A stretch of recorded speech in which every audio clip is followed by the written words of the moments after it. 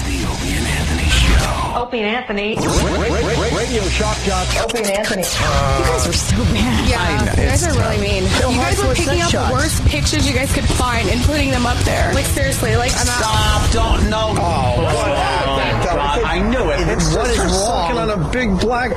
What's wrong with it? But enough of this palaver. Let's get the show on the road. And we're off and running. Good morning. Welcome to the Opie and Anthony Show. Good morning. Anthony. It's hump day. Ugh. Yeah, I know. 877-212-08. God bless Darrell Strawberry. Really? Well, he's on the news right now. He said, hey, if steroids were available when I was playing, they had to be available. He just, They were available when I was in high school. there's too much time doing coke. Yeah. Like, it's like, oh, I could do steroids, but I got to do some coke. He said if they were available, he certainly would have done them. Yeah? There you go. There's an honest guy. He did pretty well without him. He sure did. Doing other, drugs, but, I think we're going to get him on the show in the near future. He's got a book out there. in the near future. And he's saying, hey, I would have done the roids. Sure, why not? If everyone else is doing them and it would have helped me, I would have done them. Yeah. I like that. Why not? Especially back then when, nobody was even peeking in on you. Yeah. Didn't matter. Everyone was fine with it. Now it's taboo. And guys, A-Rod has to see a specialist. Yes. He's got a cyst on his hip. Yeah. Who cares? Sure it isn't called The Little Man in the Boat? He's got one of those. Just hanging off his hip. It's like we found, they didn't say where on the hip. It's kind of in between his hips, along with the rest of his vagina. You can get it checked in October. I'm sure he won't be playing baseball. And what is that all about? Perhaps everybody's going to be going, well, some of the side effects of doing steroids are tumors and... Yeah, they'll link it to steroids, that's for sure. Sure, stay well.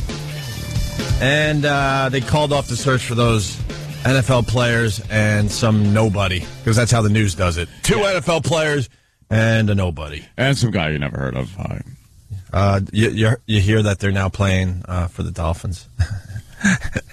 Is that the joke? That's the joke going around. Oh, wow. Too soon? Not.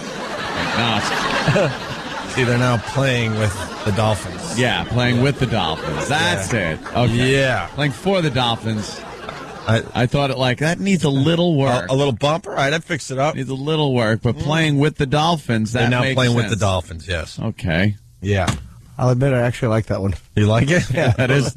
It's, dude, if one more even though it's morbid, it's cute. Yeah. But if it fits in. Yes.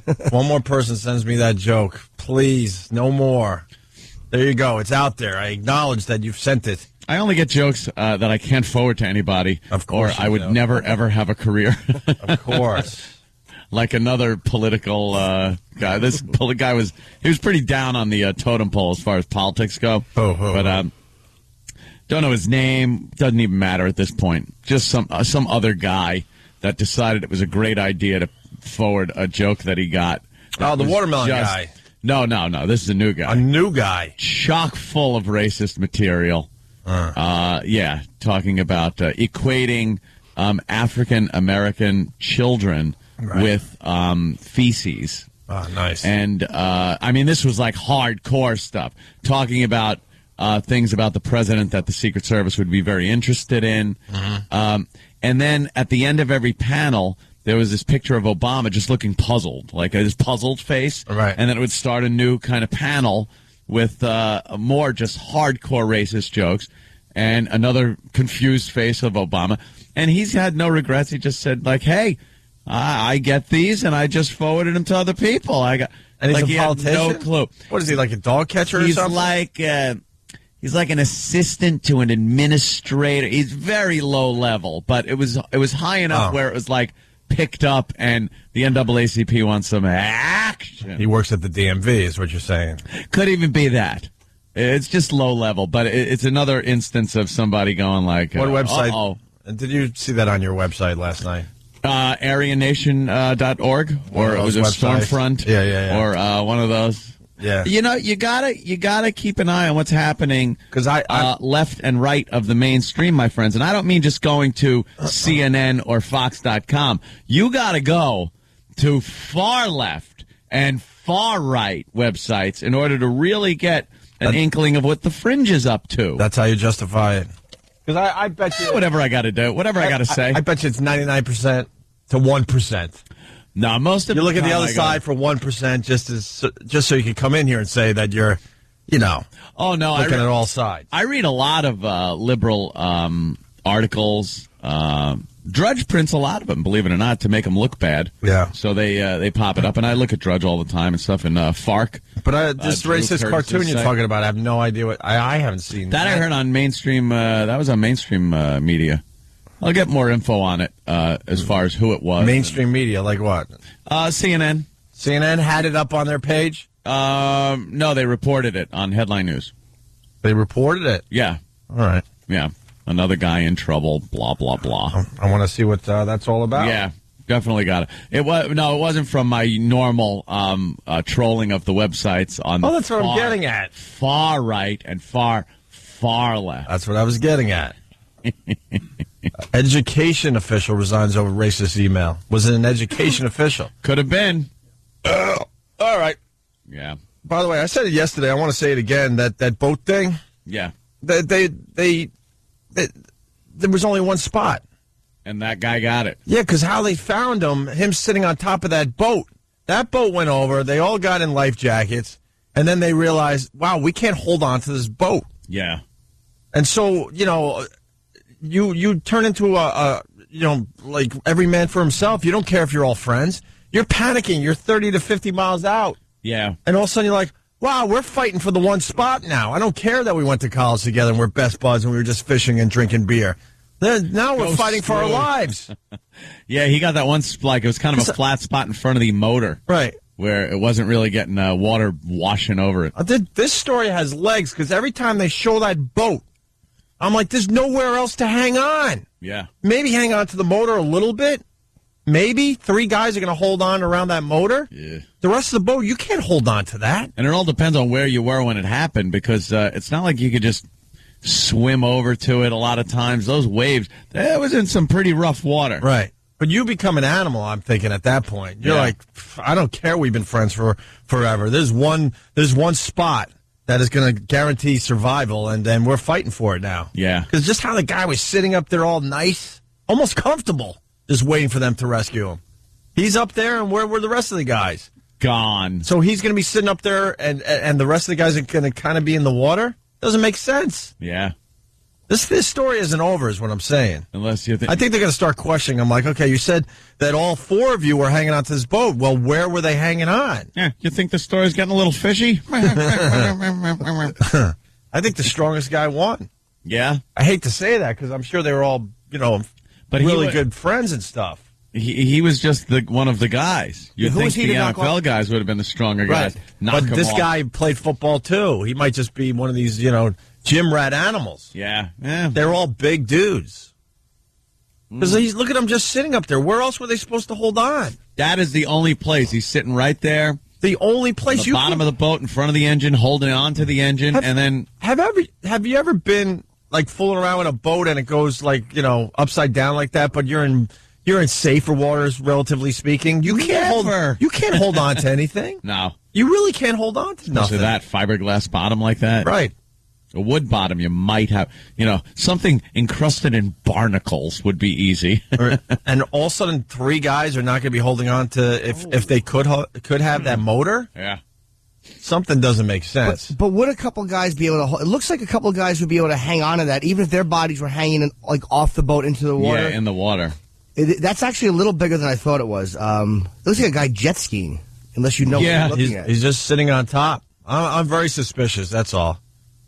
I have a feeling there was some kind of struggle to get safe. The other guys were like, oh, man, and they floated away. I don't think Bye-bye. I don't think maybe they were holding on for just a little bit. Yeah. But if you're in the water and you're holding on with your fingertips and that guy's sitting up there nice, what are you going to do? Mm-hmm. Your survival instinct is going to kick in. You're going to turn into an animal, and you're going to want that spot, right?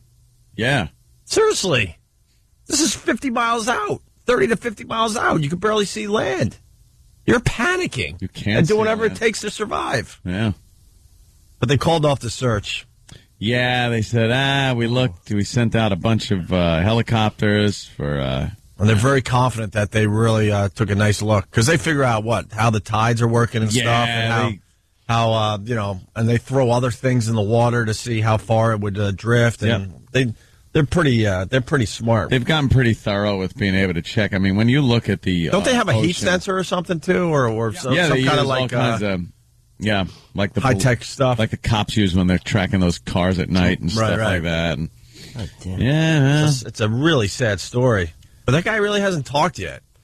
He said that their boat, none of them had. No, I read the whole story. Yeah, none of them had on life jackets. No, but when the boat flipped, they got him. They dove under the boat and got the jackets out. They just couldn't turn the boat back over. They could, but they all survived it, and they were all clinging for like 8 hours. Wow. And that's what I wonder about. And all of a sudden, 8 hours. I don't know, man.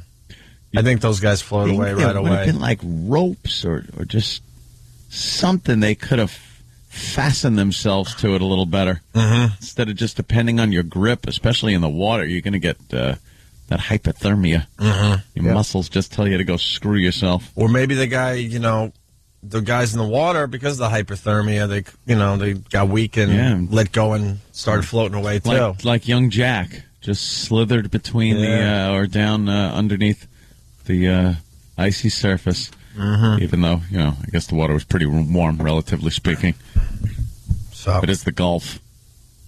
Although even, they said this was a hypothermia situation. Yeah, even like 75-degree water, you stay in there long enough, you're going to die of hypothermia. Yeah, it was colder than that even. Yeah. It was in the 60s. In the 60s, yeah. Low 60s, I do believe. I'll bite you in the ass pretty quick.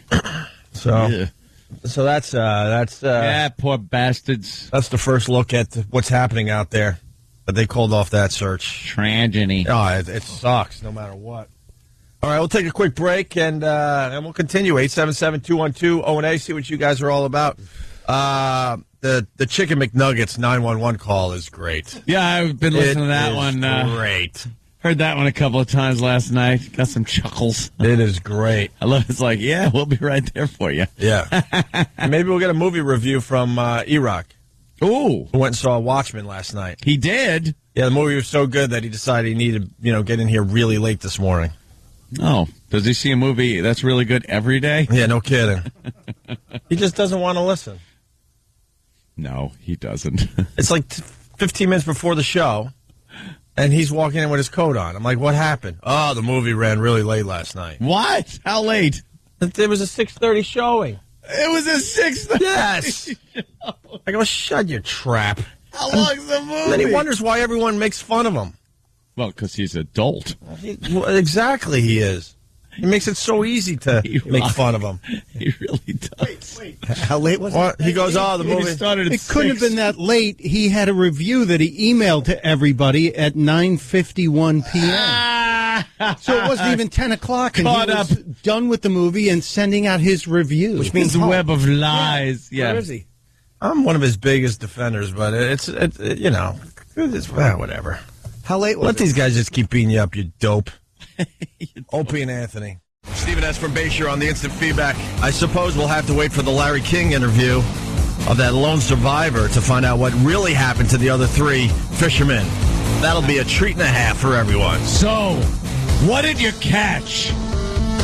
Just some inane question about something that shouldn't even be asked. Did you also lose the fish you caught that day? Are you disappointed? What type of sandwiches did you bring along? When I went fishing with Sandy Koufax, who I never really knew, we brought sandwiches and sprinkled some garlic on it and drank Welch's grape juice.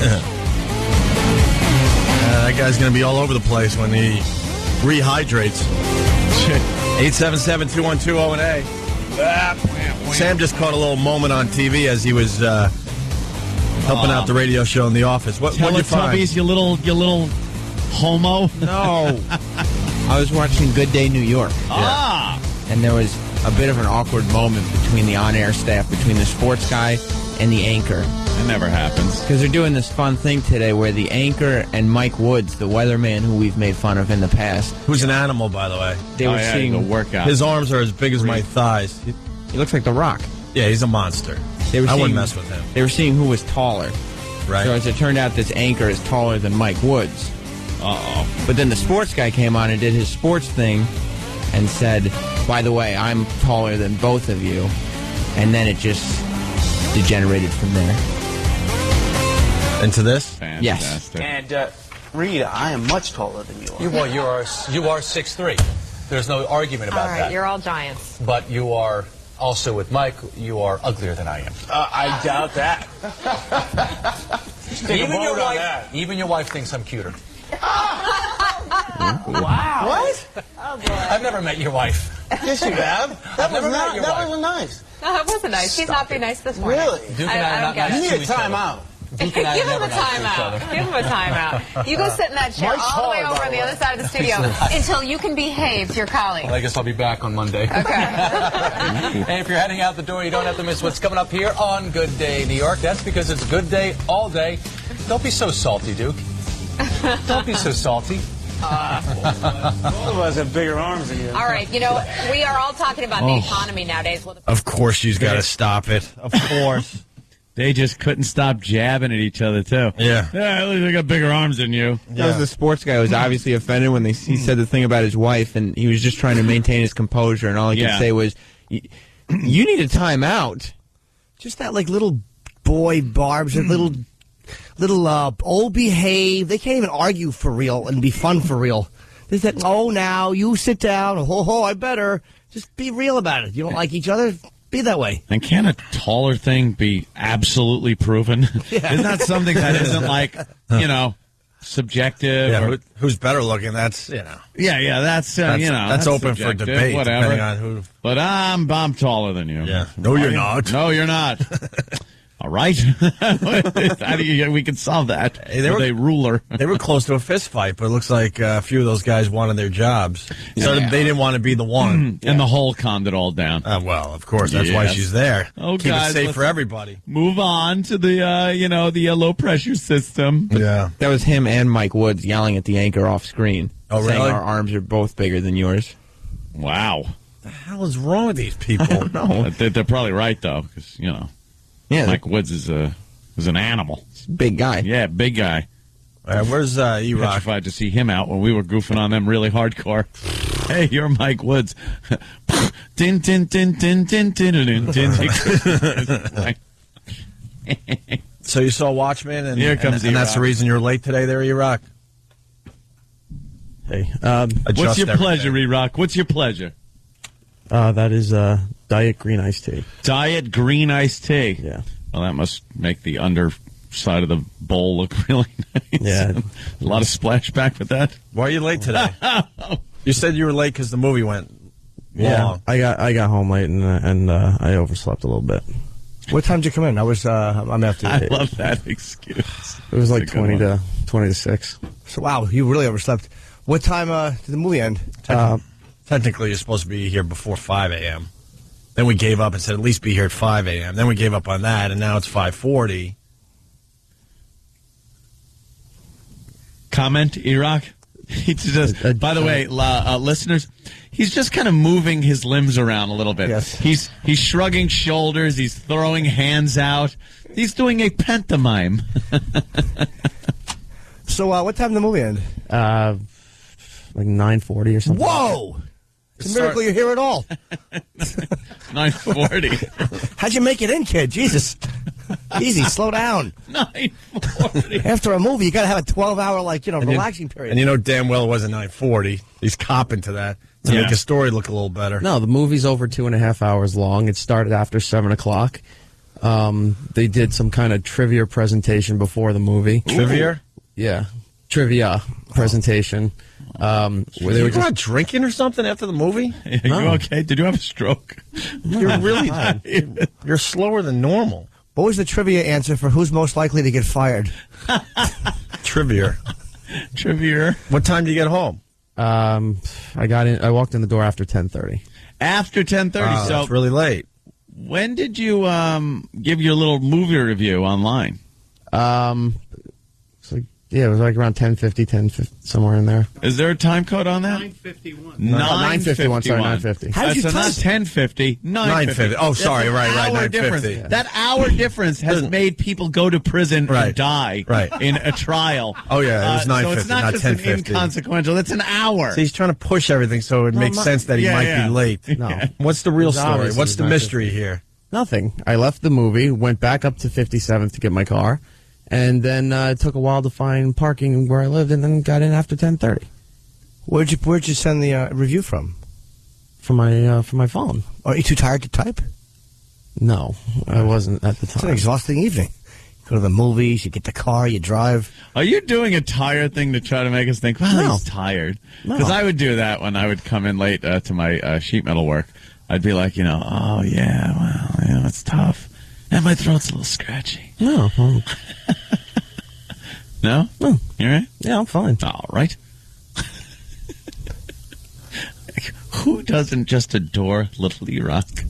Well, I don't know. I want to know, like, you got to bed at what time? It was about 11. Okay. Yeah. Wow. Now it's 11, he's in bed. And would you toss and turn a little bit? Thinking of the movie? No. Were you scared? No. Frightened. Were you pretending you were one of the Watchmen? No. No, it was a very good movie. That's your review? Oh, all right. It was very violent, overly violent. A lot of gratuitous sex and nudity, and this isn't a movie that you'd think most comic book movies are, for younger people and everything. And this was really gory, and a lot of male genitalia throughout the movie. For no wonder you couldn't sleep. reason. I'll just let me crank one more out. 5 in the morning. He's got no fluid left in his body. And a really good soundtrack. So it was a very good movie. Sounds like you didn't even see the movie. I did. Anyone could say what you just said by reading a couple things online about Watchmen. It's not a chick flick, so obviously there's going to be a lot of violence.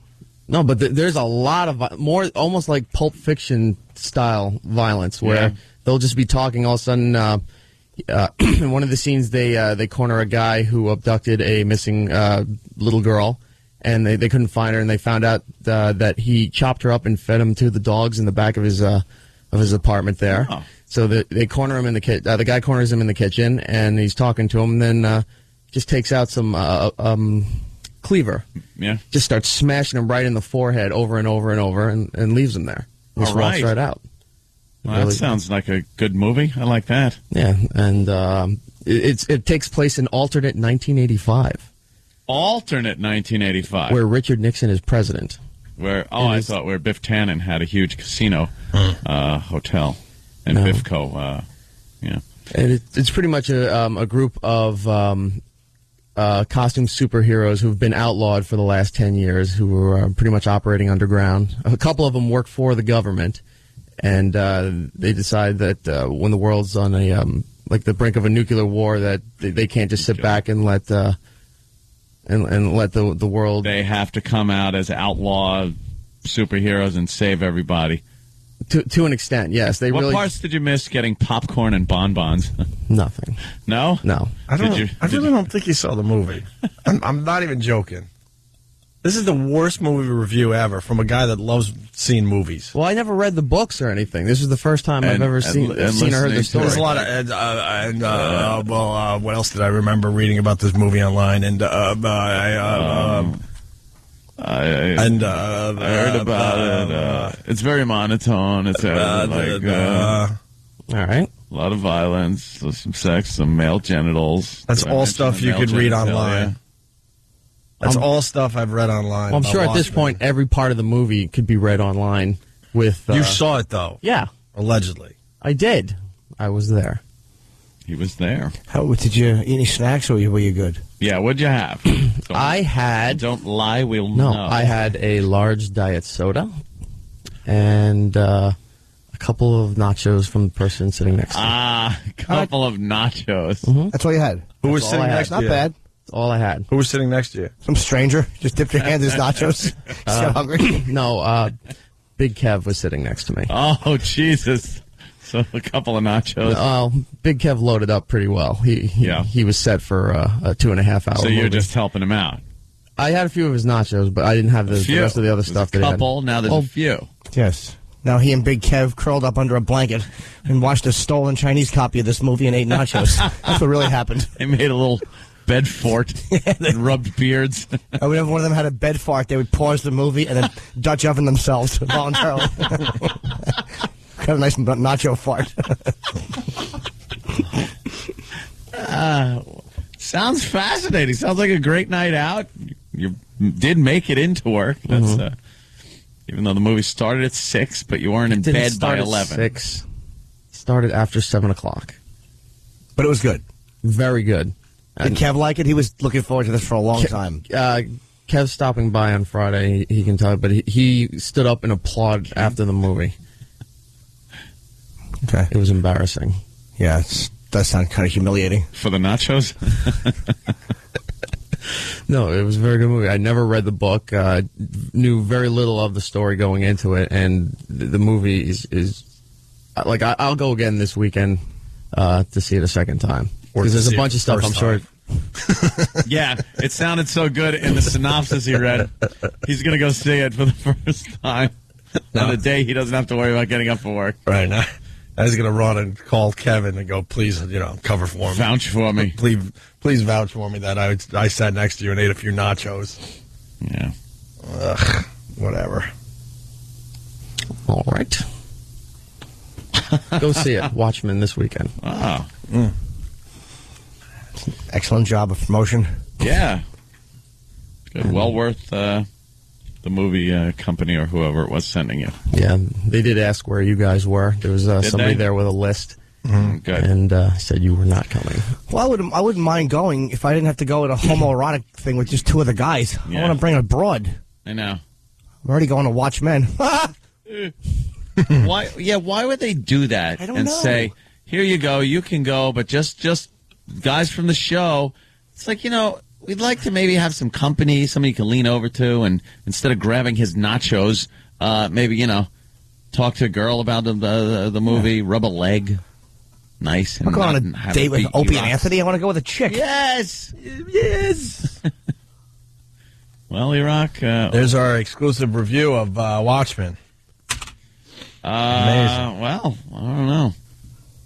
Danny said he heard bad things, in the works. Like, people were like, I don't know, it didn't seem like it was going to be that good. The papers are giving it all really good reviews. Yeah, I don't know. That was like some of the early reviews I had been hearing. That it Web wasn't, geeks, it wasn't, though, yeah, like, dude, this is going to be, and I not heard. Gonna be that great. Yeah. Things like that. Who knows, though, I definitely want to see Obviously, it, I mean, just from the stellar review E-Rock just gave it, I mean, who's not running out to see it this week? Oh, my God. I feel like I saw the movie myself. Well, it wasn't all just like comic book nerds and stuff, and most of the audience was people from Hot 97. Oh, good. So overweight? Give me your watch, man. 97. Yeah, there was a lot of talking going on in the theater, a lot of shushing, and then more yelling. And let me tell you another thing. That's turned me off to the screenings. Mm-hmm. I went to one screening for that god-awful effing basketball movie. Semi-pro. Semi-pro. You slept through most of the movie. I did. I was exhausted. Yeah. And that's why I don't go to these things also. I wake up early, I come to the show, I do the show, and then I can't be waiting around and then go to some screening and stay awake. That's my nappy time. I nappy. And, I was exhausted. And I was just in fear for my life the whole time there. I wasn't actually sleeping. I was playing dead. I hear that's how you get away from assaults. Just play dead, and they'll sniff at you and go away. It seemed like there were a lot of, homeless and... Like they were handing out to everyone. You can't bring your girlfriend, but they'll team you up with some stinky homeless guy. Yeah, there was Get some brains, dummies. Yeah, that was a scary audience. I'm with you on that one. Let's get a real review from Kent, the movie guy. Kent, could you help me out? Is this Watchmen movie good or what? You know what? If people are going to like it and people are going to hate it, it is not your typical X-Men. It's not Superman. It's it's really different. It's pretty out there, just like the comic book was. It's going to really appeal to fans of the comics because it's almost the comics word for word except for a few scenes. But those comics aren't very mainstream. Yeah, a little niche-y. It's a little niche-y. I want to ask you, these superheroes. Are they superheroes we know, Iraq or Kent? Question, comment. No. The whole idea is there are people like superheroes, you know. There's a character named Night Owl who's kind of like Batman. You know, oh, he's got all the generic. gadgets and But he's Night Owl 2. He's replacing the original one from the 1940s. Ah. So he just picked up the Night gimmick. Owl. And what does he look like, Batman? Looks like pretty much Batman, looks like Batman and a mouse crossed together. Gee. And then do they have, like, what other superheroes do they have? There's Dr. Manhattan, who is this all-blue guy made of energy, no mass to him, from a failed science experiment. Naked, that guy. Yeah. Always naked? Always naked. He's Yeah. the one that you always see the genitals. Can't put of. clothes on energy. He does at some point. Silly. But most of the time he's just floating around, and as he comes into the room, the first thing you see is just a big blue coming blue, right at you from the screen. Penis just coming at you. Huh? There's a scene where he's 100 feet tall, totally naked, just working. Oh, yeah, look at that. Yeah, it's got to be, what, Wow. 6 feet long at that point? Oh, my goodness. He's all bag. He really is. Yeah, he has nothing going on down below. It's like every Michelangelo statue. Every guy it was like obviously 10 degrees in every room. He had a model posing.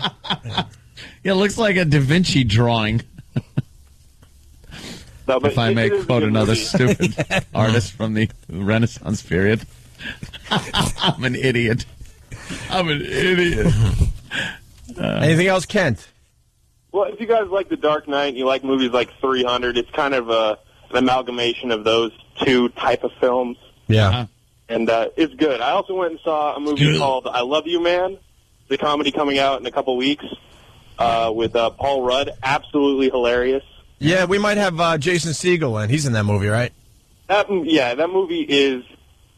I haven't laughed that hard in a long time. Yeah, but what kind of comedies did you like recently, just so we know where you're at? I liked Role Models. It's kind of that super bad type of role models, that whole group of guys. I Love You, Man, it's called, huh? Yeah, I laughed a lot. I didn't think I would. It's actually a pretty good take on a chick flick type of film, but there's a lot of, gratuitous language and just really awkward moments. I love those. Those long, perfect, awkward pauses, and Paul Rudd plays the perfect straight man. It's also got Andy Samberg in it from Saturday Night Live. Right. And he plays a gay guy who's straighter than his brother. And it's absolutely hilarious. Are the pauses awkward? Do they seem realistic, or are they, like The Office had the real wonderful awkward pauses, and then I've seen it try to be mimicked, and it seems like stagey awkward pauses. Paul Rudd's really good at it. There's moments where, his name's Peter, so this guy he's trying to become friends with calls him Pistol Pete, and it's really douchey. And then Peter tries to come back with a nickname and just comes up with the most awful, mumbled-out nicknames that make no sense. He calls him, Broheen out of nowhere. Just the look on his face, everyone in the theater is just... you just get douche chills. Okay. It's really funny. And it's called I Love You, Man. Cool. All right. I Love You, Man. Comes out on the 20th. And you liked Watchmen. Watchmen getting 73% positive reviews on RottenTomatoes.com. Thank you, Ken. And you'll notice, though, it's getting 73% there, but the popular critics, the guys who get in more papers, they're only giving it 14%, and that's why it's getting a really wide variety. Some people, it's not going to be a film that a wide market's going to enjoy. It'll do great in video. Well, I think they're hoping for a blockbuster, though. Yeah, it'll do really good on DVD. The final cut, Kevin Smith actually wrote a blog about it. It's over 3 hours long, the final cut. But the version in theaters is only 2.5, so there's going to be a lot on that DVD and Blu-ray. Okay, cool. Thank you, Kent.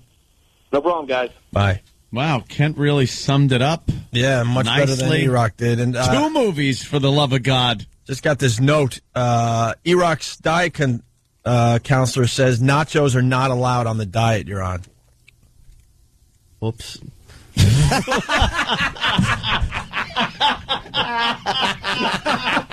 Best answer ever.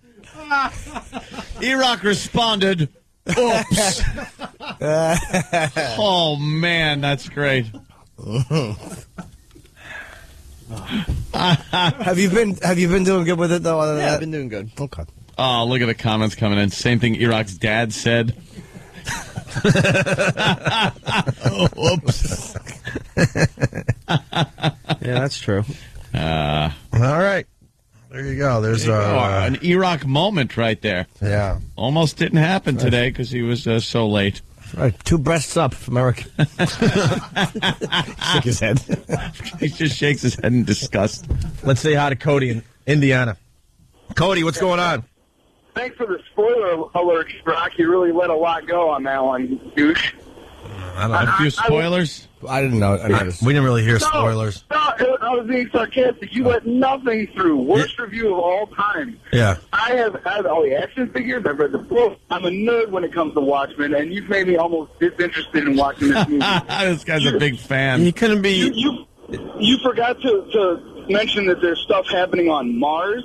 There's essentially time travel and all kinds of interesting stuff. Instead, you want to talk about nachos and a diet soda. Well, that was my fault.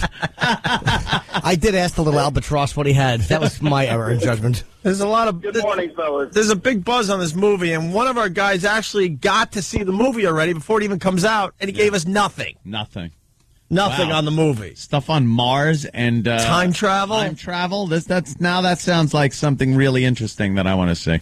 All right, we're going to take a quick break. More phone calls after the break. 877-212-098, and also this 911 call to McDonald's. Someone was on the line and said that this woman had every right to call 911, but he went away. Shut up. I heard the thing 3 times last night. This woman had no right. If he wants to call back, that would be great. Maybe he's just messing with us. I don't know. But this call is pretty hilarious. She was not happy with the service at McDonald's and called 911. It's not an emergency. We'll do that next. Opie and Anthony.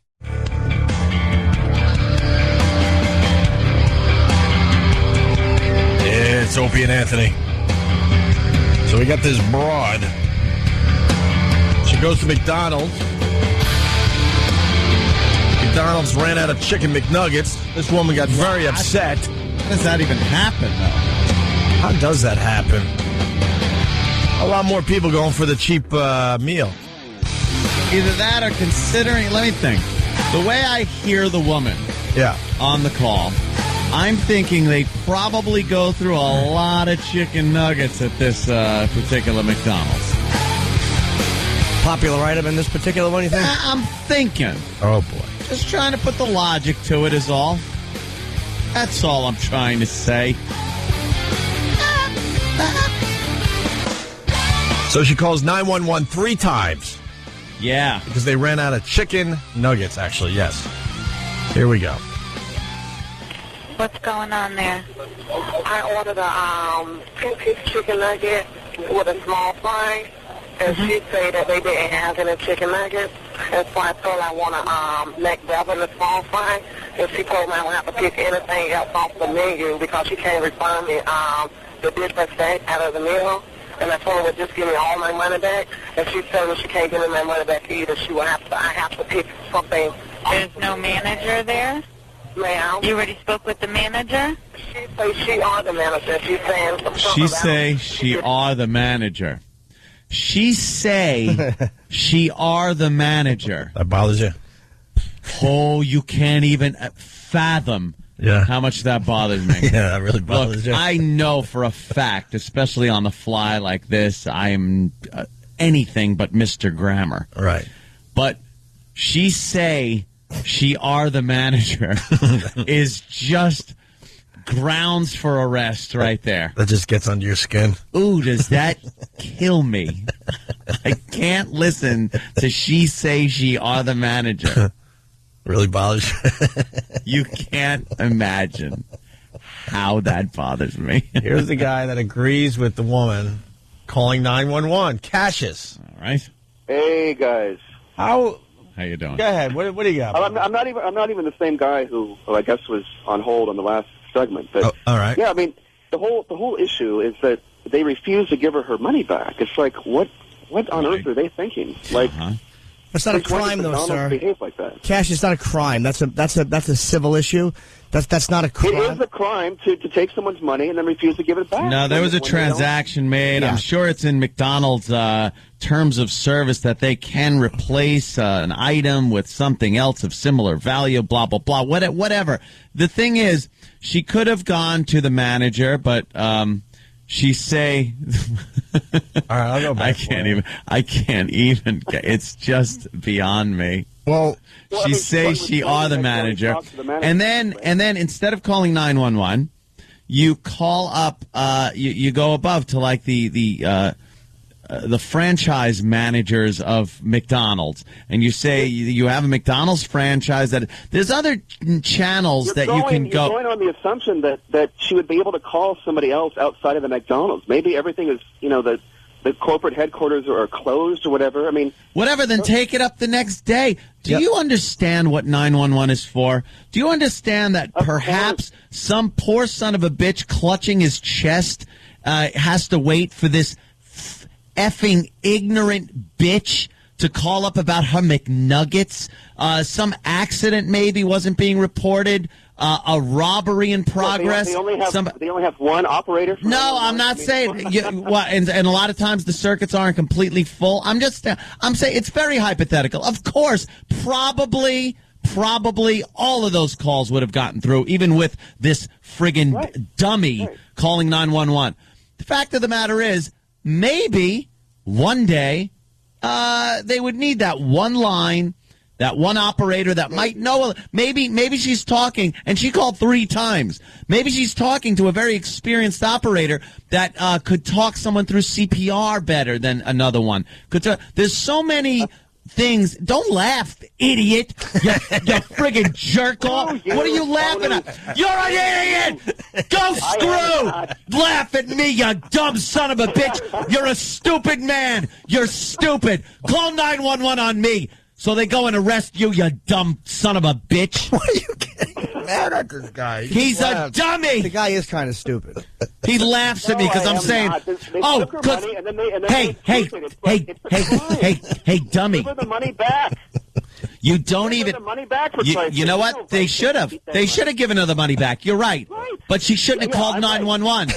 And you laugh when I say perhaps one of the 911 operators might know CPR better than another one? Are you stupid? You're a moron. You're an idiot, Cassius. Purely hypothetical. Screw you, you dumb guinea. Hey, wait, Cassius. Yeah, all right, Cassius. Change your name to Mohammed. Hey, Cassius, I have a question. What kind of name is that? Would your mother F a black guy and name it Cassius? What happened, Cassius? Where'd you get that name? Racist nonsense. Yeah, I'm a racist. Your name is traditionally an African-American name. Fair point. Yes. I don't even know about that. I'm just saying it is.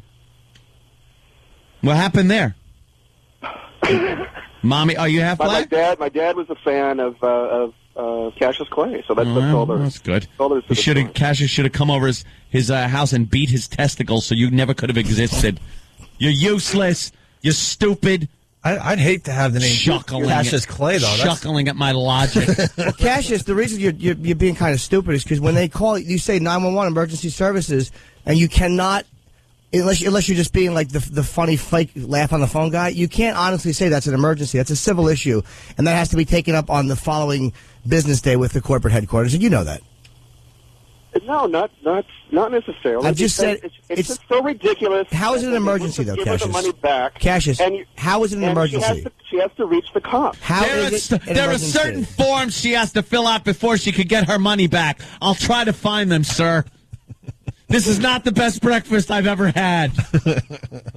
All right, Cassius, thank you. Okay, all right. All right. There goes Cassius. Even mad, I can throw in a Fast Times reference. He was just chuckling I just have my money. Bit. Could you reach in and get me the money, Brad? Gave you a little chuckle. The guy's laughing at me when I'm saying perhaps one of the 911 operators that she's tying up with a McNuggets call. Can you give me the basics on this whole story? She's an idiot. She went in for the So is Cassius. Because I'm not up to speed. She went in for some chicken nuggets. They didn't have them, but she already paid her money. Yeah. So then what did they say to her? We don't have chicken nuggets, so you have to order something else? The whole story sounds suspicious to me. I believe that she paid some money. Mm-hmm. They ran out of nuggets. Okay. Or something, and she probably started dipping into the fries or something. They probably brought the fries over, and she started, dipping in, eating them or whatever. I'm just speculating. But it doesn't sound like the whole story here is she ordered something, they didn't have it, and wouldn't give her money back. Well, and how do you give the money for it? Who pays for a meal before who just hands over all their money and goes, look, you take what you want. Now let me think of what I can get. Yeah. We don't have them. All right, well, money back. Well, I know if you go into a place like McDonald's or a lot of the fast food places, they ring you up, you pay them, you step over to the side, and then they bring you your order. Right. And then for them to go, well, we don't have any nuggets left. Would you like something else? And she says no, and then the person goes, well, we can't give you your money back. That does seem odd. Doesn't make sense. Like she should have either just given her money back, or if the woman wanted something else, she could have had that. It doesn't sound like something was. It sounds like there's another half of the story. Yeah, we're trying to get more details, but here's the 911 call. But one thing is for sure. What this happened? woman had no right to call 911. Yeah, I agree. That's all. You got to keep those lines open, no matter what. My old centralized up apartment complex on fire. Really? I'm not kidding. On Hawthorne Avenue, is it? Why is all your old joints being burned down? Your old restaurant got burned down. I know. Now where you used to live. This was back in the day. Yeah, I believe these were my old apartments. Is that where the murder happened? No, this was before the murder. All right. Just let that sit there for the newbies. Yeah. Here's the 911 call. What's going on there?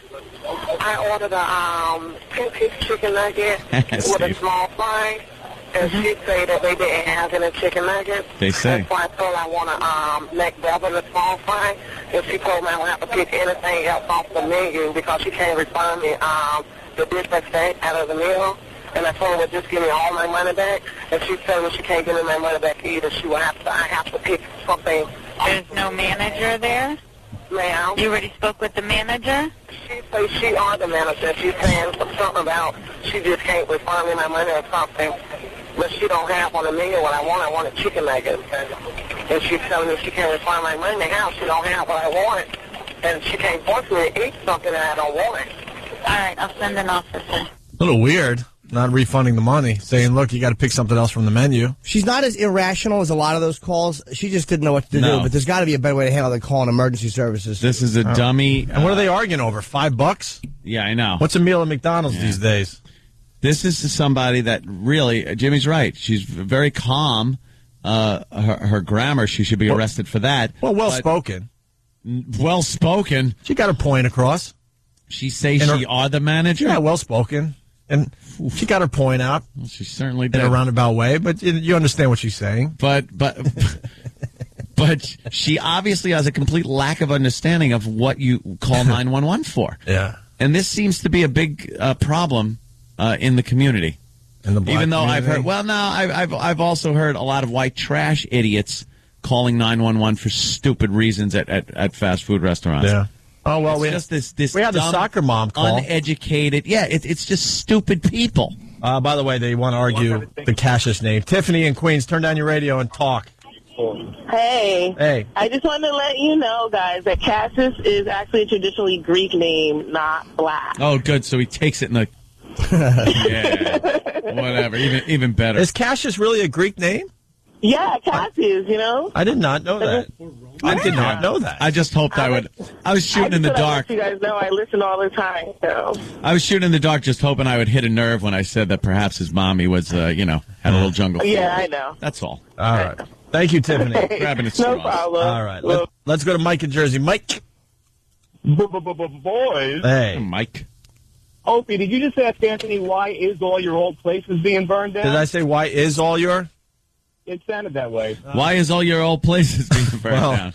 You know, I dumbed it down after hearing that the woman to the 911 operator. He say they are the fire department. All right. Okay. All right. Thank you, sir. Let's go to Lisa in the Bronx. Lisa. Hi, guys. How are ya? Good. If this lady goes on and says, Obama president now, I think I'm going to crash my car into the side of the road. I can't. Anthony, I love you so much. Thank you so much. You are always right. I am always right. I'm the only voice of reason left in the country. I realize this. I have a great responsibility. With great power comes great responsibility. I heard that in Spider-Man. And I know that I have a great responsibility to the people, to my people in this country, to keep them educated, keep them aware, keep them safe. How does a little racist like Lisa survive in the Bronx, by the way? By listening to me. Are you in the white section of the Bronx, Lisa? I certainly am. I represent. See? Wow. Right. Little racist girl. Circle the wagons. Living a little too close to the action. You're crazy. No, it's not that bad. In the good section. All right, thank you. Let's go to David in Kansas City. David. Good morning, boys. Hey. Man. Hey, maybe her boyfriend was out committing a home invasion and she was just trying to type some of the 911 lines there to slow down the response. Because that's what those people do, right, David? That's right. Yeah. Ba-da-ba-ba-da-ba. All right. Let's say hi to Ray, a girl in Westchester. Ray. You doesn't have to call her Ray. You could call her Ray. Good morning, boys. I'm just calling to defend the woman who called the 911. Okay. And the reason is all she wanted was the police to come to help her settle the dispute. And like most people, I'm sure she didn't know the phone number of her local police department. Yeah. So the only way she had to get in touch with the police was to dial 911. Well, let me tell you something. You can, for a situation like that, if it's that important to her, she could have gotten the number of the local precinct. And when they say, "Is this an emergency?" you say, "No, but I would like an officer down here to deal with this." 911 is crucial to people that are in grave trouble. Right, I understand that, but you're looking at it from an intelligent person's point of view. Exactly, and you would think this country could have some intelligent people. And those people aren't intelligent, right, Ray? I never said that. Right, Ray? No. Those people. By those people. I think we have more white trash calls to 911 calling about stupid things than we do African American. You could hear it in her voice, right, Ray? Those people, not as smart. I'm just saying people who... Judging by her grammar, she are the manager. Doesn't appear to be particularly well educated. Very good, That's all I'm Ray. saying.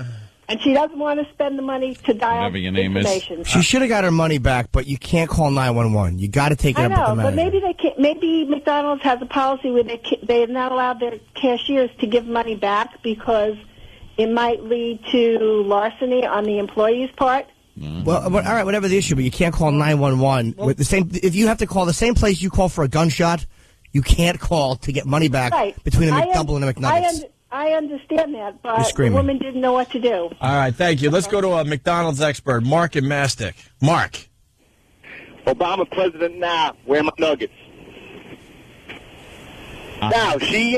that was a she good one. She should have gotten a rain check. They would have given her a voucher for a free meal or something. Did you work at McDonald's? I used to. So they're supposed to give you a little rain check or some kind of voucher or something? You don't hook you up. You don't give the money. You don't give the money back if someone asks for it. Nah, we never did. We'd give you free fries, free nuggets. Well, no free nuggets today, but they'd give you something. Here, have a Big Mac. Sorry about it. It was never. Here, have a sundae with some nuts. All right, thank you, sir. Yep. Let's go to Ralph in New York. Ralph, we still have two parts of the phone call to get to. Ralphie. Yo, what's going on? Hey, Ralph. How are you? Okay, here's my issue. I went to McDonald's about 5 years ago, ordered a bunch of burgers. They shorted me 5 of them just as I was leaving the drive-thru. Nicely went inside. I was the only white guy in there. I said, listen, you guys shorted me 5 burgers. They're like, well, we don't know if you took them and hid them. So I'm like, I'm not going to give you guys all the time. No big deal. So for the next 6 or 7 months, one day out of the month, I would go in the bathroom and crap in the sink. And that's how I got to that place. Wow. That's a good one. And that McDonald's knows exactly who it is. All right. That's a Lulu. That's the way to work. Yeah, we solve problems like at Jack in the Box. Let's say it's 3 a.m. We've all been at the bar, and you get a bad Jack in the Box order. You just take. Whoa! How old are you? Jack in the Box. Oh, this was when I was a kid. All right, you're you're driving around with your friends, you're drinking, and then you go in there, Jack in the Box, to get maybe a breakfast Jack. And if you didn't like it, what you did to voice your discontent was to heave it against their giant glass front windows on Jack in the Box. Nice. And watch it slowly slide down the window. And the laughs we all got were well worth the price of the actual piece of crap food product. But we were too stupid to, videotape all this stuff. Who could videotape it? You didn't have... we were dummies. We didn't have videotapes. We had a lot of opportunities to videotape cool stuff, and we just didn't do it. All right, let me say hi to Sean in North Carolina. Sean. Hi, Big Daddy. Y'all ain't got no chicken nuggets? What other kind of meals you got? We got double cheeseburger, quarter pounder with cheese, fish fillet, mixed salad, Arch Deluxe. Arch Deluxe. Let's say hi to Bill in Jersey. Bill. See one of those in quite some time there, Danny. Good one. Bill. Yeah. Yeah. Listen, if she got her food and didn't pay for it, what would they do? They called 911, right? Yes. Because that's what those people do, right, Bill? Bill, even though I know where you're going with that. Hold on, Bill. Because those type of people will do that. What I was saying, Jim? Bill, what's that? My point is that they didn't give her what she wanted. They didn't give her money back, so they basically ripped her off. The difference is one is a crime, like just taking something and not paying for it is technically stealing. If you pay for it and then have a dispute over the policy of a refund, even though, look, she should have got her money back, that's technically not a crime that you contact the police for. That's a civil issue. There's a difference, man. Well, there's not really that much of a difference. There is. It's a huge difference. It's a giant difference based on the fact that you're on their property and have to adhere to their rules. If their rules are no refunds on food, then you're screwed. And she ain't asking for a refund because the food was bad or something. They didn't have what she ordered. They took her money knowing they didn't have it, and then they tell her, oh, we don't have it, you got to get something else. Well, that's not right. Then you get something else. That could be part of their policy that you got to live with. Who knows? No, that's not right. But it's not a matter for 911. I would have called 911 for it. I would have just knocked the manager out or something. And well, left. okay. You know what? I don't blame this woman for calling 911. She was very frustrated and needed a solution to her problem. You are out of your bird. Thank you, Bill. Hey, McDonald's issued a statement. We got that. And part 2 and part 3 of the 911 call that this woman made because she didn't get her chicken nuggets.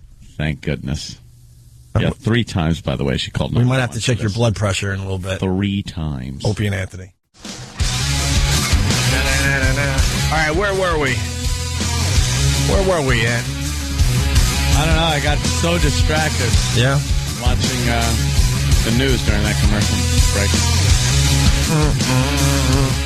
Woman calls 911 3 times because McDonald's ran out of chicken nuggets. All right. And wouldn't refund her money. We do have a statement from McDonald's, but first, part 2 of the 911 call. She called back 3 times. Yeah. This is the second call to 911. I called a couple of minutes ago for police on, Okay, what's going on? Oh, I'm to McDonald's, and I ordered a 10-piece chicken nugget and a small fry, and she took my money and gave me the change back, and then she came back to the counter and said that they doesn't have any chicken nuggets, but I like anything else. It doesn't have any. You don't have no chicken nuggets. I want to make double and a small fry now. And she told me I will have to pick something else off the menu that equal up to what I paid because she can't do that. And so I told her, just give me all my money back. I don't want anything. She told me she's not going to give me my money back. She can't give me my money back either. And so she's trying to force me to eat something off the menu that I don't want. You're at McDonald's on Delaware? No, not Delaware. North US 1? Yes. Okay, yeah, we got an officer coming out there to talk to you. To talk to you. All right, thanks. Yeah, I'll be right out there to talk to you. She seems calm enough. Yeah, you can't. Calm doesn't mean anything. Calm does not mean anything. You can be calm, cool, and collected. You're wrong. Let's say hi to Mildred. Mildred. Hey, what's up? What's up, Mildred? Hey, I'm an EMT. I've done the 911 dispatch thing, and this wouldn't even make my best of list. This is nothing compared to what's on a daily basis in the inner city. I have had my weave is too tight, my toenails are too long, come to my house, tell me it's 2 Percocet too many. I think the worst was my parents won't let me go to the movies, and they'll flip out on you in a second. People abuse the system left and right. It's horrible. I don't think this one's abusing the system, though. She's just a dummy. I don't think this is abuse. She's just, She actually thinks that this is what 911 is for. If you need a cop, because she wanted a cop on the scene, and instead of going through the proper channels of finding out the nearest precinct, calling the precinct, and telling them it's not an emergency, but I want a car here. I want to file some kind of a report. That's one thing. 911. This is a prevalent view. What's that? This is a prevalent view that 911 is for whatever you want it to be. Yeah. I mean, I'm not even kidding. My weave is too tight. What do you want an ambulance for? We can't say no to people like this. Loosen it with a 38. Hey, her weed is too tight. You're escalating the situation. Yeah. All right, thank you, Mildred. Thanks a lot. I want to say hi to Chris. He works for the New York Fire Department. What's up there, Chris? Hey, what's going on, guys? Hey. I work EMS for the fire department, and, at least this lady had a legitimate beef. She didn't get her money back or whatever. People abuse this system like the other caller was saying. Last night, I got a job to go to a house to reassure a 3-year-old that her father was feeling okay.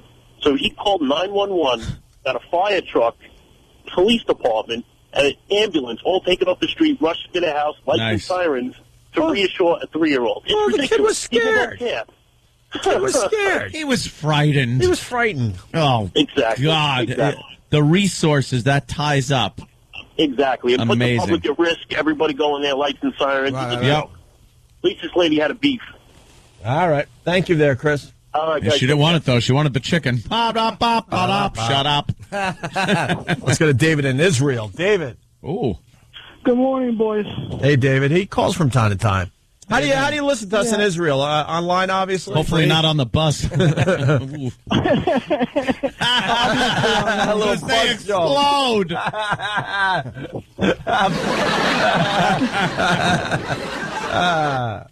What do you listen to us online there, David? What, would silly people call about a rocket attack or something? Oh, those wacky people. Trying to kill us or something? Yeah. Oh, get out of here. And I just want to reiterate, I used to work in EMS in Jersey. We had people calling for the stupidest stuff. People were under the assumption that if they called 911, automatically they'd be seen by a doctor right away. They don't know the triage system. We had a girl that called 911 because she wasn't feeling well, because she was puking. No chance in hell that she was pregnant, even though she was showing, all the symptoms of being a few months pregnant, morning sickness and stuff. And that, takes ambulances off the street. And sometimes you only have a certain amount of crews on it, especially where I worked, where it was volunteer. If the local volunteers were dealing with something stupid like foot pain, then when someone had a heart attack, they had to wait till somebody else in the area could come in and help them out. They could wait. It would just like the Rockets. It just sometimes it used to really eat me, but we had to go because we had no choice, because we're called, that's our duty to show up, and we got to take them to the hospital, and then we're being used for something else. That's great. Yeah, let the hearse get the other guy. It's okay. Hey, Jimmy. Love this guy. Yes, sir. Hey, Jimmy. Yes, sir. Linger longer. Wow. All right. I guess he means stay off Israeli buses. Try to linger longer. Let's go to Tom. Tom's a cop. Tom, how are you, buddy? Hey, good morning, guys. Hi. I got some really good 911 calls. I'm a cop in Suffolk now. I worked in the city for about 5 years. Yeah. Wyandanch, I know you guys are familiar with that neighborhood. There's one house. It's on Irving Avenue. I won't say the exact number, but they call every day. I've been there before for someone that ate the last 2 eggs in the fridge, someone that smoked the last cigarette from someone else's pack. Now, this house is just full of animals. No one works. They all get SSI, Section 8. Someone else called because the roommate took the bicycle, didn't return it. Let's see, what else? One of the, they get domestic calls, violent domestic calls. Mother versus 8-year-old daughter states the daughter is out of control. It's in speed dial. It's in speed dial. One of the best is probably got to be when I was a city cop over by Port Authority. Had a guy come up to me. He said that wanted me to go lock up a drug deal that was down the block because he tried to buy $20 worth of critter, as he called it, which is crack. Said he sold him $20 worth of critter, turned out to be broken up cashew nuts, and he wanted me to go lock him up for ripping them off. I love him. And he said, I know smoking critter isn't legal per se. He says that per se. Per se. Okay. Yeah, I'll go help you out. I'll go lock him up. So, did the next best thing. I locked him up for attempted possession, made some overtime. Dude, what else would you be doing in Suffolk County? Like a little kid stealing a Playboy from a stationery? Come on. Oh, you know what? You're in Suffolk County. What? Scrape out of trees. You go to wine dance. I mean, you guys listen to stuff. Oh, I know, Amityville. but come on. The majority of the things you're shoveling teenagers off the highway. We get that too. All right. Thank you, Tom. Be safe out there, my friend. Let's go to the third part of the 911 call. She called a third time. How can I help you? I'm calling. I get also from McDonald's on US 1, North US 1 by the bridge. Okay, what's going on there? I just ordered for food. The manager just took my money and won't give me my money back and trying to make me get something off of me that I don't want. I ordered chicken nuggets. They don't have chicken nuggets. And so I told her to refund, give me my money back. And she's telling me I have to pick something other something else off of me. And she's not going to give me my money back. And she don't have the right to take my money. Here come an officer right here. Okay, I'm... There you go. She's like, okay. Yeah. Oh. She probably, licked whatever they brought out. Here, we have this as a replacement. I want my money back. Those people do that. I didn't say that. I'm just saying. She was very persistent, and she got, she got something done. McDonald's had issued a statement saying their employee escalated the situation and has offered her a free meal gift card and a full refund. Hope you had a nice Arnold. Fast time. Yes. Actually, the employee was wiping big, hairy off of the mirror in the bathroom at the time. This woman came in. Big, hairy. That is a hysterical scene.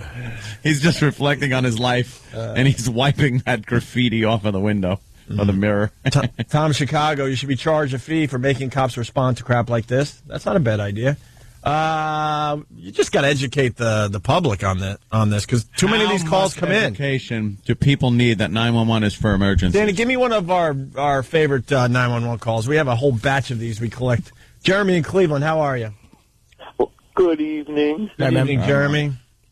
Yeah, I work as a dispatcher here for the police, and this woman called before because her stupid effing cat would not come out from under the bed and eat its food. So she wanted me to send a patrol car to get this stupid cat out.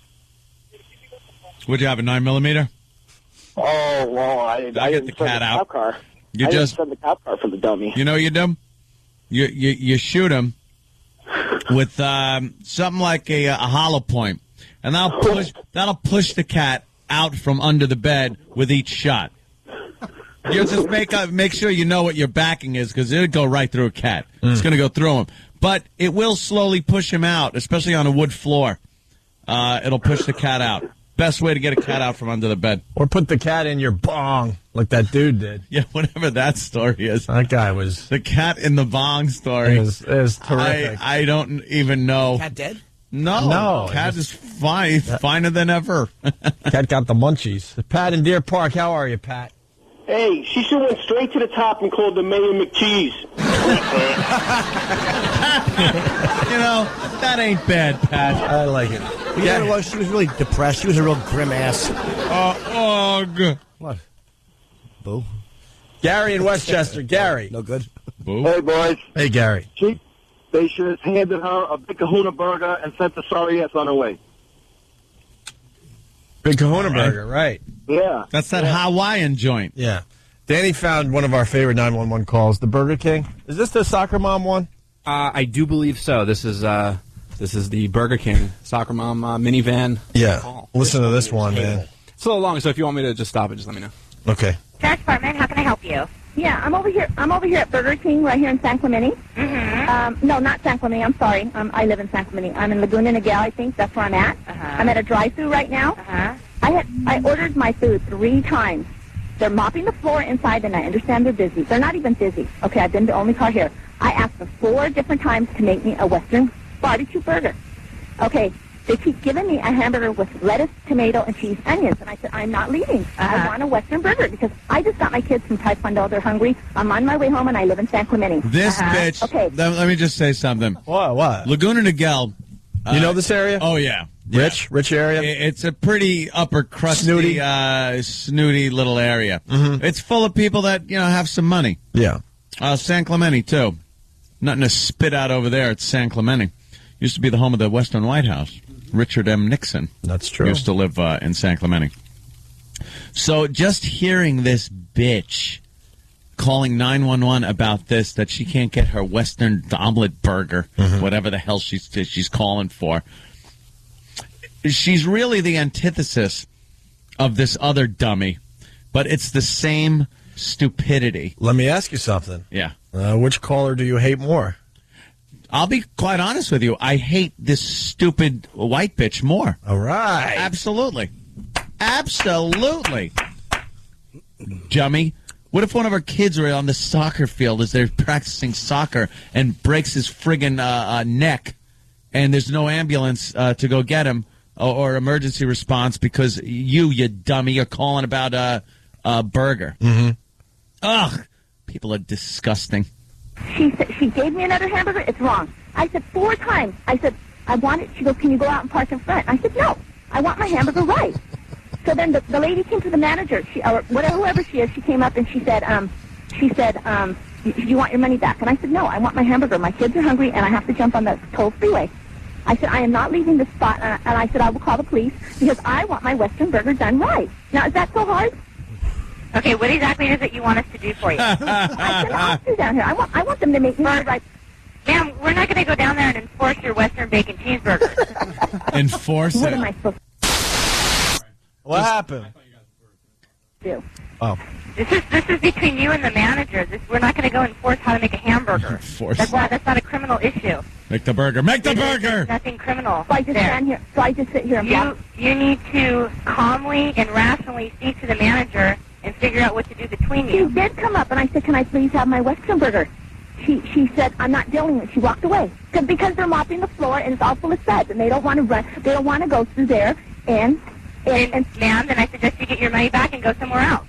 This is not a criminal issue. We can't go out there and make them make you a cheeseburger the way you want it. Well, that you're supposed to be here to protect me. What are we protecting you from? A wrong cheeseburger? No. Is this a harmful cheeseburger or something? I don't understand what you want us to do. Well, just come down here. I'm not leaving. No, ma'am, I'm not sending the deputies down there over a cheeseburger. You need to go in there and act like an adult and either get your money back and go home. She's not acting like an adult herself.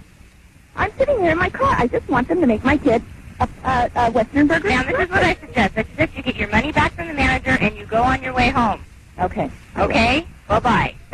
Do you know how many other places? Yeah, it's not like, That's a great one. It's not like this is a 1 in a million restaurant or something she's looking to go to. She could probably drive around the block and find another one. It's a woman that has never been told no. Right. She gets her way wherever she goes. This spoiled, entitled bitch. Absolutely. From San Clemente. Is in Laguna Niguel, probably shopping at these little outdoor boutiques. Right.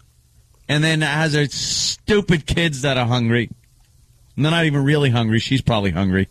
Gonna feed her kids some garbage. Let's say hi to Greg. Greg. Hello, hey, Greg. Morning, boys. What's going on? 911. I tried ordering the chicken soup. I couldn't get any. My dog is very, very sad because I'm very thin. Holy cow. Wow, I had no idea where you're going. Well, I know. Until Jimmy knew. I knew I had to keep going. You should have said my dog Tiger. I would have known immediately. Ah, yes, Tiger. I just checked it off the list. Ah, good. One every day. Brady dead AIDS. Joke. Got it. Go ahead, sir. We filled our quota for today.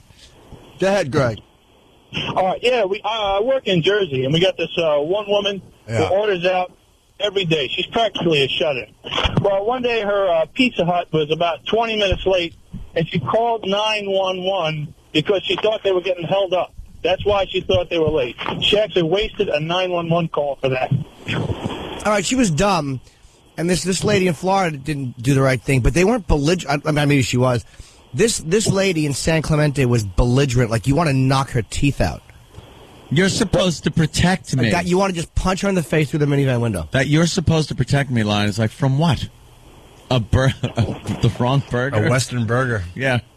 Nice. I think a lot of people just don't understand what 911 is for, because it happens too much, it seems. Emergency. When you call 911, it shouldn't be like, hey, if you keep this up, I'm calling 911. Right. When you call 911, it's, oh, my God, call 911. Yeah. That's when you call 911. That's a perfect way to look at it. Holy Jesus, call 911. Right. If it starts with holy Jesus or oh, my God. If it starts with, if you see something and your first thought is, oh, my God. Oh, God, what do I do? 911. The only thing that pops in your head. Right. It shouldn't start with, hey, you know something? If you keep up these shenanigans, I'm going to call 911. Right. Never. So you turn the corner somewhere in Manhattan. You see like a man on the street clutching his chest, flopping on the sidewalk. Oh, my God. Call 911. Here's what you should hear while you're calling 911. Right.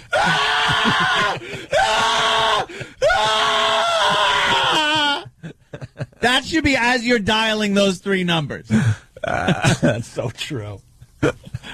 Jesus, man. Come on. If you're not sure you should call 911, guess what? You shouldn't call. It's pretty obvious when you need to call 911. Yeah. As Anthony explained perfectly there. Oh, hey, we got the cat in the bong story that we kind of referenced. Yes. Well, the cat's in the bong and he's very stoned. Hey, a boo, boo, boo, boo, boo, boo, boo, boo. But you just brought up something. Oh, I did. Are the musicians working on the Jimmy's lunch?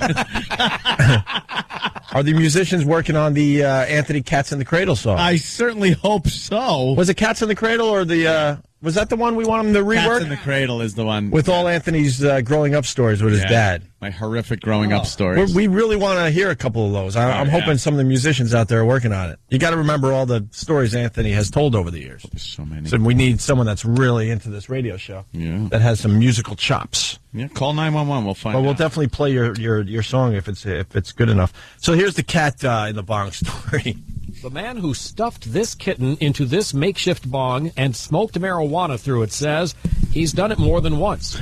A shoemaker says he never meant to hurt his girlfriend's 6-month-old cat, Shadow, but just wanted to calm the kitty down. You can't make this up. No, this is one of those things you just go, I don't believe this. A domestic disturbance complaint brought authorities to the home of the 20-year-old. That's where they found Shadow stuffed inside the 12-by-6 contraption shoemaker used as a bong. He said it was constructed in such a way that the cat did not get totally immersed in smoke, and that he had done it a total of 3 times after the cat would bite and scratch him. You get to a point where you think you've seen it all, and then you see something like this happen, and, you know, who knows what the human mind can invent for entertainment.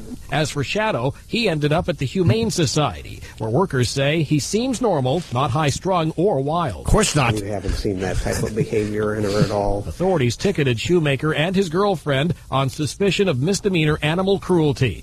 You know what? It's not a bad idea, though. You've had cats. Oh, they're crazy sometimes. They're fidgety mother effers. Yeah. They could use a couple hits to calm them down. Put them in the little bong chamber. Oh, my God. But after a while, the cat will just start scratching, and you go, I know, I'll meet you at the bong. Yeah, the cat's scratching and just sits by the bong. Yeah, well. What am I, you out of weed? Pick some up, dummy. Cats are nervous Nellies.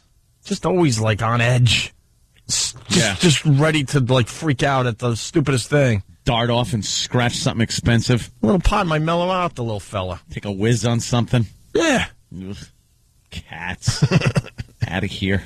Cats. My brother had a cat that whizzed all over the house because, you know, my brother was having sex with his girl. So the cat, for some reason, felt like, no, you know, that's my woman. The only saving grace is that, thank God, that smell comes out of everything so easily. How stupid is that? Cats are literal Jim. Dumb cats spraying the house because the cat thinks there's some kind of, like, love connection between himself and the woman in the house. Wow. What is that about? Cats are weird. They are weird. I'll never have a cat again. I'd say, okay, you want it? And then I'd do the cat. Yeah, if it's jealous like that. Oh, really? Then you do that with the cat, and the cat won't want that anymore. What if you realized the cat wanted her, not you? I'd be mad. Wouldn't you feel like the silliest goose? We got one more 911 call there, Danny. 911. Give me one more going in a break. Let me say hi to Malik real fast. Malik, you got to keep it fast today. We only have a couple minutes before break. Yeah, it was good. Hey, yo, listen, Ed, this is a fact, man. It's more privileged white people that act like that and call 911 than it is black people. You know what I'm saying? And I know. Black people usually have legitimate reasons. You know, there's a dead guy laying outside the stoop or, gunfire, something like that. I understand. Exactly. You know what I mean? And they don't need why are you agreeing with He says me? exactly. What's wrong with you? Stick up for yourself for once. Removal guy. That's what they need. Right. Yeah. I agree with you. There are so many more dumb white people calling 911. I've heard the tapes. Is that it? Yeah. All right. All right, so I'll see you. All right, Malik. We got which one you want to play there, Danny? I have a real short one. I won't blow it. by Short but setting it good? up. Yeah, it's definitely funny. All right, we'll play this going into break. I think Dice is going to be on the show next. Is he here? Is he here? I don't know. We'll find out. Not gotten word. All right, here we go. And one more 911 call. Opie and Anthony. Arlington 911, what is your emergency? Is it Tuesday or Wednesday? Well, that's not an emergency, but it's Tuesday. 877-212-ONA. I like this. How's everybody today? Doing good. Danny's playing air guitar to this. Yeah. Nice riff. Hey, remember that guy who beheaded the man on the Greyhound bus? It happens so much. Which one? That crazy Canadian, right? I love this. He pleaded not guilty. He was holding the head Right. in his hand as he stepped off the bus after people saw him sawing the guy's head off.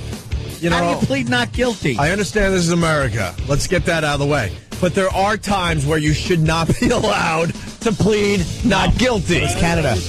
Oh, Canada. I'm sorry. You know something? I believe the same standards are pretty much there. Times you should not be able to plead not guilty. Was the bus from Canada and all that?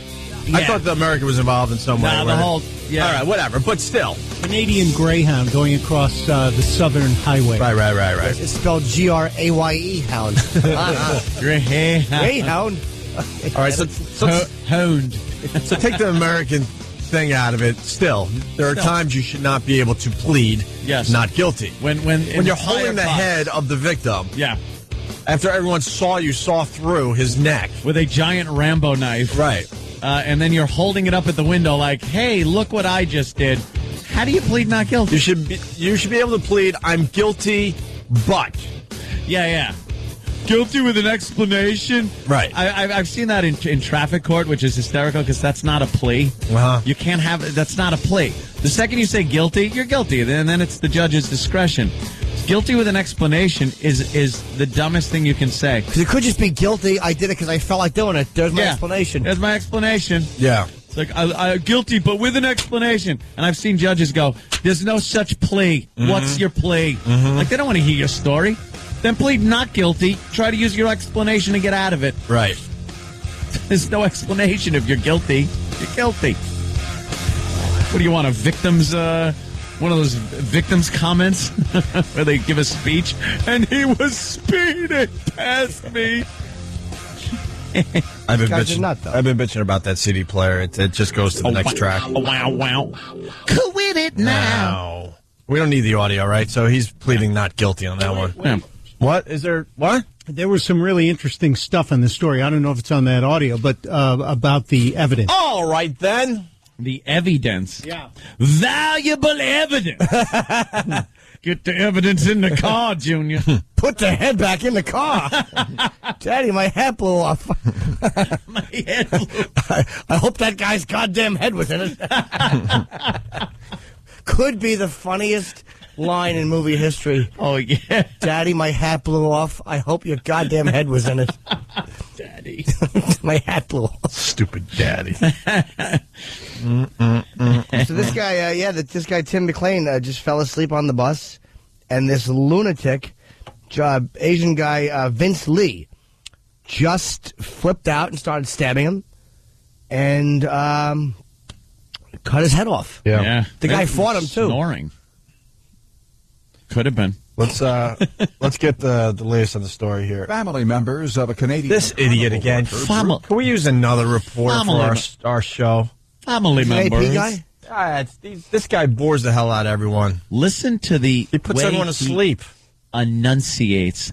That family. It was family members. Family. Who says family? He said it perfectly. This is like NPR family members type stuff. This is like an NPR delivery. Blah, blah, blah, blah, blah. We need some excitement because this is a beheading story.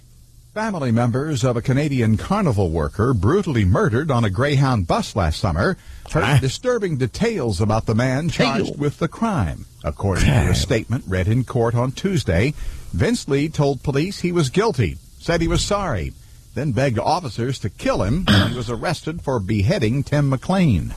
But in court, Lee pleaded not guilty to second-degree murder. His lawyers say they're not disputing the fact that their client killed McLean, but they argue he was mentally ill and not criminally responsible. A psychiatrist told the court the Chinese immigrant is schizophrenic, and he believes God told him to commit the crime. 36 people were aboard the bus when Lee stabbed the 22-year-old victim several times, apparently for no reason, as they rode along a highway in western Canada. After those passengers escaped, Lee allegedly showed McLean's severed head to them as they stood outside the bus. An officer who was on the scene says he's got a delivery like he's not going to make it to the end of the story. Like he's going to be snoring before he gets to the end here. Head to them as they stood outside the bus.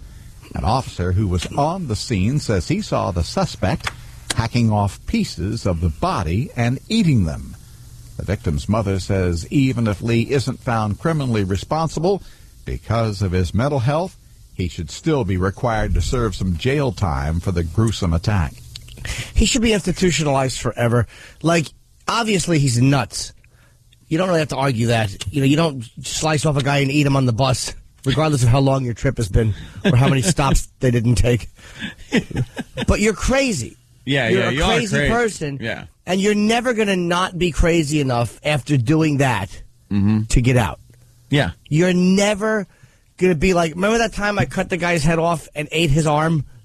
All better now. You're never going to be sane enough after that. They didn't have it in that story, but in one account, they couldn't find all of the guy's heart and his eyes, so they assumed that the gentleman consumed those. Well, of course, it's the best parts. Wow. If you're going to eat a body, you go with the heart, the liver. It's nuts. The eyeballs, they pop in your mouth. All right. That guy was a bore. How do you make a story like that boring? By putting his voice to it. The family. I heard Dice was here, so we're just kind of sitting waiting for him to enter the studio. Bill Gates bans Apple products at home. Yeah, he's having a little problem with the old ball and chain, Lloyd.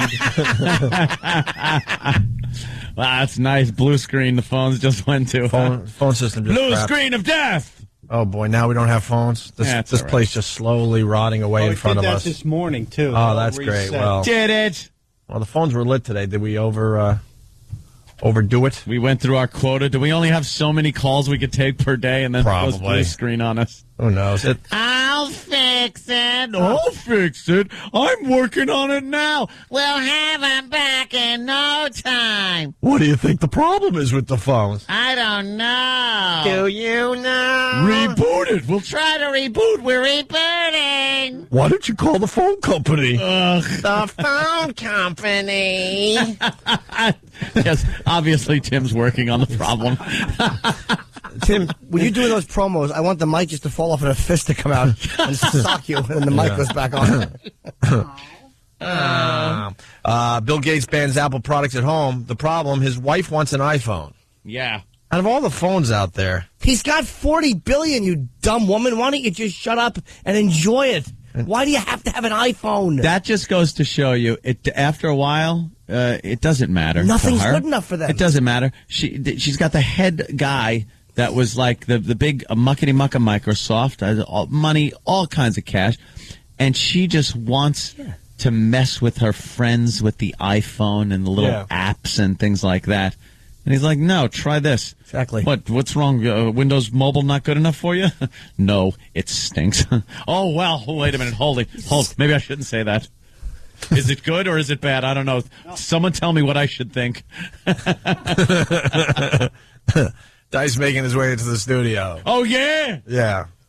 Here he is. How you I doing? won't film a lot. I've been filming everything. What's happening? Hi, sweetie. Especially that. Especially Good. that. Yeah. There's Dice. A dicey dice. He already cursed. That's Drops good. the S-bomb before he sits down. Yeah. I saw you on the news before. You were being all nice. Not one curse. Not one curse. What happened? Oh, okay. How you doing? Who's this guy filming? That's Sam.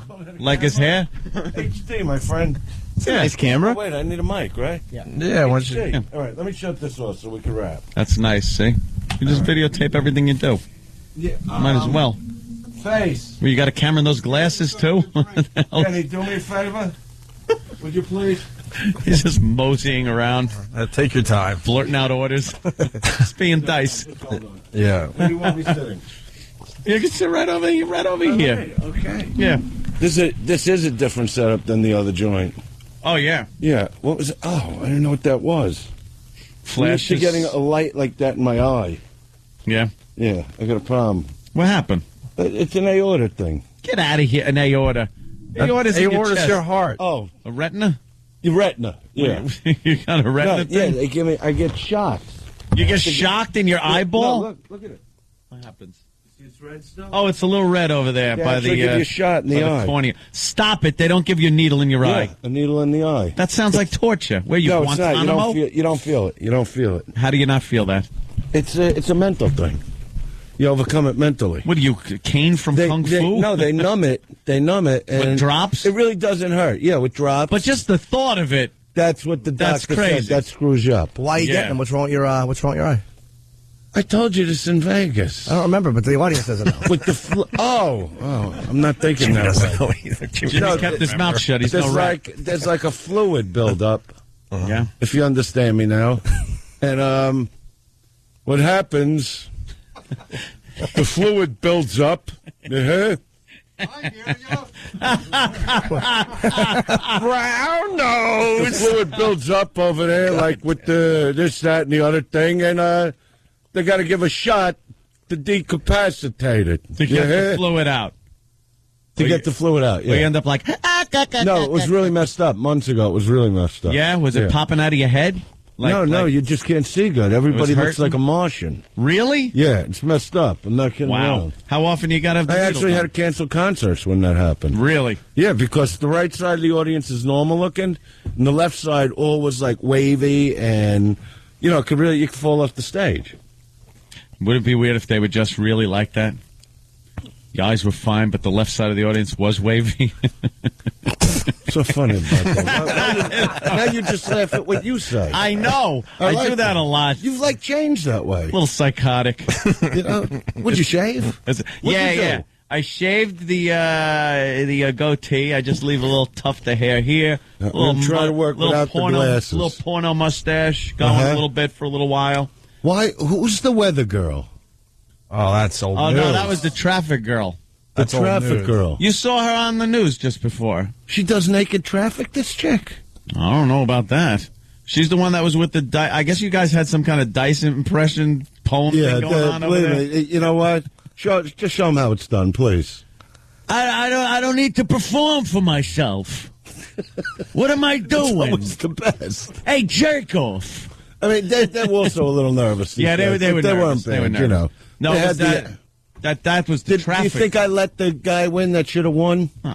Because he had the most energy. That's We what couldn't I hear like all about of them. Yeah. You know, one guy comes in with his chick. Yeah. You know what I mean? What's that about? Leave That the was the chick, and you get the win. That was the traffic girl. That was the traffic girl? Yeah. Why doesn't anybody clue me in? Why don't I know nothing?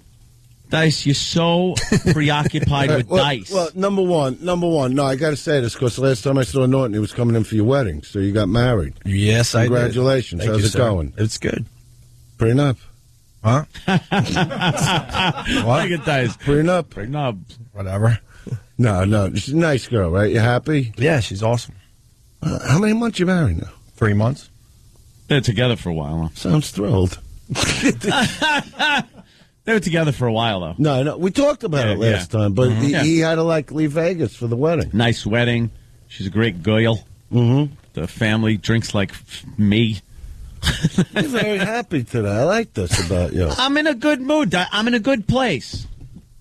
I am. I got out of the relationship I was in. First, how we gave me this talk about the marriage thing years ago. That's finally wrapping up. Where I'm at the end of my That's checks. finally wrapping up. Can you believe this? We were talking about that in 2000. Yep. Thank you. There's no end to it. No end. Even when you think it's wrapped up, that's when it begins. That'll get me so annoyed. But right now, I'm looking at 2 more handy-dandy payments, and I'm done. All right. And what about your social life? Then I had the girlfriend that I was with. Who was the girl you were showing me on the screen that time that you were dating? Who, the one on That was probably her that you just saw. Probably the one you Jill. just saw. The traffic girl. The traffic girls all over town. Yeah. Yeah. And you don't care? That don't bother you, right? I used to go out with her. I don't know. Oh, you don't go out with her? No, there was a big boudel happened. A big boudel happened at my house at a party. And don't worry, I'm prepared. I'm not, I know this is a different show, and, I got to watch the... The language? The language. So, I was going out with the traffic girl for a while. But then this other girl apparently was in my closet at my house when the traffic girl knocked on my bedroom door. And she opened up the closet door, and lo and behold, there's another girl there. Come on, don't look more mysterious. You know how That's this a good works. story. No, but it's called a midlife crisis. Personality. He's living his life now. It's a different personality I'm watching. Personality. Mean you got to get a personal. He's living his life now. Yeah, having fun. Yeah. Well, finally I'm glad decided. to hear how happy. You know what? I liked you better when you were miserable. So did I. I think a lot of the He's very fans did, happy. But you know something, though? By 11... You put me in a good mood, which is getting me angry. Oh, good. I'm glad I could help. What happened on The Apprentice? You get kicked off the first week. You were making good TV there. Those dummies.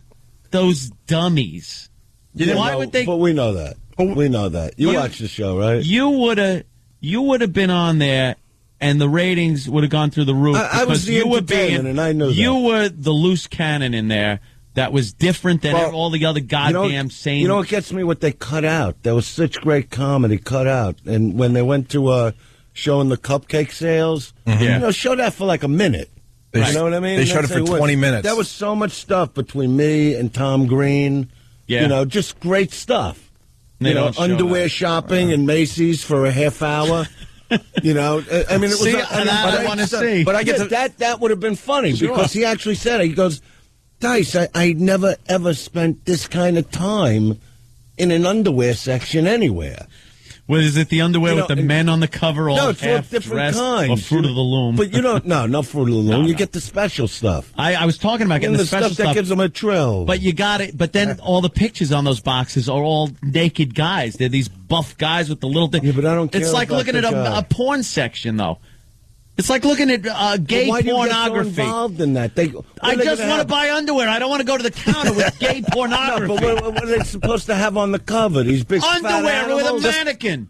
Not even a mannequin. No, just show the underpants. The thing. Calvin Klein started that whole thing. So they did. Throw a little faggotito and some panties. That's what they do. And then what's worse is that other store, the one where you got to carry around Abercrombie and Fitch. You got to carry around a whole bag. I don't go in with that an 8x10 billboard of a naked gay man. That's a store I don't believe in. No, no, it just doesn't work.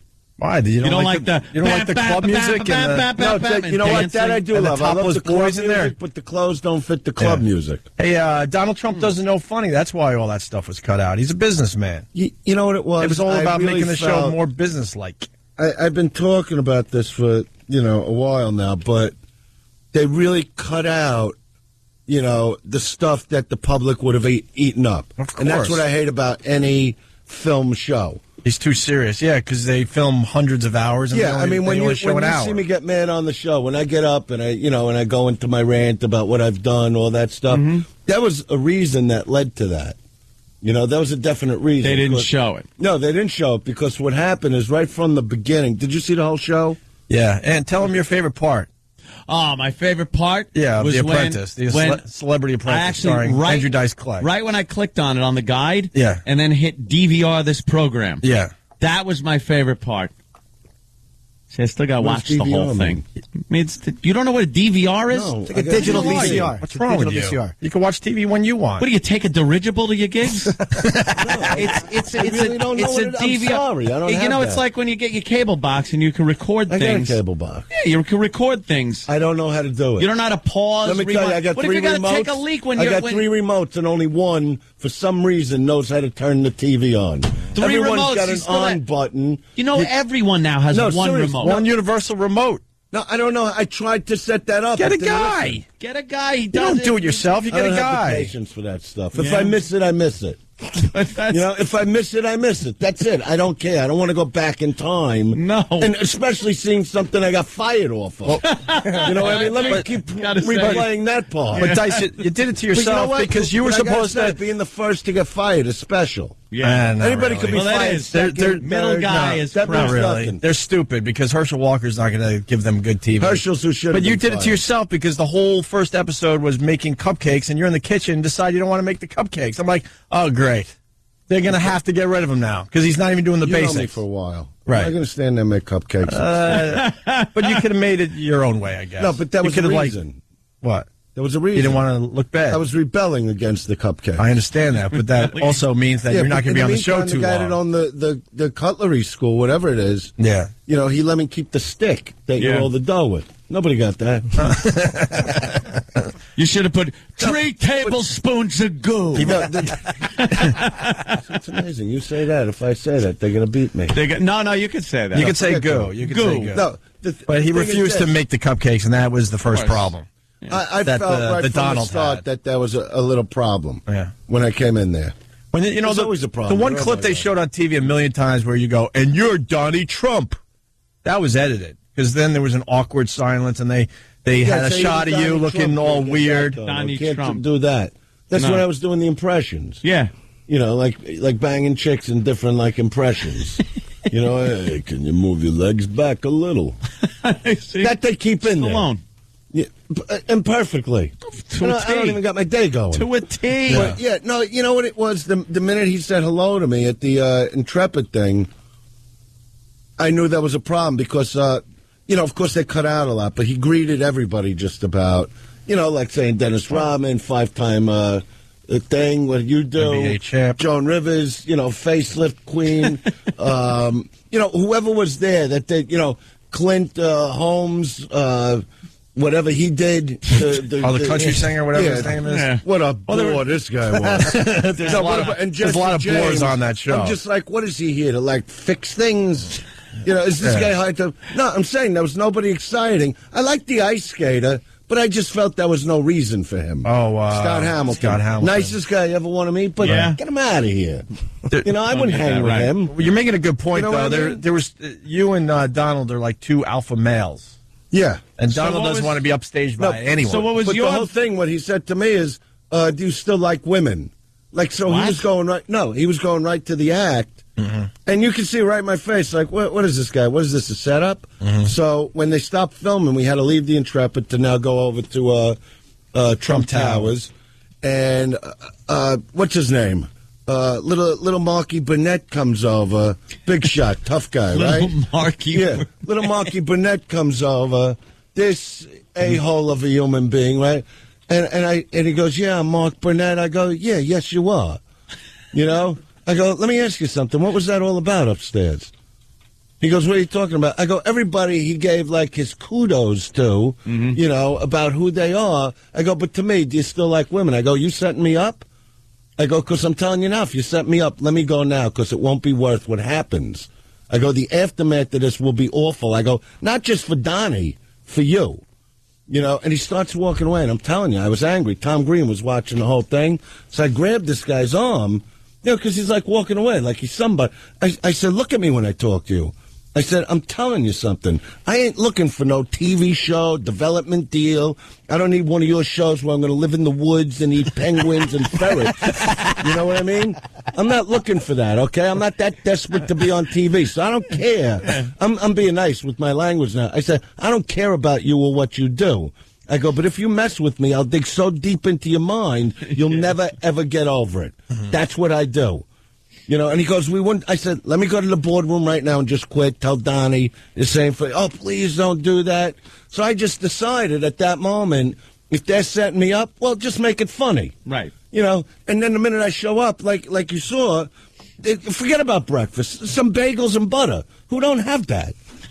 This guy's supposed to carry a lot of cash around. How don't you grab one of the chicks working for you, go downstairs and buy some bagels for these guys? He was obsessed with the bagels, Anna. No, because and the lack of. Normally when I wake up, I'll be serious. I don't eat a lot during the day. Yeah. So if I have something, it's like just a bagel. It makes sense that you guys go back to the Trump Towers. There should be a little food for you guys. Yeah, not even like a whole bagels and butter, not even cream cheese. Not everybody loves cream cheese. Not looking for a big spread, just something. You know, this is a world where cheese is so important. You ever see anything like this? You never meet one chick that ever goes, cheese is bad for you. They never say, oh, cheese is good for you. Really? Where's the leg I used to like? Is it under all that crap surrounding it? All those dents that looks like a Mack truck's been banging into it for hours on end? And you want to tell me, I broke up with a chick over Cheez-Its. Over cheese? Cheez-Its. Cheez-Its. Oh, I'm laying in Cheez-Its. bed, right? Here she comes with the bun, with no makeup. It's like Marilyn Monroe walked into the bathroom. And Marilyn Manson walked out. And she lays down, you know, I'm watching TV. And I don't like people near me when I'm watching TV. So it's like bad enough. She's in the room, you know. So now she lays down there, and the crunch of the Cheez-It. And I'm looking at it. I said, let me see. Packed with cheese. I go, packed with you. I go, that's what you are. You're packed with cheese. Now pack your bags and go home.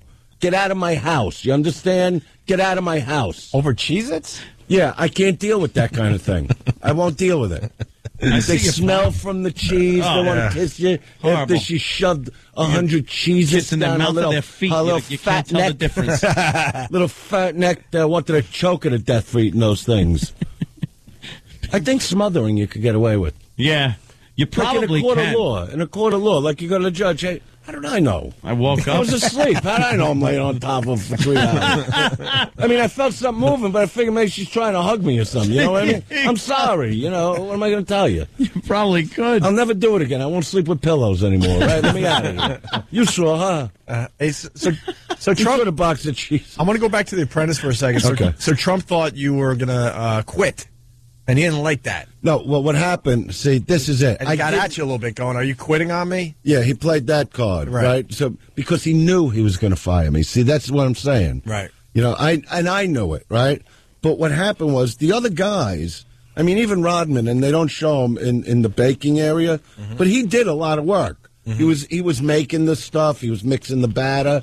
You know, I was standing around. I didn't want to put on the stupid hat. Right. Bad enough what my hair looks like. I'm going to put on the hat. Would they so I look give like you a jerk chef off hat? Yeah, they all had the chef hat. for Donnie, Make cupcakes. so he could have a couple layers. Yeah. You know what I mean? So, Yeah. and the lady in there, she was nice, Margaret, whatever her name was. You know, she's going, oh, you got to wear the hat. You know, it's a health thing. I go, who's looking? It's cupcakes. You know What's what I with mean? you and hats? No, so she says, The hat. So what happened is I figured I would try to do what I can do to draw people to the site, which is go on the air, go on radio, right? But what happened in the big boardroom where they sit there like you're on trial for friggin' murder, you know, and he's going, you know, you didn't do the work. I'm going, you know what? These guys really did the work, and these guys really... You got to understand, when these people come to do this show, they really want to win.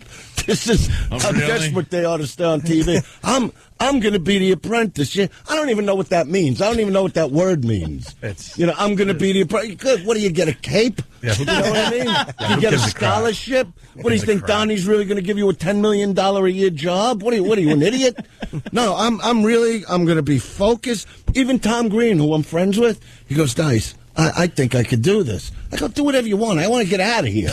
I'm up 5:30 in the morning with some chick sticking a pencil in my eye to put some makeup on. I go, I'm a night bird.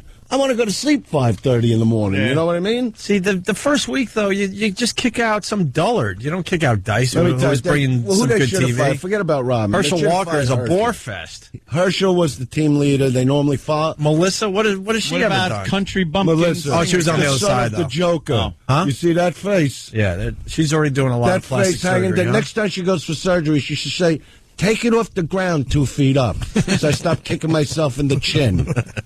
She wanted to open her mouth about me. You know what? Let me tell you something. I'm real good with Joan Rivers. If she would have said anything to me, I would have shut my mouth. Because I think she's a great comic. She's been through a lot. You know, so I decided if she messes with me, it's Joan Rivers. First person to ever put me on a talk show. Keep your mouth shut. And then her daughter, I don't even know what she does. No one You know does. what I mean? She's I his understood it years ago. You know, this is my daughter. She's 18 years. Now she's like 76 and a half years old. Yeah, what happened? How'd they You know match what I mean? With ages? a face pulled up. I'm saying, like Jack Nicholson's Joker. The illegitimate son of the Joker is what she looks like. Not even a girl. You know, and wants to open her mouth when they go, "Who should be fired?" They didn't work with us. They didn't know what was going on in our sector. Yeah. You know what I mean? And she goes, "Dice, why? Why, you pig? Why me? She give a Why, reason? you ugly pig? No matter what you do, no matter how you shorten that nose and bring up your chin to a human friggin' level, you know what I mean? Why? Why am I getting fired? Because you know Paulie Shore? Oh, you think it was personal, something It was like that? personal. Yeah. It's always personal. Yeah. Hey, who wins And I the don't want to get mad. It's early in the morning. Who wins The Apprentice? Let's blow it up. You want to know? I don't know. Come on. I was gone. You I'm not even gotta kidding. know. They want me to come back to do the last episode. So I don't know. Nobody knows. Did you have to write a contract? Yeah. Sign your name away? Come on. No, but who gets kicked off next? Let's No, make some news. You want to today. know something? Let's make news. You know, like you got to know some stuff. I really don't know. Who cares about that show? Let's go. You know, I could tell you who didn't win. Who didn't win? You know what I mean, right? Yeah, I like it. You know Dalton what doesn't He just. goes, you know what I mean, right? All right, who don't it win? Who don't win? Who don't? That's right. No, he said don't it. I like it. Dodent. No, it was Dodent. Dodent. I heard don't it. Who win. Dodent win? Didn't like not. That's right. Who does not win? Dodent. Come on, let's make A lot news of today. them. Like A who? lot of Throw them. some names out. I don't know if I'm allowed. Who cares? You're Dice. Remember? Let's blow up. Let's blow up I know Donnie's spot Tom today. Green has a good run. Tom I don't Green know has if a good he run. wins it though, because Tom Green is a funny guy, but he's also a smart guy, and he really showed up to win. He actually told me we were in the underwear section. Yeah. Right? And which I don't know how they didn't air that, you know. And he goes, you know, Dice, he goes, you're doing a different show than everybody here. He goes, you know, I really want to win this thing. You know, you can't do what you're doing. You went into the guy's office and told him, you know, get you a bagel and butter. You know, he goes, these people are serious about winning. I go, winning what? Yeah. You know, throw a few bucks at the charity. You know what I mean? And move on. You know, and move on. Let's get out of here. How much you want to stay here? All right, so he has a good run. Who else? Let's do some news But today. he's the only one I know, but I don't know how far he goes. You're not going to give us I'll tell you who I didn't like. Who? I'll tell you who I did like, you know, chick-wise. That poker broad that had a hate. Ugh. Was she the biggest C or what? Annie Duke. Annie Yeah, Duke you know is something? a C. I went over to this chick. This is at the press conference. I don't even know this Anthony chick. played poker with her once. All right, so you know the attitude, right? Yeah. I come over to her. She's standing. Actually, I want to talk to Brandy because she's standing talking to her. So I come over to her, and within 2 minutes, she goes into this bitter monologue. I don't even know this chick. Yeah. About the ex-husband and how many kids, and he did that. I'm like, honey, I'm not a therapist here. I just want to say, you know, welcome to the show. Yeah. Then me and Brandy walked away with the look like, you know, this chick.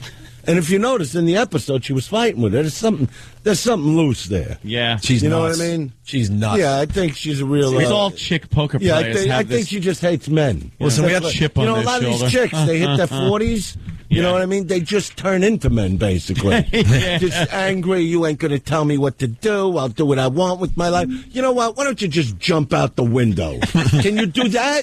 Can you do that for me? Let's. We have to take a break. We're late. Dyson Studio. Oh, really? We're going to talk about more people he hates from the Celebrity Apprentice. And talk about Donnie a little bit and his kids, a little bit. He eggs me on. He always Why does not? this. That makes for good radio. And you're going to be at Caroline's, what, all weekend? Or just tonight? Yeah, one night only? Caroline's tonight. I was there last night. One night only. Andrew Dice Clay at Caroline's tonight. 212-757-4100 for tickets. A 7:30 show. Yeah. More with Dice. Last night was great there. Stay you there. should come by there. If you're not, I don't know what you're doing. I'm talking to Jim Norton right now. Maybe you know what it is? I got to tell you what it is. I mean, a lot of us are up all night, like Rodman, myself. We used to come in there. There's no bagels. There's no butter. There's no, so if you could just, I know this has nothing to do with the winning, but yet we got to have energy, and we come in there and there's nothing to eat. And whose fault is it? It's your fault because they're your people. Gotta love that. Andrew Dice Clay in studio from the Celebrity Apprentice. How didn't he understand that? It's his place. When he had that answer, like he's like, well, whose fault is that? He expected you to go like, well, it's not my fault. You go, no, it's your fault. Yeah, your name's on the building. Exactly, and it's not like I'm asking like for eggs. Yeah, you know what I mean. Nothing cooked. Just something easy. And the whole thing with the energy. Yeah, you need some energy That's to do that. But, these are all people that stay up all night. Yeah. So I figure get everybody bagels and butter. Something. Not even fancy. No lox. No.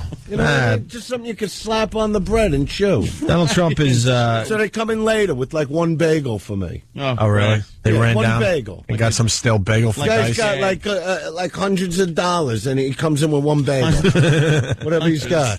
But you're right. He's an alpha male. Trump's an alpha male. Oh, yeah. He couldn't handle a position where he was going to get teased or have someone talk to him like that. He really doesn't like that. I got to say it again. And I don't get that. You know. Let me say this again. He's a really good businessman, obviously, but he doesn't know good TV. He's stupid. He'll get rid of you. Well, I don't want to sit there and watch Herschel Walker unless some of those multiple personalities pop out. Because I've heard the stories that he might have a little multiple personality problem.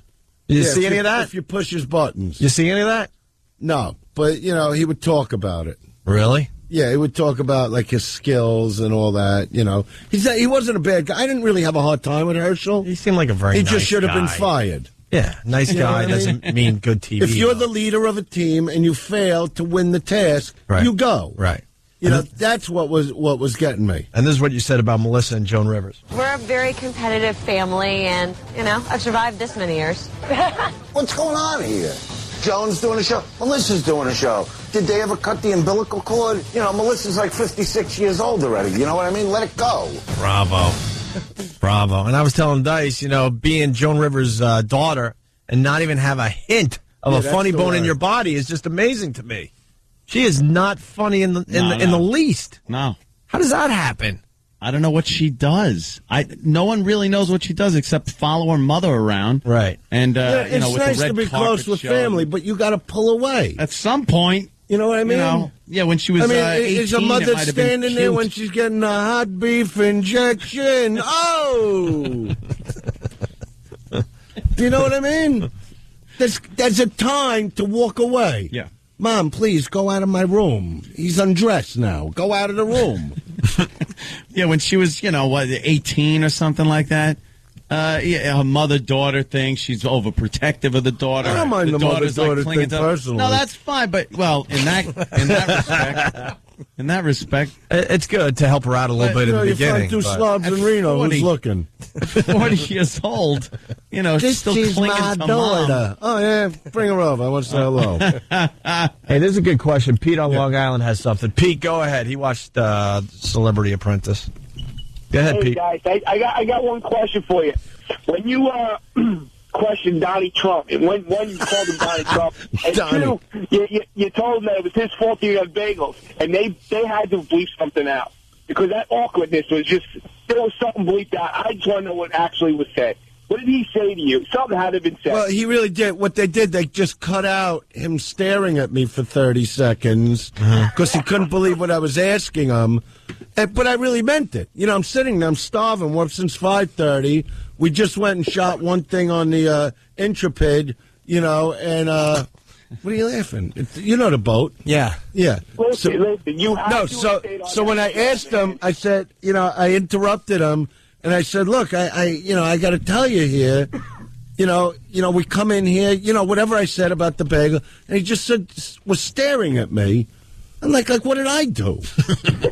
If it was my place, I would have got bagels. I would have got everything. Yoo-hoos.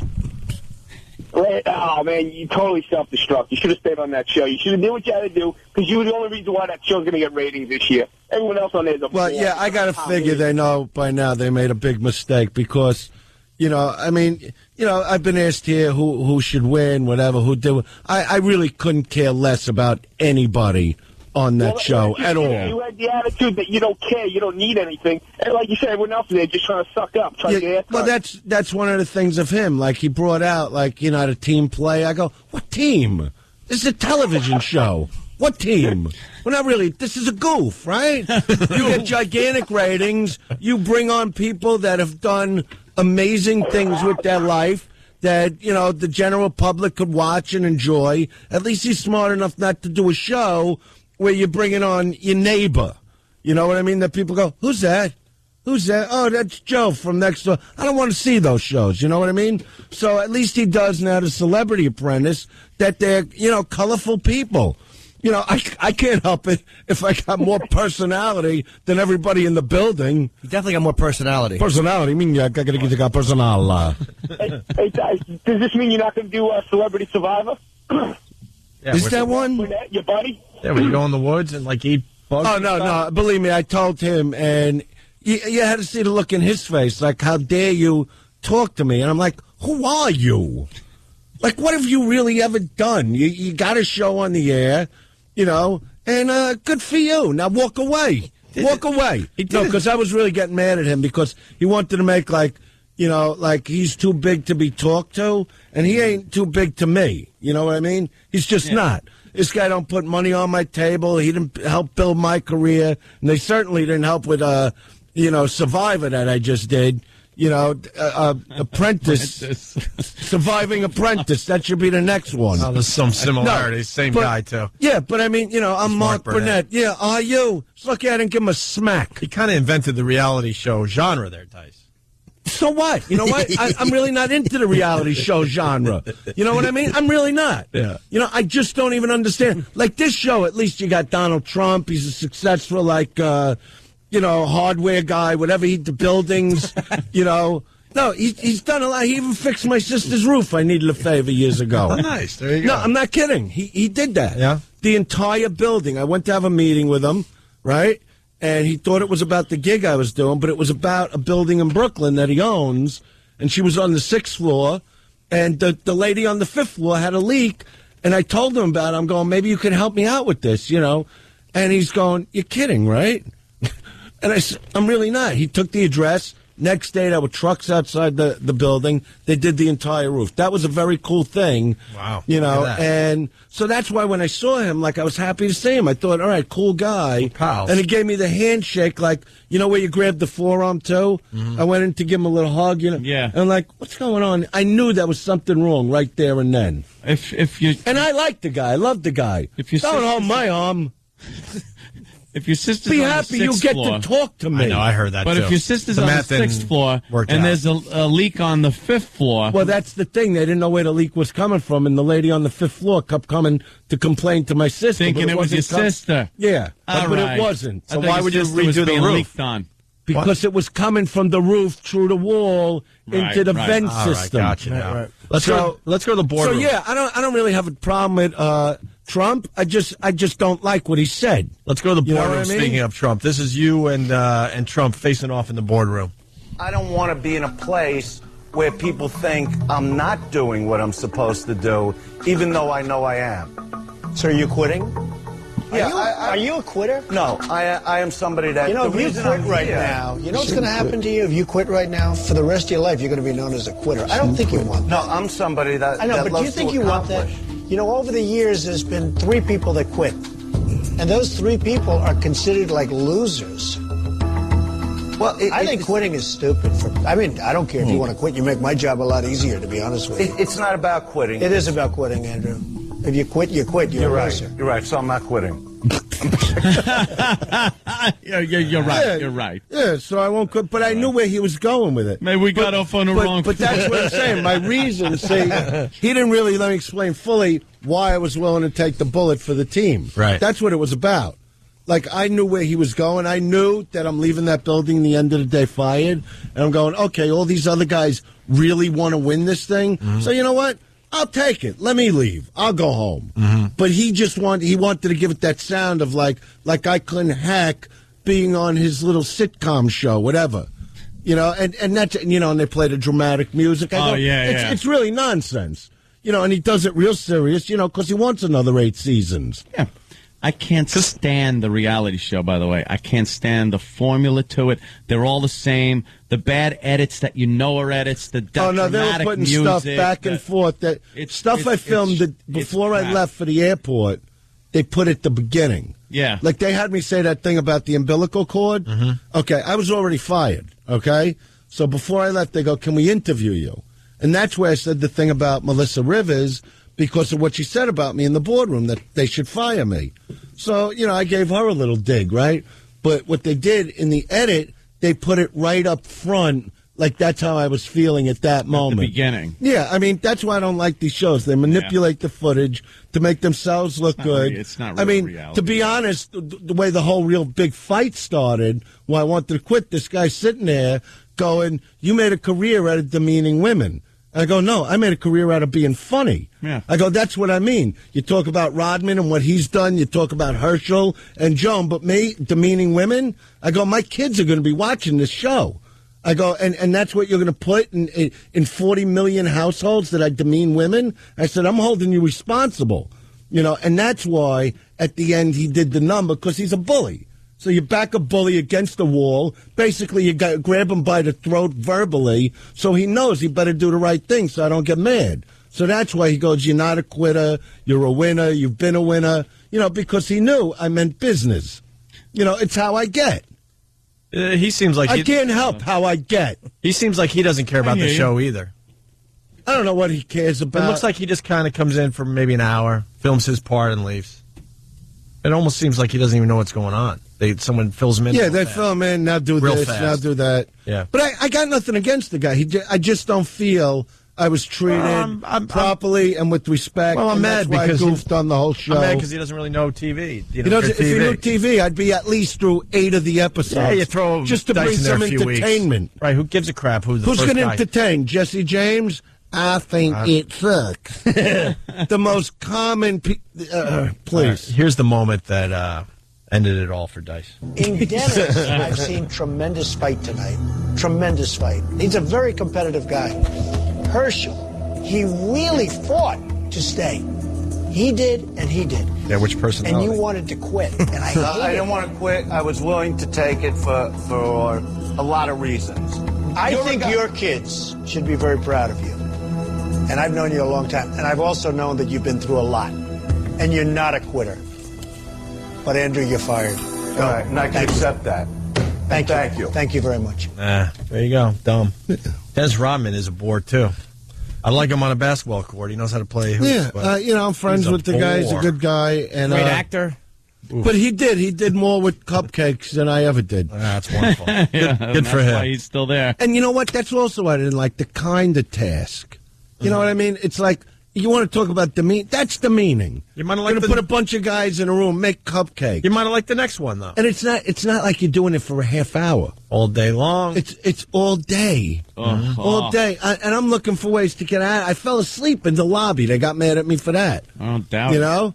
And, you know, they're coming over to me, Dice, you got to wake up. You got to go. I said, you know what? You got 9 guys in there playing with cupcakes. Let them do it, all right? I go, I'm in a fight with my girlfriend here. I got to make calls. You know, every other minute she was calling my phone. You know, and I'm going, they don't even show that. She's calling my phone. I'm going, don't you understand what I'm doing here? What are you, stupid? You stupid moron? I'm at work. Yeah, I'm at work, and you're calling me with what I said on the phone last night? Pack your bags and go. She did. Is that the Cheez-It? And nothing made... No, Cheez-Its is a couple of years ago. All right. How is the personal life going, all right? Personal life's going good. Get a new one now, yeah. Happy? Uh-huh. Yeah, as happy as you can be, right? What do you mean? Yeah, you know. You're never really thrilled with anything. No. Yeah. You kind of walk around. That's like when you walk into people that have that good, you know, in like a great mood. You run into someone in a great mood. Yeah. You know what I mean? But you know where it's going within a day or two. And that you'll run into them. What's the matter? Nothing. Oh, you were so happy the other day when I wasn't in a good mood. Now look at you. Back to misery. You just get It doesn't even pay to climb out of misery.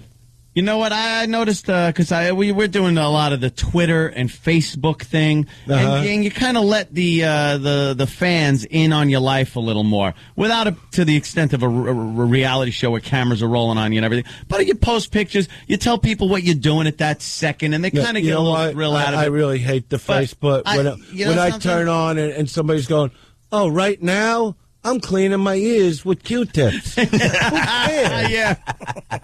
That's the kind of stuff I put up there now because I go, how much time they got on their hands to go, oh, I just ate a salmon. I'm writing 9 minutes ago. I'm writing that one later. 9 minutes ago. I'm writing that one later. But now you feel the pressure that, it's like, oh, my status has been up there for 9 hours. It's not relevant now. So let me change it. So I'm walking to my car, and I just put something like, New York City, God damn, it's freezing today. And then all you get from the people that you let in your life and give pictures to and stuff is, oh, well, if I had your money, I wouldn't care how cold it is.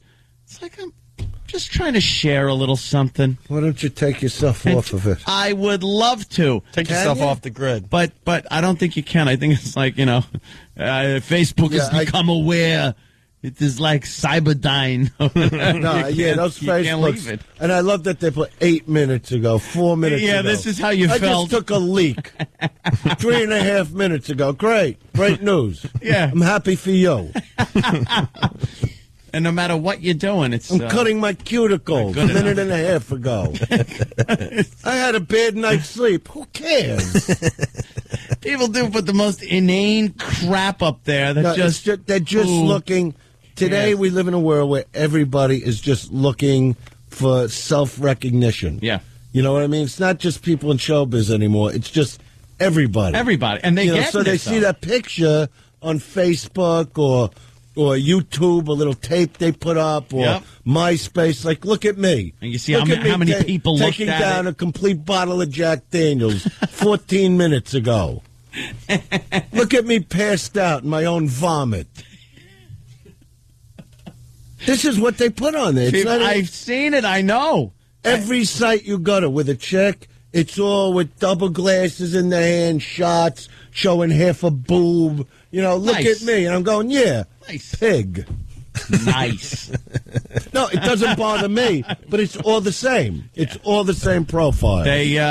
Look what a dirty, filthy animal I can be. It's given people this venue to to make themselves important. Yeah, and see that, like, you look at the count and go, this many people know exactly what I'm doing right now, and for some reason that's important. Yeah, no, I don't know why. Well, yeah, and then if you get in touch with them. Mm-hmm. You ever call like some of the chicks from? Oh, you write a little. Yeah, you write a little thing. Go, hey, next thing you know, they're whacking you, on the phone. You know what I mean? And now you don't call them; they get mad. And I'm going, well, where did you think we were going? You live in Australia. How many calls am I going to wait? It's 14 numbers. I can't memorize them. Ah, Christ. But you know what I mean? That's all it's good for. Yeah. Bag whack. Can you say that? Yeah, whatever. Somebody's here. No, I'm really trying to watch. That's all good. Yeah. Well, working fine. We got to get out of here. Okay, that's funny. Yeah. You know what? I'm Opie Radio on Twitter, and I'm going to be cleaning my ears later. Q-tips. That's my update later this afternoon for real. That is so perfect because that's exactly what you read sometimes. Like, he's updated his stat. You read, so and so updated his status to, and you read it and go, I could care less about what you're doing. Yeah, but you're kind of reading it. I think we're gonna get bored with it because it's new. And I think people could care less what I'm writing on there. Absolutely. It works both ways. I'm kicking back, drinking a beer. Yeah. That's pretty much my standard one I put there all the time. Click. That's my default status. Somebody wait. Somebody sent me a picture. Like Facebook, somebody sent me a picture yesterday of you passed out on the couch. Was that a recent one? That was last night. That was yesterday after the I love when they do the update of photos. Yeah. You know, like if it's a real nice girl and she hasn't been getting action, all of a sudden, here comes the photo with half a hair covering one eye now. Yeah. You know what I mean? Like, look at me. I've gone slut. I'm all sexy now. Yeah, look at me. Please, somebody text me now. Dark makeup on, but she's looking up at the camera like that. That's the one thing I like. You text a lot? You do that? Yeah, all the time. It's the one thing I like about texting, how relationships never end anymore. No matter how volatile the ending of a relationship, you can't break up anymore. That is amazing. You are absolutely I'm telling you, right. During Christmas, I got a You're text. right. I got a text from a girl. I haven't seen her in 2 years. Just thinking about you. Because, you know, they don't have to call. It doesn't have to. There's no call. So I'm looking at this thing, and I'm going, you know what? And I start I was just thinking about you, too. 2 days later, she's under the Christmas tree doing what she knows how to do. The next day, I have a fight with her. I go, see, it didn't work. You got to go. You remember this part, the fighting? Bye-bye. No, it never ends. They either email you, oh, I get a song on my email. Oh, this song reminds me of you. Oh, it's unbelievable. You can't end a relationship. That is so goddamn And cheating, you almost have to cheat, no matter who you're with. Like, you could be in a restaurant with your chick, your wife, whatever, and you get the and you look, and you're all serious. Like, honey, let me just text this back. Order something to eat. You slob. I'm going to drop her off by midnight. By 12, yeah, he won't call again. I told him don't bother me when I'm out with my wife. God. No, but that's what it is right today. In front of them. Right in front of him, and nothing makes me happier than that. Unbelievable. No, think about it. Just think about it. You know you're out with the person you despise, but you're friggin' stuck there. You know, and it's like, I can't believe this guy. He's always, let me just send this to him. Before texting, you never would have taken the call. You'd have maybe looked and hung up, put it in your pocket. No, you make like it's business. That's what everybody does. When they go home with the computer, oh, honey, I almost forgot. You know what? Go lay down. I'll be in 5 minutes because you know she's going to sleep like the animal after 14 double martinis, right? And you're on your email texting in your orgasm. You know what I mean? You know, I'm you know. And now with the Skype, have you Skyped? Oh, Jimmy, look who I'm talking to. He's texting now. I've never Skyped before, but I like Facebook and MySpace.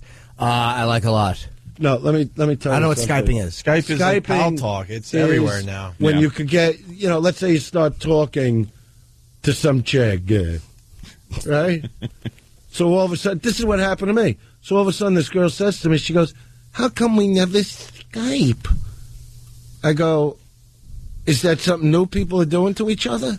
You know, I thought it was a sexual thing. She goes, "No, you can talk to me like real time."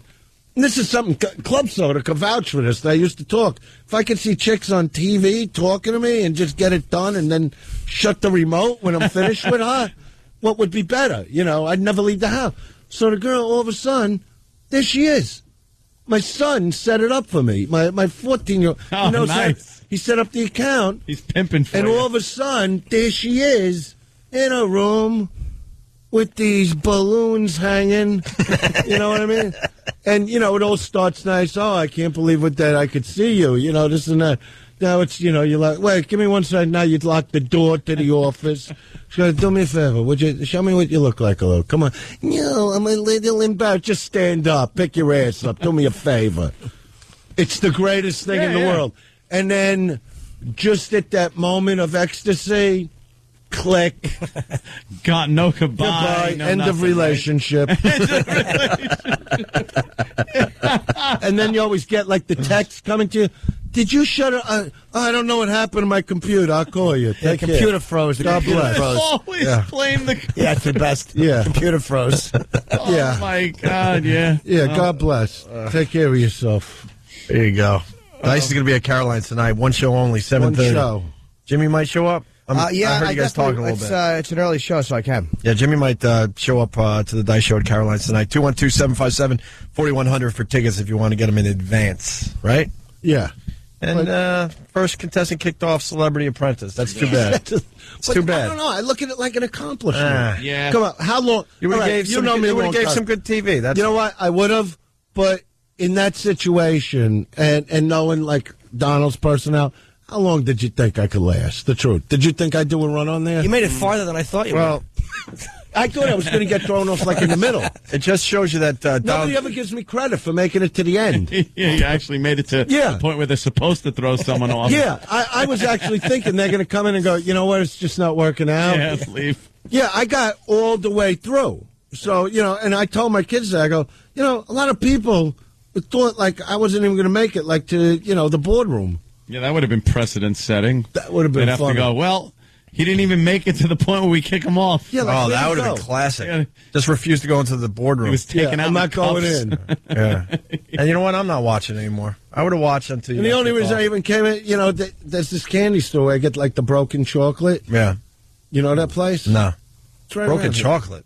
Yeah, they're like the dark chocolate. So my kids like that. So I figured it's worth the flight to get broken chocolate. To get the broken chocolate and bring back a couple bags the way they do it.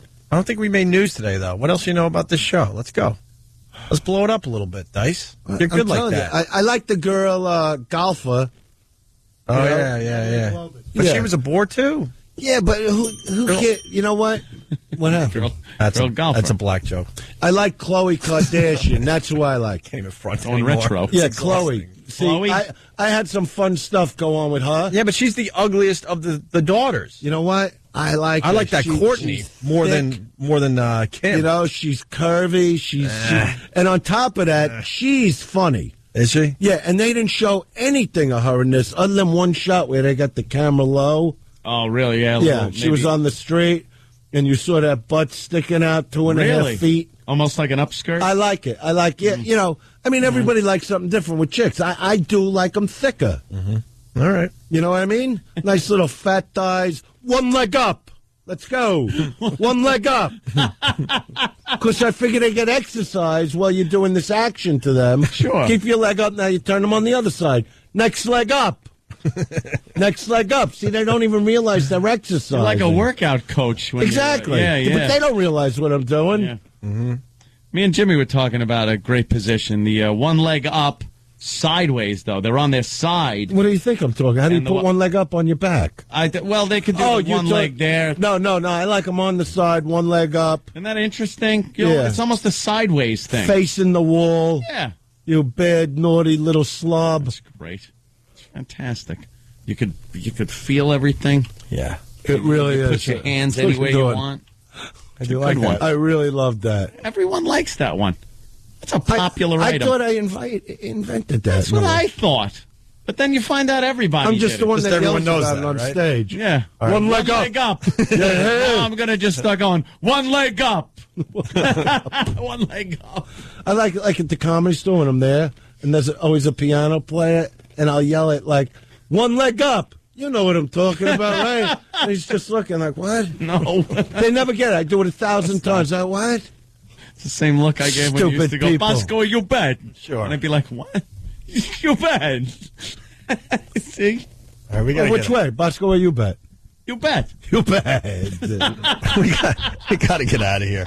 We're really late. Okay. Andrew Dice, good seeing you guys. Yeah, Andrew Dice Clay, Caroline's tonight at 7:30. And I got one. I'm going to San Francisco for Cobb's. Ann Coulter's calling in a little later. And Monday night, she's debating Bill Maher at Radio City Music Hall, which I will be going to. Oh, wow. They're doing this series of political debates. I hope she smashes him. She's a viper, man. Yeah. So that should be really interesting. Very cool. All right, we're out. See you tomorrow. That's crazy. And we're back with the Opie and Anthony show. We got Ann Coulter still to come today. 10:30, I do believe she's calling in. Yeah. What was she on Red Eye with you last night, Jimmy? Yeah, we did Red Eye, and it was great. And apparently her brother's a big fan of the show, listens every day. So she's like, yeah, I've been hearing great things about the show. And we had Of course. She's debating. She's dating Bill. Debating. That's the difference. Bill Maher, that'd be insane. She said she used to do his show a lot, but his fans got like a little too radical. But she has. I didn't know she has like armed security when she does signings. They of course. Fucking hate her so much. Hate her. People hate her because of her politics, which amazes me. In this country where you're supposed to be able to just, Yeah, but they hate hate people on the other side, too. You know what, though? Come on. I mean, she gets under people's skin more than others, but the right's got their abortion people. They're the real nuts of the right wing. Well, when you look at like the way everyone else, it's like, oof. They hate her in a way like that. Oberman isn't hated. Like Oberman's a disliked guy by a lot of people. I hate Oberman. Yeah. But the reaction she gets from people is amazing to me. It's got something to do with the fact that she's an attractive woman and she's not towing the company line. Yeah. Something like that. And she's unapologetic. You know, she doesn't come across as she says what she wants, and that's it. Didn't they hate that Air America broad, and she was beat up or something? Randy Rhodes. Or did that turn out to be fake? What was the end of that story? I never found out. Was all about. But she got beat up pretty good by somebody on the streets in New York. Well, she got beat up pretty good. What? She said she fell. It was almost like, and then I heard she got beat up by a black guy. She said she didn't want to the story changed. There was alcohol involved. Yeah, maybe that's a little different. Got a little suspect. Well, we'll talk to her in about 45, 50 minutes. So, but Randy Rhodes never got the type of the visceral reaction, the pie throwing that they're dying to throw a pie at Ann Coulter. It's just so silly. Ugh, please. All right. Thank you, Travis. I want to inform all my friends, tell them to go to what happened? The NRA.org site and just voice your opinions. Because a lot of things are coming down as far as legislation against our Second Amendment, and you know how important that is to me. That's all. No big, long speech today. Just go there. NRA.org. Go there and do your part. And do your part. Yep. What's that hat mean? I've been trying to figure it out all day. It's a triangle with a sword in it? Yeah, it's a white supremacist hat. That no, I'm kidding. Jesus Christ. Opie's face. No, this is opwear. It's another tactical kind of what is the gear symbol that they give me up. It really means nothing. It's just their kind of logo thing. Okay. Yeah. That has to mean something. It's this logo too. I walk around now like a video game character. I see that. I've seen a lot of those type of tags on Counter-Strike and whatnot. It's fun. What was that? What can I tell you? They're easy to wash. They're comfortable. Fire alarm's going on. That's the fire alarm? Sounds like a dog barking. They're like testing it or something. Oh. Ruff. All right. We're going to do a little cleaning up today. We start with this. Your coffee, sir. Thanks, beautiful. You're welcome. Ooh. How can such a pretty wife make such bad coffee? I heard that. Judy, what brings you over? Oh, Mrs. Olsen, A black I eye? grabbed about my coffee again. Oh, is coffee a problem? Sure is. I can't make good coffee. Good coffee's no problem. If you use the coffee with better flavors. Folgers coffee? Yeah, Folgers is different. They blend it special. And Folgers is mountain grown coffee. Mountain grown? That's the richest kind. You try it. Richest kind? Your coffee, sir. Oh, thanks, honey. You're welcome. It's great, huh? How can such a pretty wife make such great coffee? I heard that.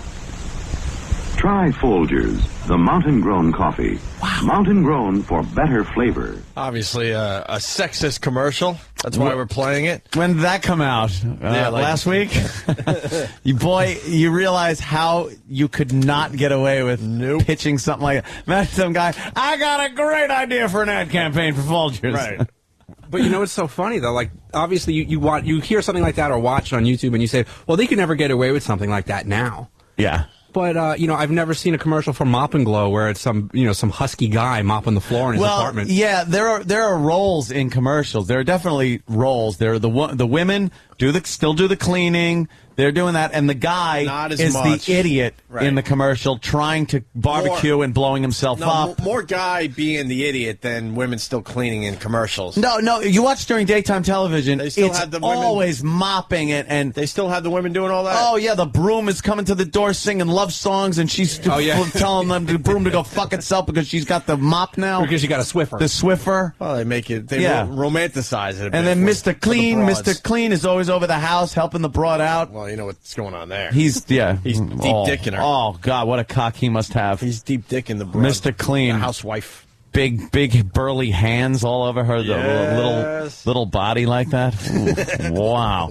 Yeah, it's all about cleaning. So the roles are still there, but they've taken away all right, you're a woman, and you're cleaning part of the commercial. Like, it's just, it's a wife, and usually it's more a mother nowadays than a wife. They show, look, I'm a mom. I have a lot to clean up with my kids. Not, I'm cleaning up because my husband is at work and he's the one that wants me to clean. I think that separates it from the old days where it was like, how could such a piece of ass have a brain in her head to use a fucking mop? You know, there is a definite difference in how it's presented now. Yeah, just seeing the video, the guy's all dressed up because he just got home from work. Or he's getting ready for work because it's coffee. Did she call him sir at the end? Your coffee, sir? Something like that. I'm not sure. Call me sir, goddammit. It was definitely it might have been like she was joking, but it was kind of your coffee, sir. I do like the fact that the dumb broad was worried about the coffee. I like that when women are, it's like that's all she has to worry about in that empty dome on her shoulders. E-brain. That fucking brontosaurus brain. Make sure the coffee's fresh. She actually went out to somebody and inquired, how do I fix this? I don't know what to do. My husband doesn't like the coffee I make. Like the coffee I make. This is the biggest problem I have right now. And what coffee was it? Folgers? Ugh. All that coffee sucks. Folgers. Hey, can we play our favorite coffee commercial? You've just lost the Folgers account. Oh, wow. Exactly. It had nothing to do with us. It was Abigail being splattered all over the fucking grate. Oh, God. That fucking grate. Just her blood dripping through it. Like a coffee filter. Yeah. Which was ironic because the last thing she said was, "This is great." Would have been ironic if they would have put a little filter over the grate. A little cup under it. Yes. Can we play our favorite coffee bit? It's not a commercial. Yeah. It's the PSA. That is a Canadian PSA. Didn't they ban us from playing this for a while for some dumb They ban reason? us? No, they didn't. They banned Canada. What's going on? They did. Yes, thank you. How about that? Why did they ban us from playing this?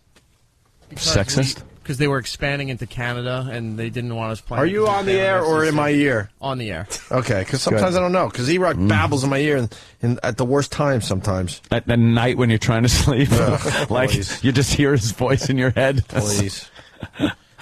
They banned us. Why? Because we were getting into Canada, and Canada is sensitive about this PSA? Yeah. Whatever the FCC is in Canada, they had a big problem with this, and XM didn't want to deal with them. The thing is, it was made in Canada as a PSA. They deemed it a little too extreme. Yeah. It's a domestic violence PSA. They deemed it a little too extreme, and it never made the air. But we were just kind of reporting on it and goofing on it. We had fun with that. Oh, hell yeah. There was a whole series. Yeah.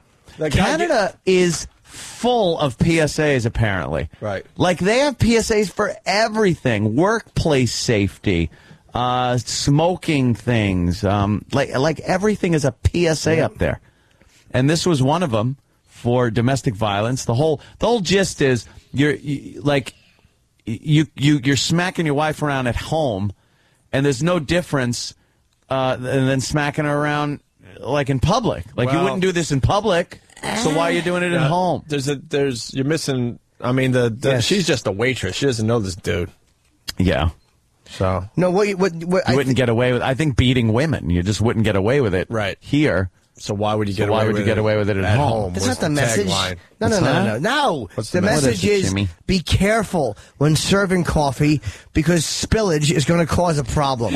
And it goes fucking 3rd-degree burns to your tits. Hey, you know what? A clumsy coffee server will pay the price. That was the message I got. Let's get into this because I know this is going to take about 15 minutes because this is one of our favorites of all time. Got to walk around with 2 fucking bad wigs on each tit because they're burned so badly. Jesus. Little pink, hairy titty wigs. Here it is. She spilled my coffee. I'm sorry, sir. You fucking... Oh, I wanted to stop before... whatever. You're still tired from your Watchmen premiere. It's hard to get butter on his fingers. Yeah, butter's soft. I just love, it's like to her, oh, no big deal. Like, oh, I'm sorry. Yeah, because she comes up. You know, it sucks, but I'm sorry. It happens. It's at a restaurant, and he's with his kids. Right. He's with his kids, and she's like, "Oh, I'm sorry, sir." Like a little squeak in her voice. And she's ready to clean it up, and of course. probably the meal's going to be on the restaurant. She's going to do the right thing, but this guy snaps immediately. Oh, he loses it. But she doesn't even spill it on him. She spills it in the saucer. And he kind of says to his kids and no one in particular, like, she spilled my coffee. Yeah, not even acknowledging her. It's like, well, we know what has to happen now. Yes. It's like he can't believe the injustice.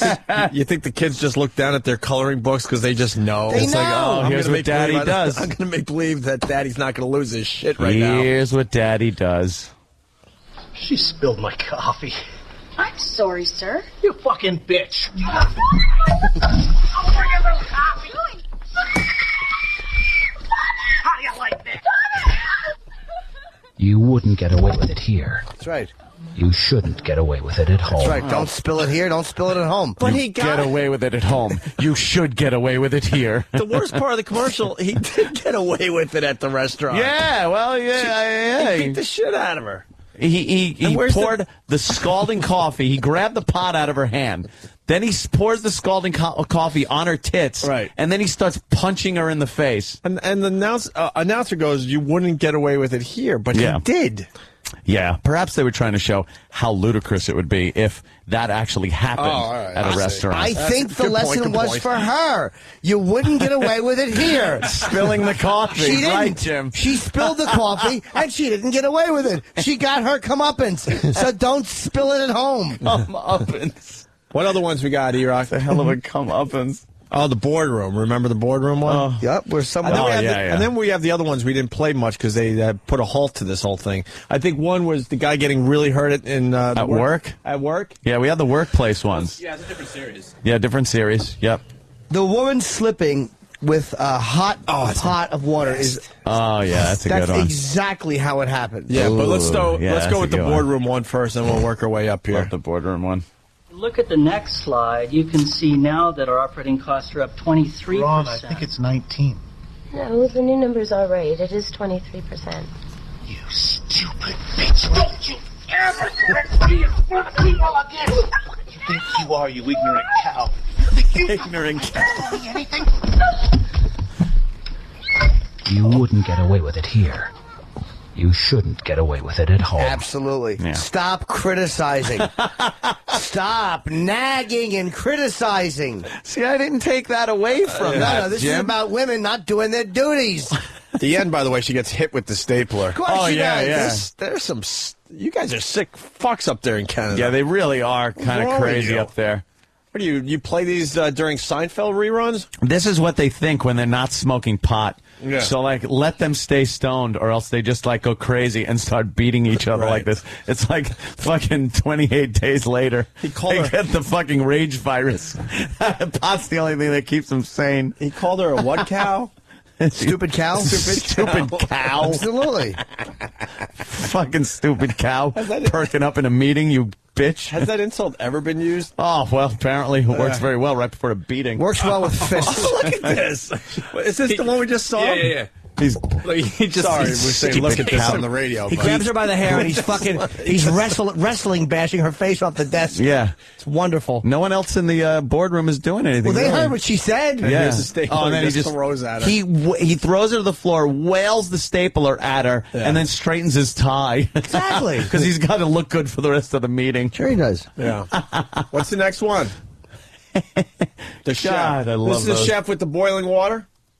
This is horrific. Yeah. This is one of the about work work ones. safety. Yeah, work safety seems to be a big thing in Canada, so they do a lot of public service announcements for that. Apparently, again, because they're all at work stoned to the bejesus belt. Right. So they have to have these work safety little PSAs. This is the boiling water. She's in a kitchen atmosphere at a restaurant. It looks like a fine restaurant. Yeah, it looks great. She's, I guess, picks up some water and wowie kazowie. Yep. What a mistake. The old slipperoo. Yeah. All right, let's play this one. I'm the sous chef here. Oh, With any luck, I should be head chef by next year. I've got this amazing fiance Oh, boy. who I won't be marrying this weekend Why? Why? What happened? because I'm about to be in a terrible accident. Then leave, dummy. But really, I should have cleaned up the grease over there, and they should never put the deep fryer so close.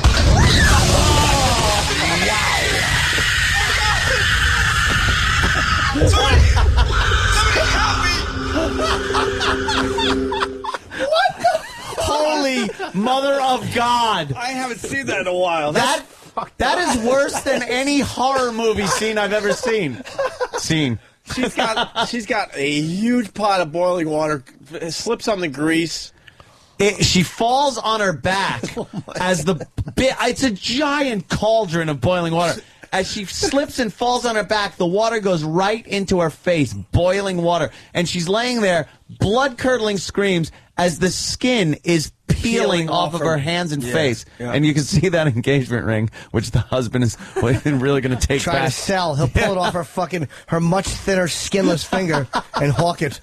Just kind of, take the meat away from it. Get the bitch a green and red sweater. Let her scare kids at Halloween.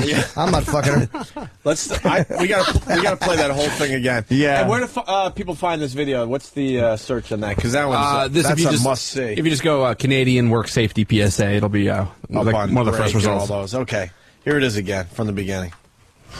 I'm the sous chef here. With any luck, I should be head chef by next year. I've got this amazing fiance, who I won't be marrying this weekend. No, what happened? Because I'm about to be in a terrible accident. Uh-oh. But really, I should have cleaned up the grease over there. Oh, don't and they grab should the never water. put the deep fryer so close.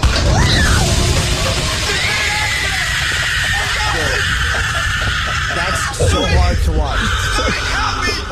It's done perfectly. I mean, that is directed. My favorite part is amazingly. The stupid guy going, "There's been an accident." No shit, Sherlock. Call 911. All lines are jammed. Some woman wants her McDonald. and she's not getting it. Wow, that is I forgot how horrid that is. That's one of the best film things I've ever seen. That is really bad. That and the lady, you got to do the lady on the ladder too. Yeah, we will. John in Pittsburgh. And 2 Girls, 1 Cup is good too. John in Pittsburgh points out she hits her head off the counter too. She we does. forgot about that part. To boot. She needs that to boot. Yeah, she hits the back of her head, the boiling water all over her face, and then it starts kind of a fire because it hits the stove too. God, was she a clumsy bitch? She'll still get married if that veil never comes off. As it's taped to the side of her head. Oh, God. Oh, you may now kiss the bride. Oh, God. I would. I don't want to kiss her fucking gums. Oh, asshole lips. Tell her to hit the bricks. Fucking. The garbage makes that telltale sound that there's a bunch of now no longer needed sunglasses in them. Hey, Tim, what do you got, buddy? Oh, guys, you're killing me. I haven't heard that in such a long time that there's the cringe from that girl's scream. Oh, it's brutal. Yeah. It just drives me nuts. And I know we're watching it on radio, but she probably looks like the guy in RoboCop who goes into that freaking nuclear waste. Oh, yeah. And his face is like... They filmed it. God. They filmed it beautifully, man. Jimmy, happy very birthday, believable. buddy. Thank you.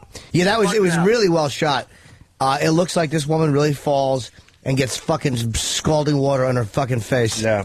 All right, the next one is this the one with the ladder, I think? This is the one, I believe it's a forklift accident, but we could do the ladder one next if you want. No, I don't care. Which one you got? I'll do forklift. I don't remember the forklift. The warehouse one. I don't remember this one. We'll play it together and then be reminded here. Oh. Hey, Jim, you take care of that skid? Yeah. Danny's showing the different one. Hold on, start over. Hold on, we don't know what's going We're on. We're syncing here. up the video so we could the hold this along. Whole thing's a make mess. It make sense on it's radio. All falling apart. Stop with the ladder one. I know. It's deceiving on the page here. Well, why don't you click on the other one? Because it might. Well, what if I get a virus? I don't want to get a virus, you know. Well, apparently not. All right, here we go. All right, ready, E-Rock? Here we go. Hit it. Hey, Jim, you take care of that skid? Yeah.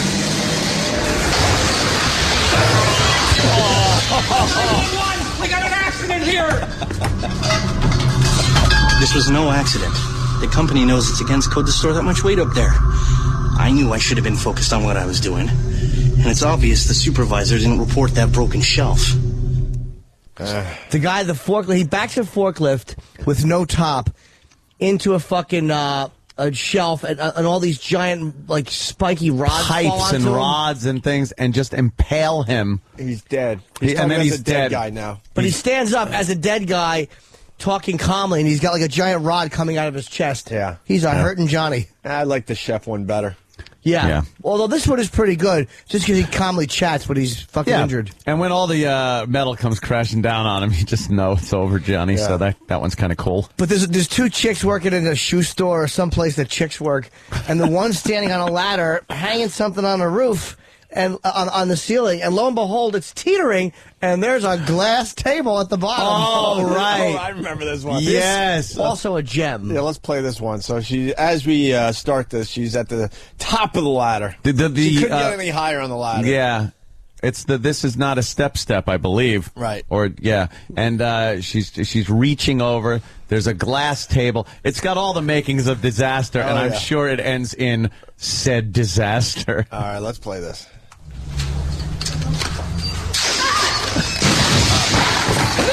Somebody help! Accident? There's no accident. We have a bad The company should have replaced that ladder years ago. I knew I shouldn't have reached over like that. Hold on, this is a YouTube. And why isn't there a strict policy about two people doing a job like this? What happened was the woman, clumsy that she is, ruined a perfectly good glass coffee table by fucking showing off and leaping off the ladder and fucking crashing through it. And then she stands up. I don't know if she's supposed to be dead. I think she's another dead person. Oh, she a dead person? She's dead. Yeah. She's so fucked up. There's glass all in this bitch's face. She's all cut up. She falls right into that off of like a 10-foot ladder. Yep. It's a very high ladder. She's on the top step. She leaned over too far. Oh, my God. How did they shoot that? I don't know how they make these. Dude, she takes a bump. It's better than any ECW footage I've ever seen in my entire life. Is she dead, though, you Yeah, think? she's so dead. Oh, yeah, she's dead. Her head is bleeding. Her fucking wrist is broken. Her wrist is cut. She's bleeding about the face, her chest. And now she's going to talk about work I think safety. her tit got cut off or something. Jesus. Call 911. How do they film that? It's perfect. Dude, it's a one-camera shoot, and she falls off through the glass table and just does a into bounce. The display. She does a death bounce. It's fantastic. Wrecks the whole display, by the way. Yeah.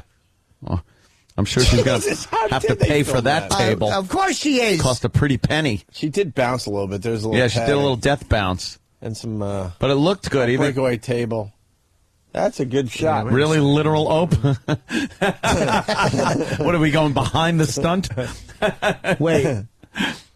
Yeah, she bounced a little bit. They had She gave a little bounce. Yeah.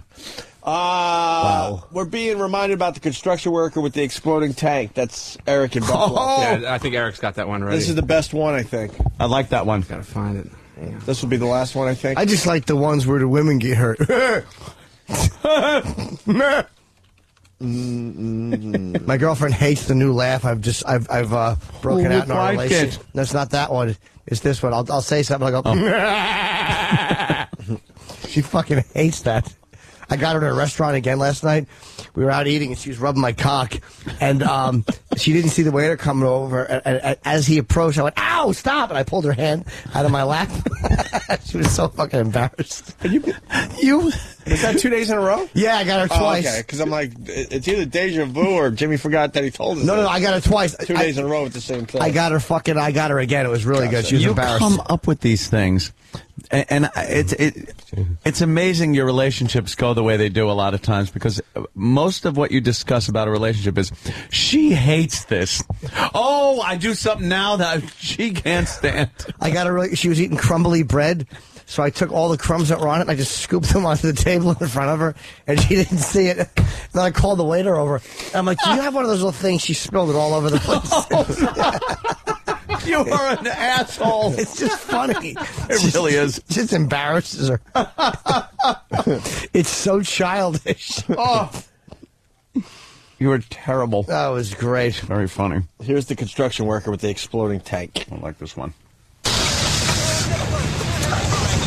I'm working overtime because I want to take my family on a nice vacation. Soon they get a call telling them I was killed in an accident. But hey, I'm wearing a busted harness here. And the company should have checked those tanks. It's been an accident! Run, get some help! He gets blown out of the fucking window or off the building, Off like the 6 construction floors. site, 5-6 floors. Big, huge fireball knocks him off the building. Then he falls and hits a nice truck that happens to be going by at that exact Twice, moment. by the way. He hits the roof of the truck, bounces, and then hits the hood of the truck. Yeah. And then it runs over him. All right. I'm eating. Yeah, let's take a quick break so we can eat some food. We'll continue in just a bit. We're going to have Ann Coulter call in about 10 minutes. I'm hearing something about Intern David. Yeah. I hear the moans out there, trust me. But we'll throw him on for a couple minutes. Is that why they get mad? Because they want him on longer and they're afraid his appearances have been too short? Yeah, that's exactly it. There's certainly a love-hate relationship with David and our audience. I think it's Some just people hate. love him, and there's a bunch certainly that hate him. And I think the solution is to have him on for shorter periods of time. Yeah, David. We might go a little too long with David. I love David. David, do you even know why you're in here? No, I don't know. Can't be good though, right? No, it can't be. You're starting to learn a little bit. That I have no idea what I'm in here for. Sam says he didn't say anything to you guys, so. Oh, yeah, Sam, you want to tell everybody why you brought David in here, and we'll get David's reaction. Well, I guess there's a story that's been going around the office about David looking at Facebook. Yeah. As we established that David likes to check his Facebook while he's at work. You still like your Facebook, right? Oh, all the time. I check it. He never gives an answer. It's like, I check it. But you like it, right? You like to see who's checking you out, and you like to check out the pictures and update your Facebook. Correct, yes. All right. Correct. You're like everybody else out there. Correct. Yes, that's mundo. right. We're all Facebooking and doing everything else here. Yes, that's right. All right? Yes. Staying connected with the peeps, yo. Yes, the fans, yes. Right, well, okay. The fans. Yes. The fans of you. You have fans, right? Yeah. Jesus. Do you? Yes. Yeah. He's got a lot of fans. He's got hundreds of people that friend him, and he doesn't even know who they are. Yeah. No, that's weird. How many friends you got on Facebook? 930. Wow. Look at you. Yeah. They love you, right? They do, yes. What's your name on Facebook? We'll get that over 1,000 today. David Fried. F-R-I-E-D. Yes, correct. Wouldn't that be fried? Yes, it would be, yes. They made, you don't want Fried. Don't call him Fried. They made fun of him in school. When, I'm sorry. Did they make fun of you in school for fried? All the time, yes. What would they That's how it's say? spelled. That's probably It is spelled something like that, that yeah. was bitter irony. Yeah. It's spelled like that. Oh, that was terrible. I'm with you. They make fun of They the should change their last name. David Fried. Yeah. With the They history did make their fun of that, yes, all the people. time, yes. That's crazy. Exactly. I mean, what the hell are they thinking? So they imply you did drugs and said David's fried. No, they didn't imply I did drugs, no. I did drugs. What would they say about fried? not. What kind of They stuff? would say, like, oh, fried chicken, oh, you're fried chicken, fried eggs and stuff. You're fried chicken? What an insult. Yeah, they said that all the time. Damn those people. Fried bacon? No. They didn't say that. Fried milk? No, they said fried chicken all the time. Fried chicken. Yeah, that is the worst thing you could call All right, anybody. You're right. So let's move this along, Sam. So anyways. We've... Oh, my God, shut up. I'm not Bobo. I'll come over there and punch you in the face. What do you mean not Bobo? I like Bobo. Where's Bobo? Bobo. What do you mean, Bobo? So we've established that he likes his Facebook and he checks it a lot. Right. So I guess. And look at that smile on Sam. Sam's got some fine dirt on David. I guess the story that's been going around the office that you guys were informed of was that 2 days ago he was on Facebook looking at certain young ladies in bikinis on their pictures that they post. You like the bikini pictures, David? Yes. Of course. Yes, I do. And he had his hand very deep in his pocket. Were you playing pocket pool? No. So you had your hand deep in your pocket. Were you pinching your cock? Were you squeezing it a little bit? No. And it just appeared like it. I don't know. Itching your thigh, maybe. Sometimes that happens. Yeah. Do we have any other witnesses to this? Well, Kenny was there too. Clubby? Yeah. Oh, wow. Clubby doesn't Squeezing lie. your form. No. The thing that is kind of evidence of it was that I took my phone out to take a picture of him. He wouldn't take his hand out of his pocket. And I took my phone out, and he immediately grabbed his notebook and put it over his crotch. Is that true, David? That is true, yes. To cover it and inform me it was not appropriate to take pictures of people's crotches in the workplace. Did you have a boner? Did you have a little bit of a boner? Maybe.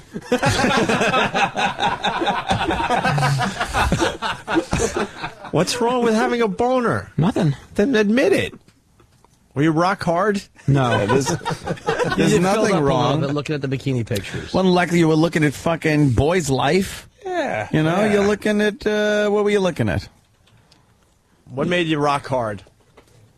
She was looking at people's Facebook pictures. Some of them were girls that were in a bikini or like showing some skin. Yeah. Oh, was that one? I think I've seen the picture he's talking about. There's a bunch of pictures. No, I think I'm talking. I think I know the picture that. Could you tell us which one it was? There isn't one in particular. Just looking at pictures in general. Well, you remember which? Well, if you're talking about one in a bikini, right? Well, there's a lot of people that I just look at it. Isn't it awkward to have a boner at the workplace, though? Yes, boners in the workplace are very awkward and I guess they are out of place. Yeah, I guess so. Yes, I think there might be company rules about boners in the workplace. You got to tie down your boner with your belt. Do something there with are it. rules about it? Yeah, I think there are rules that you're not allowed to have a full boner. Yep. If you fill up a bit and get plump, you know, that's okay. But full boners, then human resources get involved. Uh-oh. Yeah. Uh-oh. no. So, indeed. What were you going to do with your boner? I mean, you got Yeah. this boner, you're looking at some pretty hot bikini pictures, and you're at the workplace. That's no good. How is this going to end, you think? Maybe go to the bathroom or something? No, I didn't go to the bathroom. I said no. maybe would you? And not to go to the not to use the bathroom in ordinary fashion, but to get rid of the boner by jerking off. No. What? What? No, I wouldn't do that in the workplace. No? No, the bathroom's not really the workplace. The work jerk is probably one of the most satisfying jerks ever. You're getting paid for it. Mm-hmm. You're blowing off some steam. You're not working. A lot of people do the work jerk. The work jerk is, I used to do the work jerk a lot. The dumb boss at this place I used to work at would keep Playboys, penthouses, swank, and everything in the men's room. And who couldn't resist the work jerk? Eastside Dave does the work jerk almost every single day. So I've heard. Is that true? On the third floor.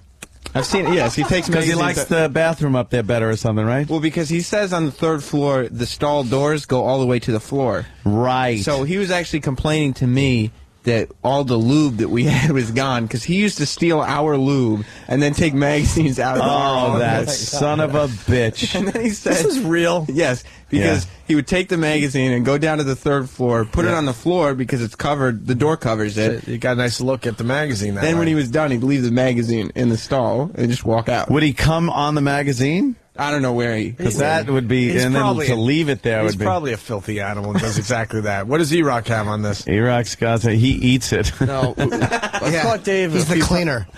Eric the cleaner Nagel. We caught Dave a few times in the office going through boxes and some filing cabinets trying to find Steve's porn. And No, Steve I just have not. Not you, the other Dave. Oh, my The real God. Dave. And Steve just realized, and he jumps up and goes, "That's where all my fucking porn went." Oh.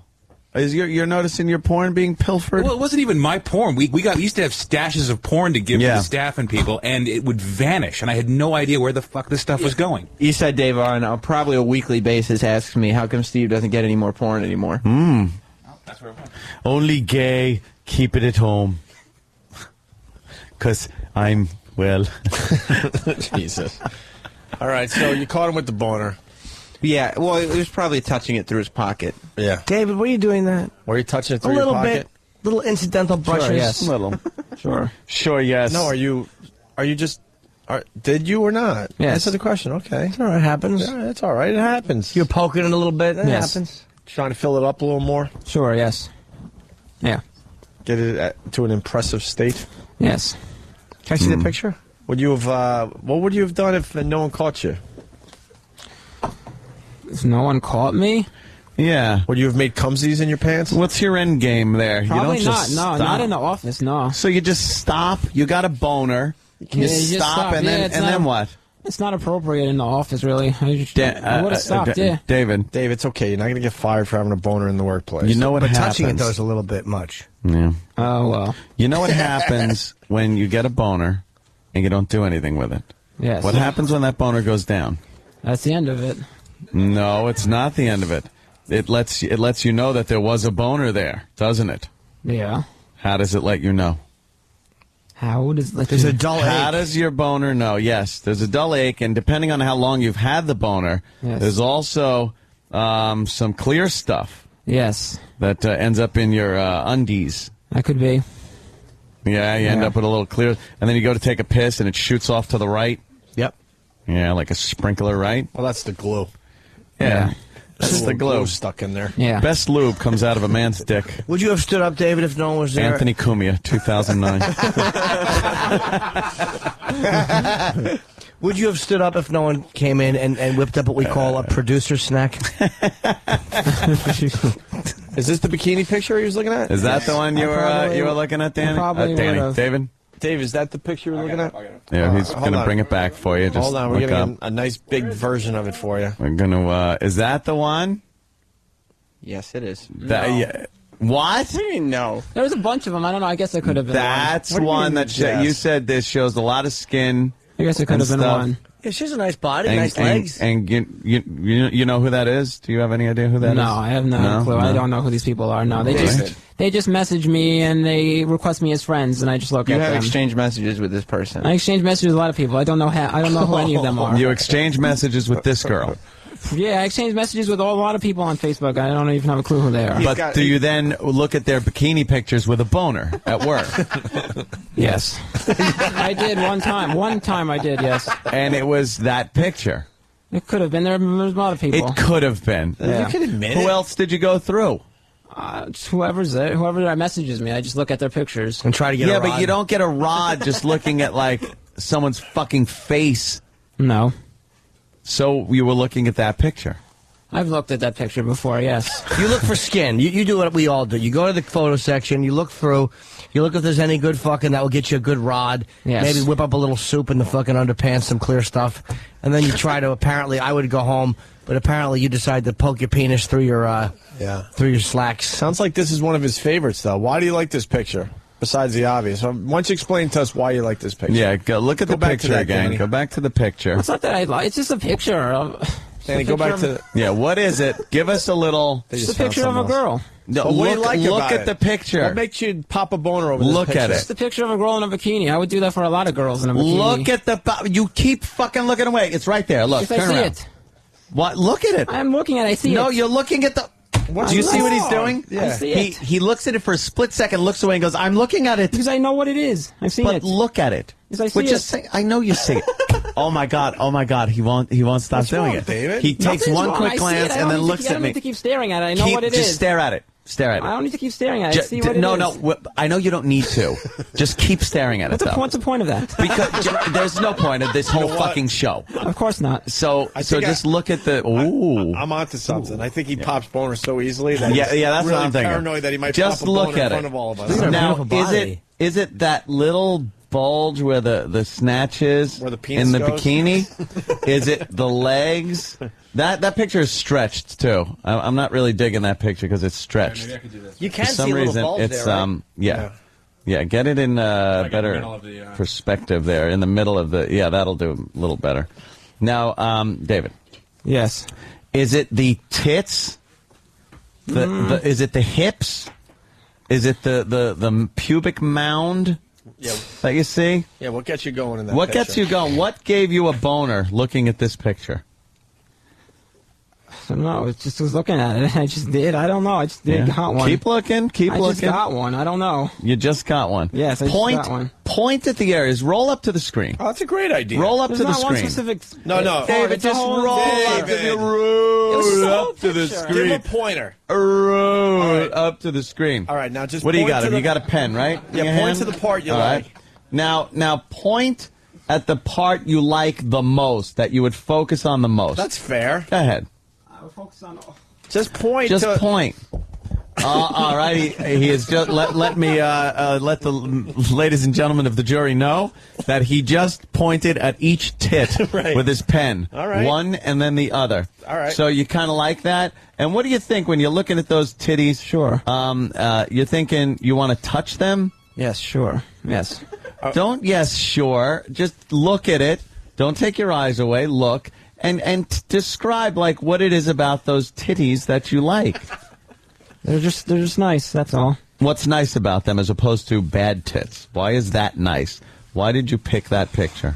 I didn't pick that picture. It just happened to be what I was looking at. Yes, you did. No, I didn't pick it, no. You didn't pick it. It was just what I was looking at. So all the pictures that it were just there. appeared on your fucking monitor, and you were walking by. He was looking at a lot of pictures, and he stopped on this one. What's the worst part of that body? Yeah, what don't you like about it? You pointed at the boobies. What part don't you like about the body?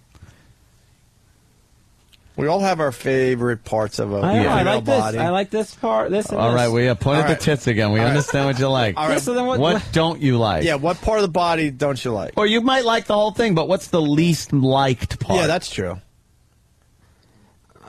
Go ahead. Come on, don't be shy. Point. It's easy. You just pointed at the face. Yeah, I don't like the face isn't so good. She's a very pretty girl. What are you talking about? So, you don't like the whole face? Is there something about the face? I don't know. Just don't like it. You do realize you're looking at Anthony's sister, right? No. No, I am not. I'm not. Are you sure? Yes. You're positive, right? Yes. How do you know? I don't know. I don't know. I would guess not, though. You'd guess all right, not. you're right. Yes. You're right. Yeah, We'll you're let you right off on the that hook one. on that one. Yes. Now but you don't like the face. All right. What do you like now below the tits? Point to your favorite area below the tits. Below? Yeah, below. I don't really have a favorite area. It's all nice. Everything except for the face. It's all the rest of it's all nice. So when you look at that, do you imagine your hands rubbing down that hip, maybe the side, and then right where the bikini kind of like cuts into the hip there? Is that where you imagine rubbing?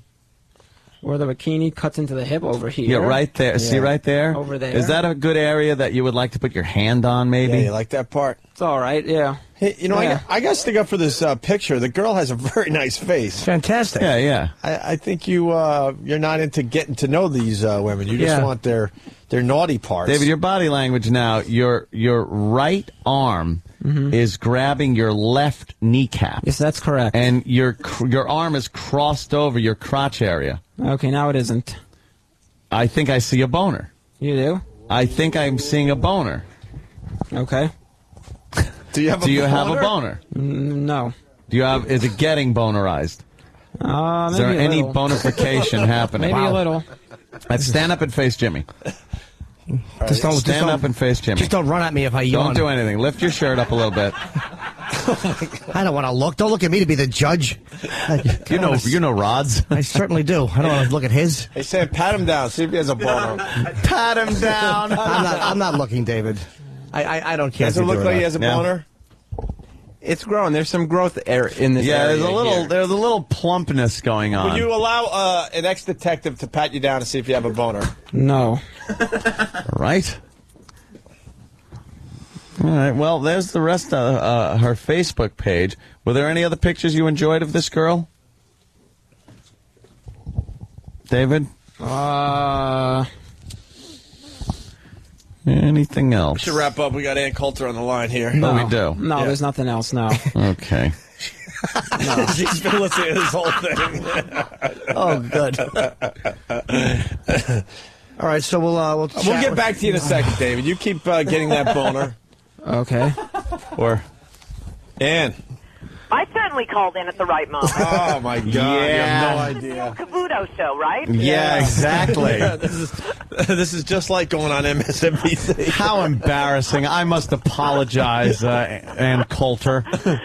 Are you aware you're going out on radio? Sometimes we completely forget, and we get caught up in what goes on with these interns and guys. Well, we got this intern David, and he pops boners very easily when he sees pictures of women. Yeah. You know, there's some aspects of the male mind I think should remain a mystery. Yeah, you're probably right. He's all embarrassed God. now because we caught him pretty much getting close to doing the work jerk. Yeah, I picked up the general. Okay, you got the it. conversation. Yeah. So, of course, we have to exploit that a little bit, you know. And by the way, Jimmy Norton, I like that they call you Jimmy. They do. When my brother Jimmy was going on and on and on, he listens to this show every morning, about how hilarious and quick you are. He did say he caught you once on HBO, and your actual stand-up act was, I believe the word he used was filthy. Yeah, it's rather raw. Rather raw. I'm a much nicer boy in person. On that stage, I'm a rotten little man, but in person, I'm a sweetie. Yes, you are. Yeah, I've sometimes it's really dirty. The special was shot. That was a lot of stuff that was in my personal life. And then the next hour I had, a lot of it was about politics and about the election. Depends on where I'm at in my life. Sometimes it's very dirty. Other times it's just a lot of political stuff and whatever. And these days, with the new administration, it's both at the same time. Yeah, I did the Obama stuff. All the election stuff had to go, but the Obama stuff I can still talk about. Obviously, you're informed. And I know we talked, I plugged this morning that you're debating Bill Maher. Are you guys both speaking, or is it an actual head-to-head debate? Well, we'll both speak at the beginning, I assume. Neither of us quite know how it works.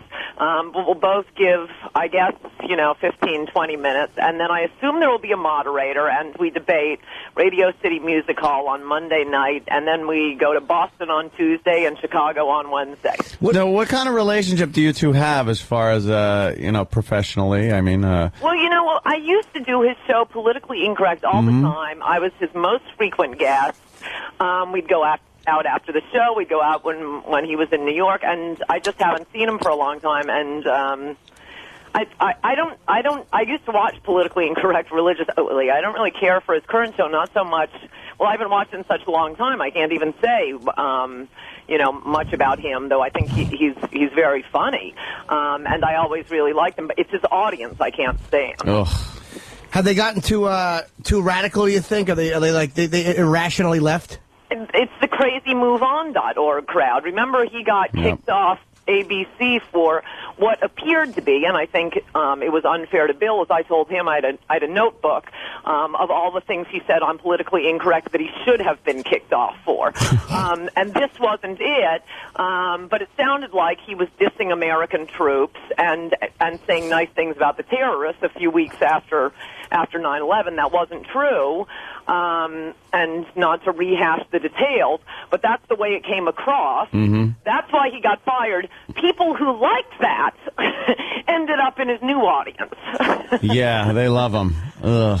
It's hard to watch when they cheer for these things that are just like, oh my God, could you shut up? Right, and Jimmy must appreciate this more than I do even, and it drives me out of my mind. You can see Bill up there setting up a joke, but the audience ruins it because they must cheer at certain names and they must boo at other names. Because they think they're part of these dumb audiences think they're part of the creative process. And it drives me nuts when they think they need to agree ideologically in order to enjoy the joke, which I never do. Like, Paul Mooney's a black comic. He's fairly radical. He's a good reference point. Fairly. But, I mean, I agree with very little of what he says. And he really gives it to white people good. But you know what? He's a really funny comic, so I enjoy watching him. I don't need to agree to enjoy what he does. Right. So when you're setting something up and they're like, oh, hey, yeah, it's like, you idiots understand there's timing involved here? Yes.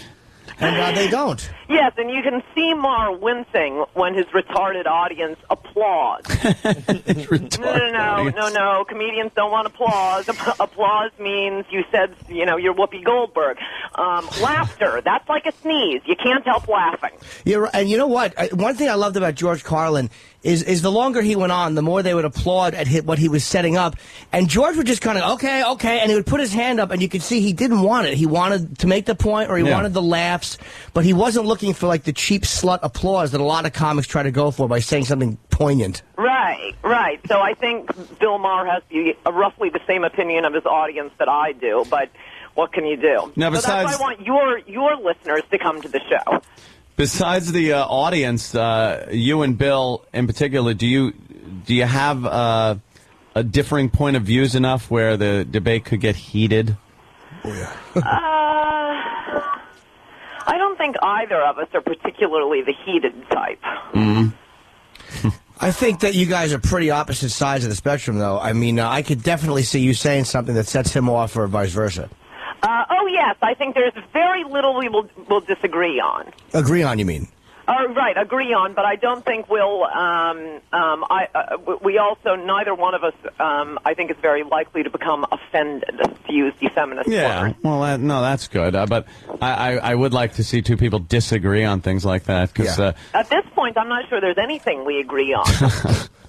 It's so, politics is so odd because it's debated so much, but you're never changing anyone's mind.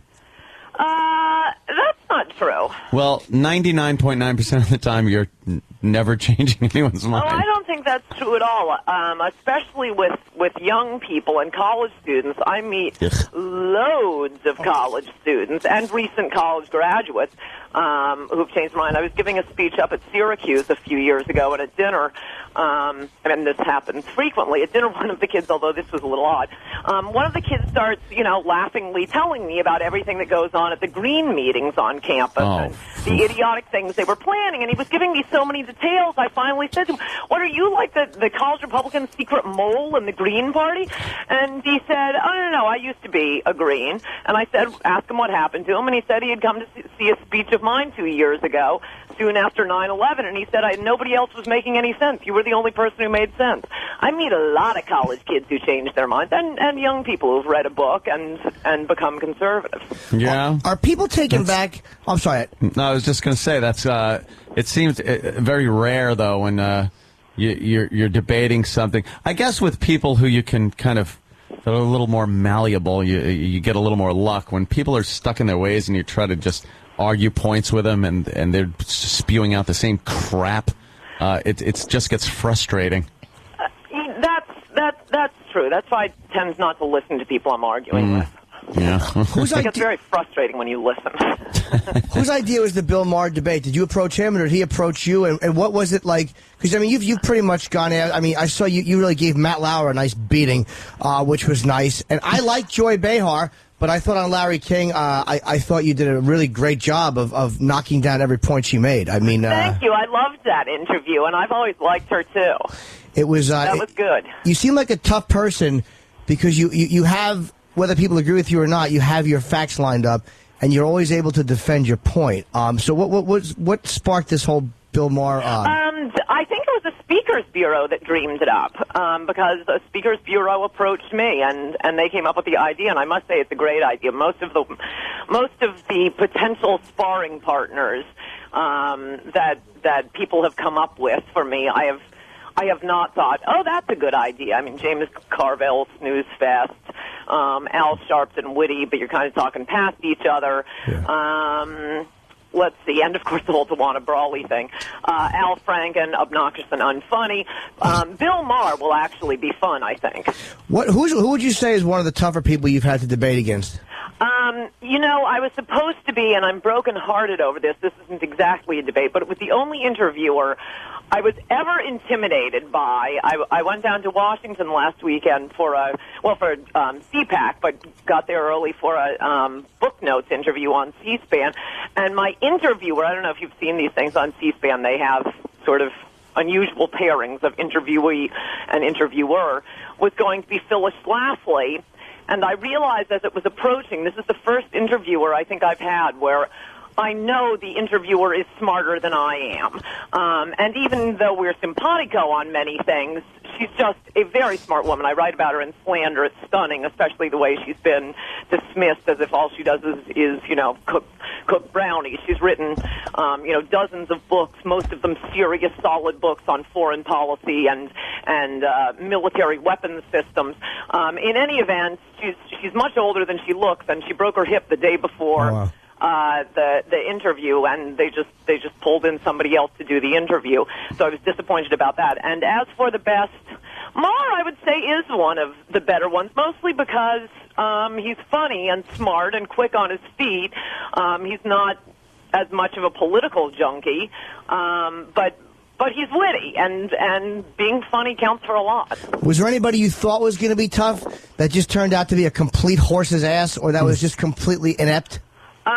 The toughest debates, in my opinion, are the ones where the person you're debating has you may want to write things about them. They have done things that you want to say that are true, that were bad, but you don't want to say it to their faces. At least I don't. I'm a polite person.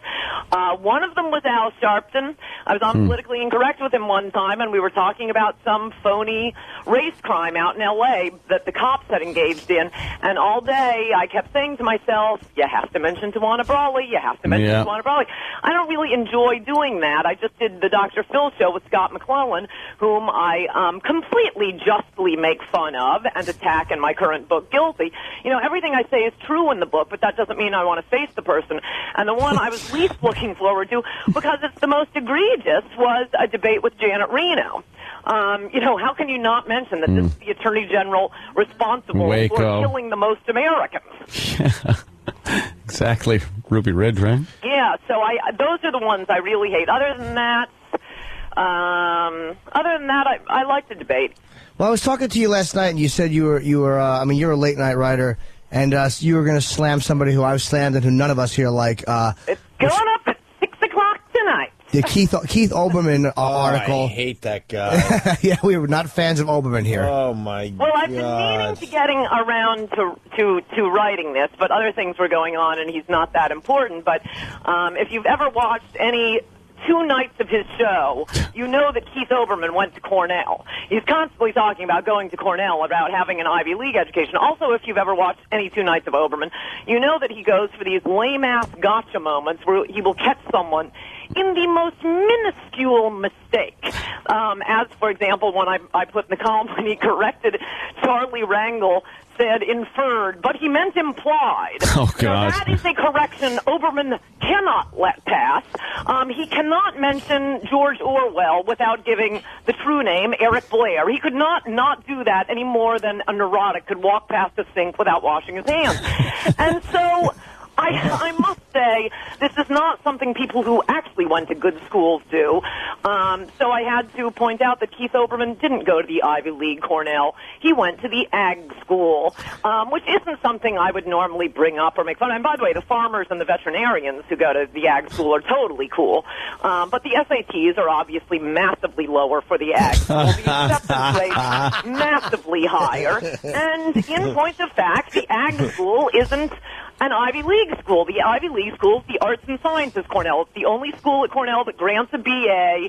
The Ag School is more closely associated with, other land grant colleges in New York, like Morrisville Agriculture School, to whom they have a transfer program. This guy is a total and complete fraud, and he's constantly going around bragging about my Ivy League education. As much as loathsome as Jonathan Alter and Frank Rich are, people who actually went to good schools would never sneer at other people for going to not so good schools. That's so you had to call him out. Oh, yes. Yeah. So basically, Keith Olbermann went to the Apex Tech of Ivy League schools. Yes, he went to the one with classes on milking and bovine management. Oh, my God. Yeah, I bet he put that rubber glove on a few times to do that pregnancy check on a few horses. He's just a nerd, man. I want to... Screaming, pretentious, may not realize it, but he's gay. Screaming, angry, 57-year-old woman trapped in a man's body. Wow. And having him go around claiming he went to the Ivy League school at Cornell is more than we should have to put up with. Wait, Ann, is he 57 years old? No, but he seems like a 50... I have no idea how old he is. He just seems like a 57-year-old woman. Is he married or anything? I can't imagine. I want to get into a few things concerning our beloved president, Obama. Love the Obama. Do you? There's a few things that have been popping up lately, and first of all, how long does he have to be in office before he can start being responsible for what is being done? Because it seems like, well, it's only been so long and we have to blame everything on the past administration and the mess he stepped into. I mean, obviously things like the market have no faith in what he's been doing. Right. When will he have to start accepting responsibility that he is the president, and when things aren't going well, it's now his fault and his problem? That is a great question. I think around the year 2020. 2020? All right. Yeah, I just wanted some kind of ballpark figure there.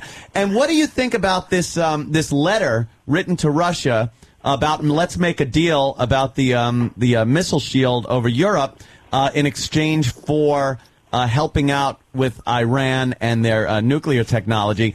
And then Russia pretty much saying, we don't haggle like that. I think it made him look silly and weak, weaker than everybody thought he even was internationally. And it kind of shows his foreign policy. That is a giant mistake, and I barely read about it. Yeah, it's almost as if we elected a completely inexperienced president. Almost. Who did way over his head. Wow, you would think that if it, you would think that. Let me ask a question. Let me play devil's advocate here, because is it possible? Because again, he reached out to Ahmadinejad and also now Russia. It's reaching out to everybody, but I mean both except to us. Yeah. It's reaching into my pocket. That's where he's reaching. Typically, Iran and Russia have not been close U.S. allies. Is it possible that it was dumb to reach out to them, but both of them are seeing this as an opportunity to make what could be, like they say Kennedy possibly cut a deal with Khrushchev on many years ago. Yeah, but look how far that had to go before he cut a deal. This guy writes a letter pretty much giving away Europe's security, or this at least the guise of security. If you look at what Reagan did, he scared the crap out of the Russians with this Star Wars system that made Russia pretty much break themselves defending against something that didn't even exist. So what you got to do is let them think you're building this shield for Europe against missiles, because, believe me, Russia's been very concerned about that. Don't tip your hand and say, we'll give it to you if you help us with Iran. It's such poor foreign policy. But is it possible that Iran and Russia basically have used this as just an opportunity, instead of doing the right thing, to just kind of use it to make the U.S. look weak? He should have known that they would do that then. They're known as people that don't treat us fairly when it comes to negotiating. We shouldn't be involved in Europe's defense anyway. Europe has done nothing but show ingratitude. We have Muslim now. Yeah, exactly. This is stunningly bad. I mean, Bush reached out to Russia, but you don't lead by offering the opponents everything they could possibly want. Yeah. And by the way, despite Hollywood movies to the contrary, I write about this in my current book, Guilty. Kennedy's meeting with Khrushchev was one of the great foreign policy disasters of our time, as has been described now, 20, 30 years later, because the press was covering for him at the time, as they're going to be covering for Obama. When he met with Khrushchev, he was batted around by Khrushchev. Khrushchev was belligerent and angry, and Kennedy didn't know what to say. Kennedy was completely shaken and white-faced. Khrushchev was on the top of his game, and in his autobiography he wrote, "This was wonderful. I realized that the Americans were being led by a weak and useless president."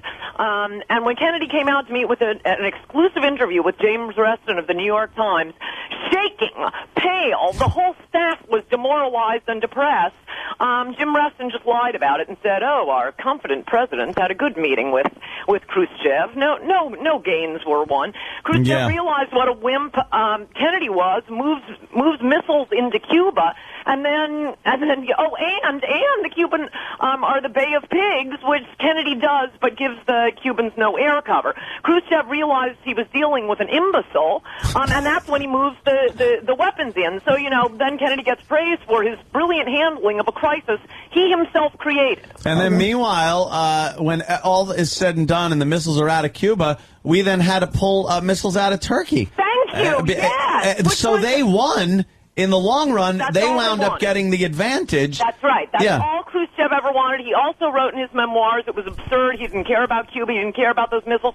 He just wanted our missiles pulled out of Hungary. Yep, and that's exactly what happened. So, unbelievable. And that's what we have again. And once again, we'll have our watchdog media, watchdog for the people, acting as guard dog for the government. And Barney Frank talking about cutting the budget for the military. Again, such a Democratic thing to do that just takes any bite out of whatever tiger is left of the United States. It leaves the Republicans, once they do regain power, because they always do, because the Democrats just are incapable of running a country, it leaves them having to rebuild the country's military and the respect in the world again. No, that's absolutely right. And on top of that, I consider it amazing and appalling that Barney Frank can show his face in public. Oh, I know. It shows you how much media power, how much power the media has, let me put it that way, that Barney Frank, along with Chris Dodd, Bill Clinton, was pushing Fannie Mae and Freddie Mac into making these preposterous loans, forcing banks to abandon all business judgment. That is the nuclear time bomb that went off, that set off the current recession and is destroying bank after bank across America. There is video of Barney Frank standing up, denouncing Republicans who were complaining about these politically correct rules for lending, and yet he's still out there, giving us his foreign policy advice. Yeah. Isn't that great? Foreign policy advice from this guy. It's angering. And again, speaking of foreign policy, Hillary Clinton just being welcome everywhere she goes. Well, at least she's tougher than Obambi. Well, yeah, that is true. What do you think about her stance on Israel? She seems to be a little more sympathetic to the Palestinians than the Israelis want. Yeah, I can never figure these Democrats out. I mean, all they have to do is show up at a single AIPAC meeting, and Jews are on board or down with the Democrats, but then they turn around and I mean, in vote after vote, talk about our darling Ahmadinejad. Isn't that something? He's a rock star, that guy, Ahmadinejad. They love covering him. The news is so responsible for where we are right now that it's stunning when you look at it, how they build these people up into rock stars and heroes. And Obama is a prime example. I mean, this guy could do no wrong in the press. He was on the cover of every paper for so long, just looking like the savior and hero of this nation, while, of course, for 8 years, George Bush, whether you agree or not, was just the devil, the villain on the cover of the papers.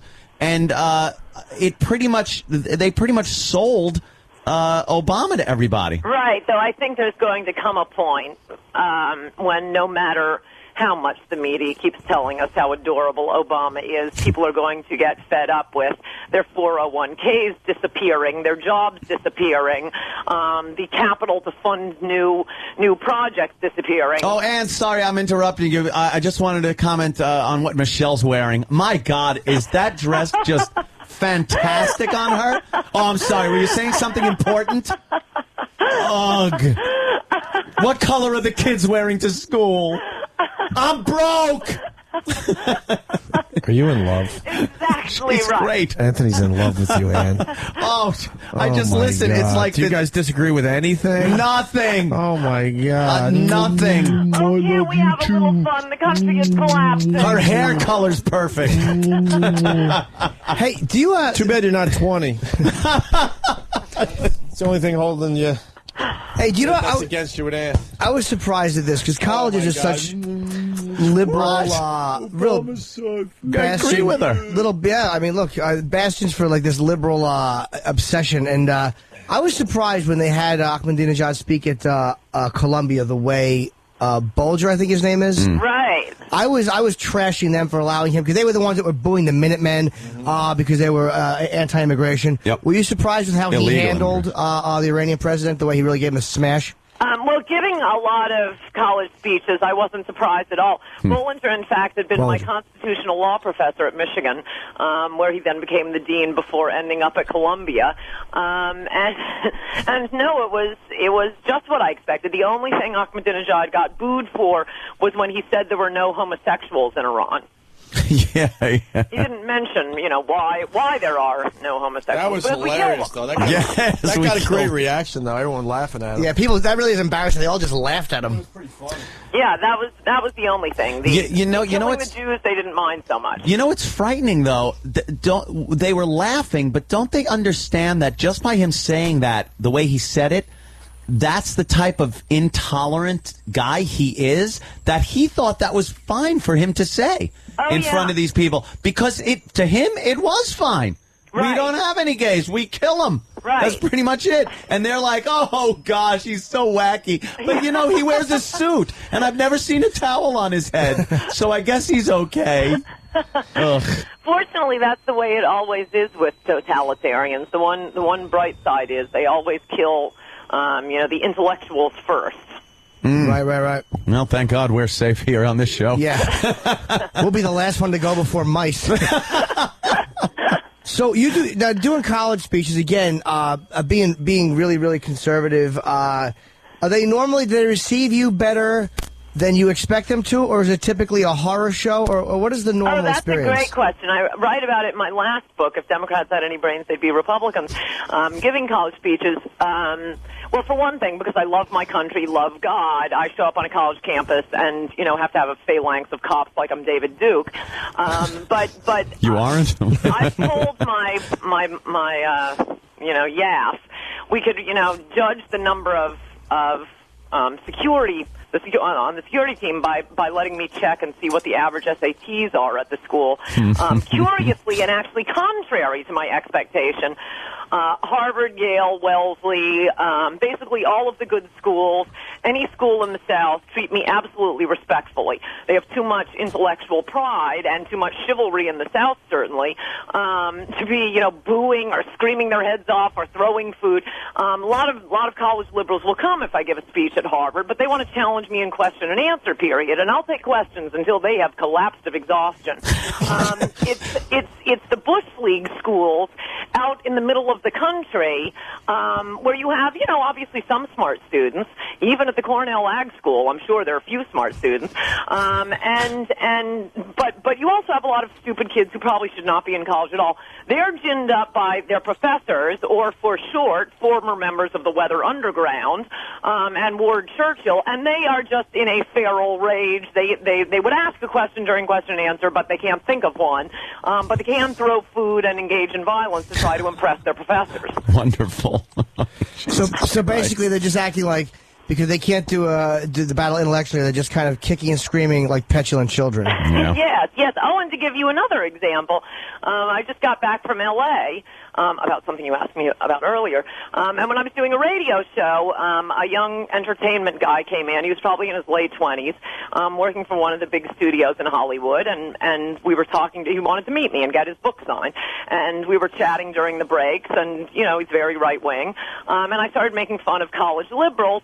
And he just incidentally remarked, oh, yeah, I used to be one of those. I was up at, I think it was the University of Oregon. He said he was standing out with a bullhorn protesting the war in Afghanistan. Afghanistan. Even Michael Moore pretended to support that one.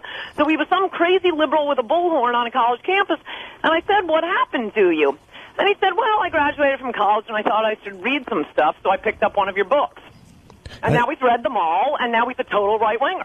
No, but is he a right-winger, or is he just kind of obsessed with you? I don't know if I like this guy or if he's kind of creepy. It's a stalker. No, he's read other people, too. He just happens to have started with one of mine. So you and Bill, now, are there debate parameters, or are you really not too sure exactly where it's going to go? We have no idea. Or maybe he does and he's not telling me, but we've emailed about it. And I don't know, we just both sort of assume we each start with about 15 and 20 minutes, and then the moderator will ask us questions. And the only thing I really care about is that we slightly change the questions or the emphasis of the debate each night, because, we could argue for 18 hours straight without breaking a sweat. And I'm not an actress. I'd have a much bigger apartment if I could act. And I don't want to go to, I think audiences notice, and I sure notice. I don't want to do one of these stale, pre-programmed tennis game where we say the same things in Boston and Chicago. So we have enough to disagree with that we can slightly change the emphasis. But that does seem to indicate that New York is definitely going to be the best night, since it'll be all fresh. And is there anything that that the Republicans or that the ideology of the Republican Party pushes that you disagree with in favor of what the Democrats push? No. You pretty much you're down the line. There's no ideological separation. There's sometimes when Republicans are pushing the same thing as the Democrats, and that ticks me off.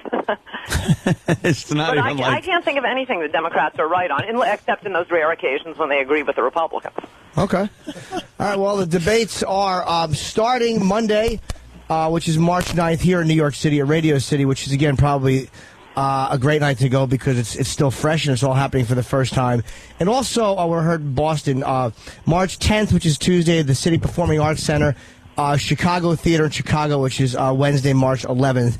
And for tickets and more info, you can go to www.speakerseries2009.com. And, of course, your book, Guilty, which is still on the bestseller list, you can get it at or at least get info on AnnCoulter.com.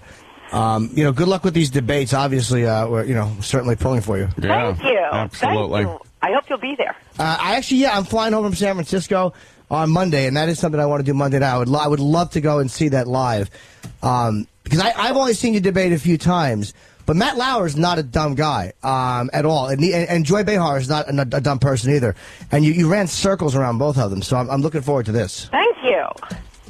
Thank you, and thanks so much for having me on. No problem, Ann. It was great. I'm going to call her Ann instead of Ann Coulter or, Ms. Coulter.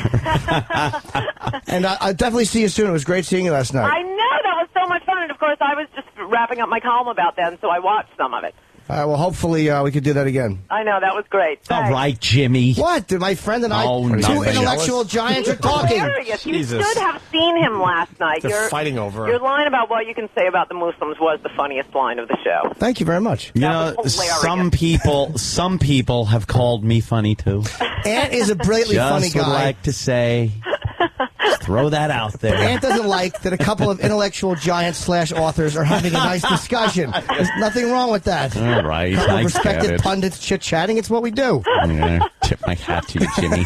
Hey, have a good weekend, Ant, and good luck with these debates, and we'll definitely see you soon. Yeah, thanks a lot. Good to talk to you guys. Thank you for having me. Bye-bye. Take care. Bye, Ann. That was nice. A fair and balanced discussion. It was, that amazing. was, something? At least Amazing. it was honest and truthful. But you know what? I'll say this. I don't know enough about the Obama stimulus package, but when you listen to It's stupid because he's an idiot. Well, that was the angle It's I was only looking been for. 44 days, though. See? That's exactly what I'm saying. When is it not going to be? It's only been. The guy's only already been come up with a 44 days. stimulus package They usually and a give- budget, both of which They usually give suck. the guy the first 100 days. And look at the confidence the market has. This is the first up day I've seen since he put his hand on the Bible. There you go. Everything's going to be all right now. Oh, yeah. What are we up? See, we hit our bottom, and now we start moving back up. Excuse me. It's about 11 o'clock. And We'll he see what also- happens by 4. He also said it's a good time to buy, so he knows. Really? He knows that Wall Street pretty good. Racial? Yesterday he said, go out and buy stock. It's a good time to buy. He said that. I don't know why he's saying that. That's a little crazy, but She does defend her points well. I mean, it's like at least you're talking to a person who's informed. Like she doesn't agree with anything the Democrats do. No, some people are hardcore across the. There are party loyalists who are. She's far more conservative than I am. Yeah, I'm not even as hardcore as that. But there are I have my people issues. who completely agree with the Democrats and completely agree with the right. They're just way too far to one side for me. Let's play who likes her best, Anthony or Jimmy. Anthony was pretty smitten. Well, I like the way. Well, of course, but I like the way she, she's got moxie, and I like a lot of her politics. Some of it, if she's just like she said, straight across the line, Republican conservative. I'm not, I'm not a pro-life person. I'm not against gays being married. That's fine. Any other issues like that? And believe me, those two issues aren't that big a deal. They're huge politically. But as far as how this country is run and stuff, it's been fine letting women get abortions. And, gays getting married, who gives a flying fuck? It doesn't matter to me. Mm-hmm. But other things, crime, gun control, things like that, for me, I'm staunchly Republican and staunchly conservative on. Other things, I'm a little more liberal. Other things, you dip a little. Yeah. Do a little dipping. Yeah. All right. Now, I think the thing I like about her is she was surprisingly nice. Like, it was amazing to me. There was nothing arrogant about her when you meet her. There's no. It'd be funny if she just punched you in the face when she first saw you. Well, she's very mean. She spit on me, actually. She said, "Quiet, You boy." loved it. And Voss came over. Dr. Laura. Dr. Laura. He did. He called her. He called her Laura Ingram. Yeah, Laura It was just Ingram. very funny. That dummy. What a dolt. And Bonnie just said, "If you didn't know, why would you say anything?" Yeah. He goes, well, I didn't know. It's like, why not call it like, just say, hey, President Clinton. But I like anybody who's able to defend their points, at least make a good argument. Because the Khrushchev thing, I didn't know that. So it's like, all right, that makes sense. If it's wrong, somebody has to be far more knowledgeable than I am to debate it, because I didn't know. All right. Yeah, that's a great story. I need the early out today. I got somewhere to go. Does you? Yeah, I gotta go. I gotta be somewhere. Alrighty, let's see. You guys could continue with fucking David and his boner or something. Well, I got a text from the person who. Oh, did you? Did you? I certainly did. Yeah, what did David? that person say? Well, talking to the young lady, who said, "Oh shit, I just woke up to David bitching me out on Facebook. What the crap is going on with bikinis and nerd angst?" That's pretty funny. She would like to know what the issue is. What's the issue with David? The issue? Yes, she was a little hurt by what you said. But what are you talking about? Remember when you posted on her Facebook and called her a bitch? Oh, I did do that, yes. You remember? Why'd you call her a bitch? Because she went ahead, like, we conversed via email on Facebook, and then she proceeded to post our email conversations on Whackbag for everybody to read. Well, did you say anything embarrassing? No, it wasn't embarrassing. It's like, it's just the point is that it's no one's business. It's a personal. Just so everybody's on the same page, David, you should tell them what you wrote to her. Yeah, I will. But the point is that it's not everyone's business. Like, the whole world doesn't have to know. None of your beeswax, right? The whole world doesn't have to know what we're talking about. And she went ahead and posted it on Whackbag. It's no one's business. Not everybody knows about it. The whole world. The whole world. And I had the girl from the past saying, "Well, I heard you said this to this girl." Ooh, ooh, ooh. Marianne, the married girl. Yeah, Marianne. Right, I remember Marianne now. I still talk to her all the time, and she goes, "Why are you telling this girl emailing these things to this girl? What about me? I thought you were with me. Why are you talking to other women now?" Ooh. How does she know you're talking to other women? Because this girl that we're just talking about posted on Whackbag that I talked to her, and so she read it on Whackbag. That's private. Why would she do that? Everybody in the world knows now. Yeah, now everyone in the world knows. Marianne is upset. You should find out what David wrote to the bikini girl. What did you write to Bikini Girl? She's upset, Marianne, that I talked to other girls. What did you write to Bikini Girl? I wrote that I checked out her website, and that I think she did a good job. That she does a good job with her website, and that I was sorry that I couldn't come to the funniest listener night. I apologize for that, but I heard that she was very, very funny, and then I asked her if she could please send nude pics. Wait, that was your email? Holy shit! That was the email. On advice. You asked for nude pics. On advice from other people. On advice from two other colleagues. On advice from two other colleagues. Let me guess who one was. You can guess, sure. Sam Roberts. Ding ding ding. Ding ding ding ding. He was encouraged to write. I checked out your website. Brilliant. You're really talented. I'm sorry I couldn't make it out to the funniest listener contest. Yes, which is what I just said. I heard you did really well. Please send nude pics. Please send nude pics. Worded by you, I'm sure. Well, that's yes. You know, did it work out for you? Was the other one Travis? No, it wasn't Daniel. Travis. No, Derek. It wasn't Daniel. No, Derek doesn't go over there. Kenny. Hey. Yeah. Kenny. Yes, Kenny and Sam. Yes, the duo. The duo. Yes. All right. So can I see the nude pics? Yeah, where are they? I didn't get any. Oh, maybe they're stuck in the email. Listen to what she said to me. She said to me, I appreciate the nice comments that you say about me. Unfortunately, I don't have any nude pics left. I gave them all away. The only nude pics I have left are a fat E-Rock. Oh, man. And then because you got a fat she's a graphic artist, so she drew a lot of nude pics of herself, but she gave away, but she has nude pics that she drew a fat E-Rock. Oh, how about that? She didn't send them to me, but she said that's the only one she has left. And then what did you say to her? And this was your own wording, not on advice, after you saw her Whackbag comments. What was that thing you wrote on her wall? Oh, yeah, after I wrote... Yes. We'd never have to be in the studio. Yes, after I wrote on her... After I saw that, I called her an asshole, didn't I? Yes, you wrote... Yeah. You called her an asshole and a bitch. Yes. Oh, really? Yes. I said you're an asshole. Why would you post our private emails on Whackbag? What a bitch you are for doing that. David, when are you going to learn? They're setting you up every other day with this stuff. Yeah, but it's no one's business. It's someone's business. That was private. Oh my God! Someone's business. Get what I was getting at. That's not for the whole world to know. Right? No, it isn't. Of course not. Well, would you have sent her nude pics first if she had asked you? Because I've sent out nude photos. I mean, a lot of times a girl wants to know that you're going to send nude photos of yourself first. That's what I've had to do on occasion. You have? Yes, I have. Would you do that? Yeah, I'd probably take some. Yeah. You would take naked pictures of yourself? I don't have any. I'd have to take some. I don't have any around. So then, if you wanted nude pictures of somebody, you would have to tell them you're serious and not joking around. That would be the way to... Well, I personally have done it. You have to be aware of who you're sending to, of course, and Yes, that of they're course. trustworthy. But I've not been above doing that, as I'm one of those people that enjoys good camera angle on the genitals and set up small things around it to make them look larger. You got to think angles. Yes, shadows, certain time of day. Like I'll put my penis by a little Fisher Price desk, so it looks bigger than the desk itself. shoot the penis from below. Oh, okay. So it looks like a big monster. Yeah. Big dripping monster. If you take it from above, it's all about the angle. Yeah. Or maybe you'll get a midget to hold it, so it looks that much bigger. Huh? Yeah. All right, David.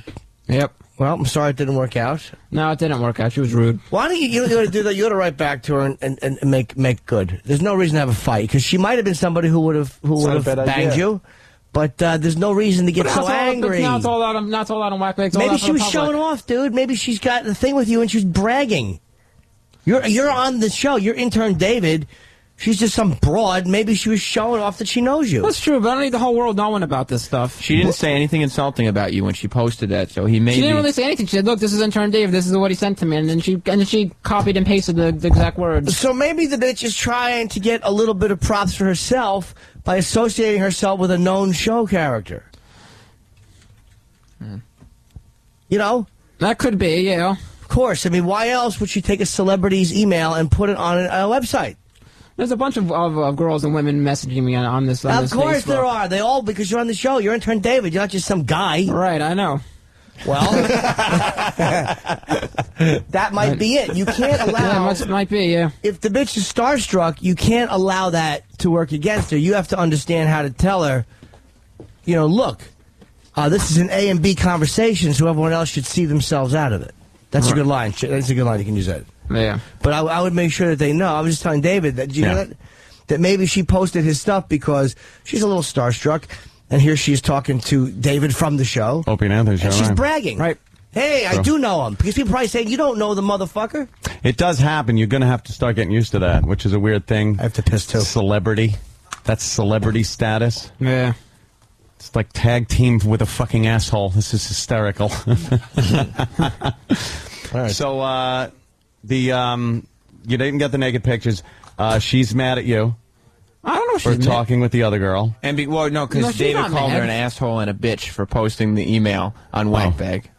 But you asked her for naked pictures. That pretty much gives her free reign to do whatever she wants with you. I guess. You know, you take a shot like that, and the consequences are going to be a lot greater. That's risk versus consequence like that. See, you risked a lot by saying you want naked pictures. Yeah, the consequences are that she's going to do that. If you just carried on a nice, mellow conversation with a girl, you're not much risk, right? Yeah. So you're not going to get many consequences because they're not going to post your discussion on a site because it's dull. But if you ask for naked pictures, you might get naked pictures.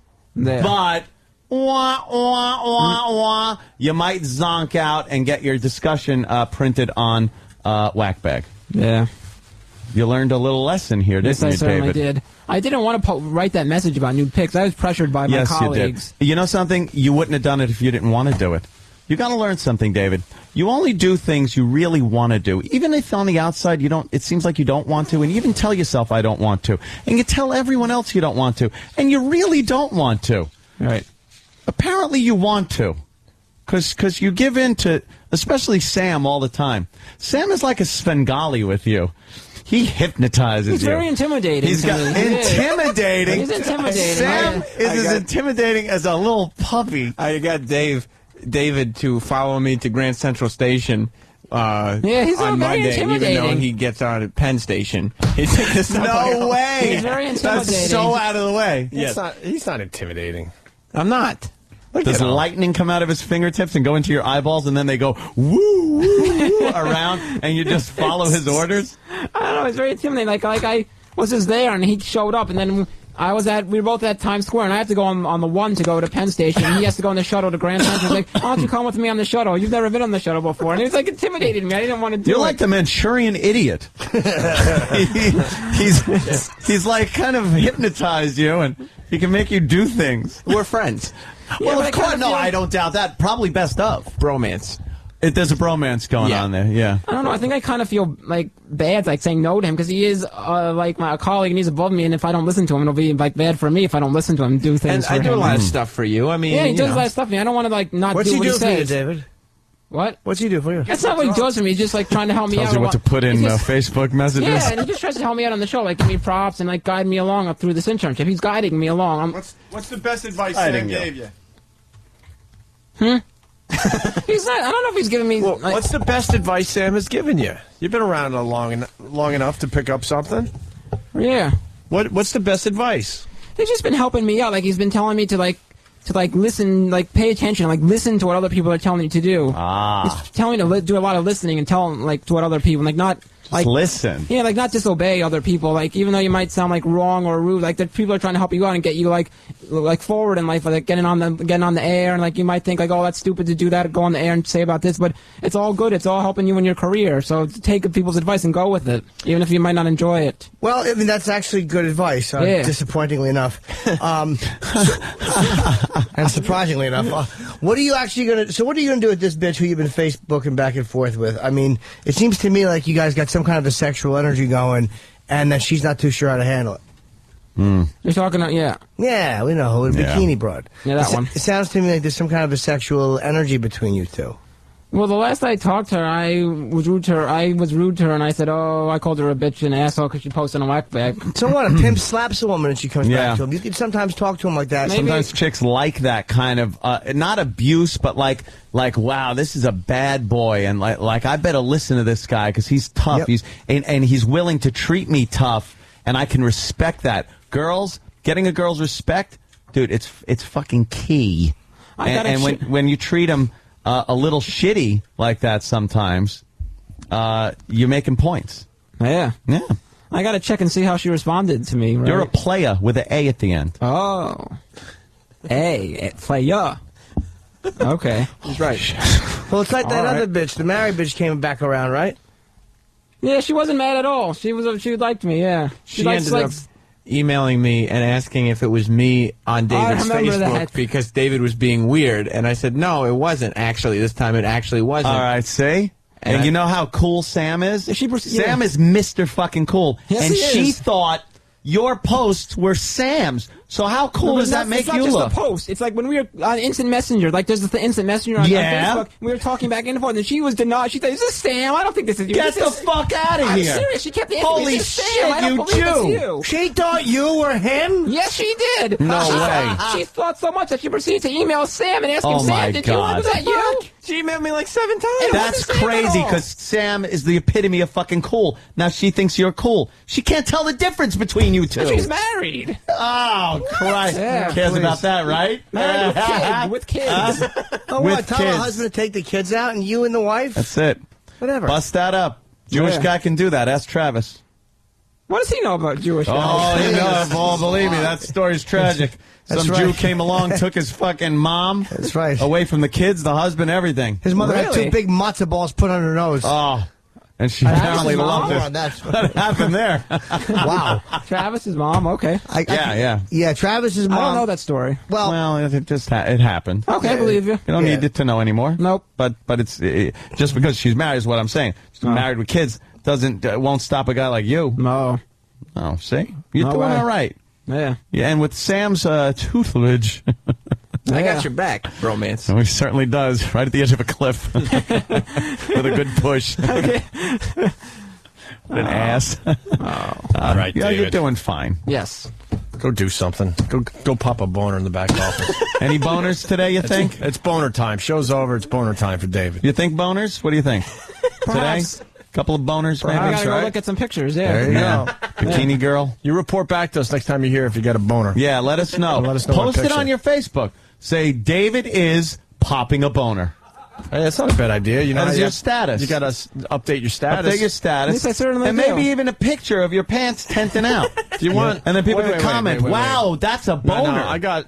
Why don't we have the women like send bikini pictures to your Facebook page, and then you report back to us which picture gave you the actual boner? Fucking A. That's a brand new bit. Whoa! David Freed on Facebook. Start sending your bikini photos, Yeah. and then next time when are you back? Friday. Friday, yes. You will are point in for out- some boners. You will point out what picture gave you the boner. All right. 2 days of boners. And please, Yeah. for the ladies out there, like real pictures. Real bikini pictures. Real boners. Absolutely. Real bikini pictures from actual Facebook people. Right. No gaping anus shots or anything. No big hairy fucking man gaping asshole. No way, never. No big cocks. No. Unclipped black cocks are probably the worst thing ever, so don't send that. No way. Yeah, no. Old Brillo balls. Oh, no. No. All right. We've done enough here. What do we need to do? Any plugs, anything? We're all good? Me and Jimmy, San San Francisco. Fran. We all know I'm going to San Francisco tomorrow, but I'm not working till Friday, Saturday, Sunday. All right. At Cobb's. So you're not going to be here tomorrow? I will for the first half of the show, yes. Oh. I have an earlier flight. Be able to which say is- safe trip then. Yes, Godspeed. And Godspeed, things all are- that stuff. Yeah. All right. Alrighty. See you tomorrow.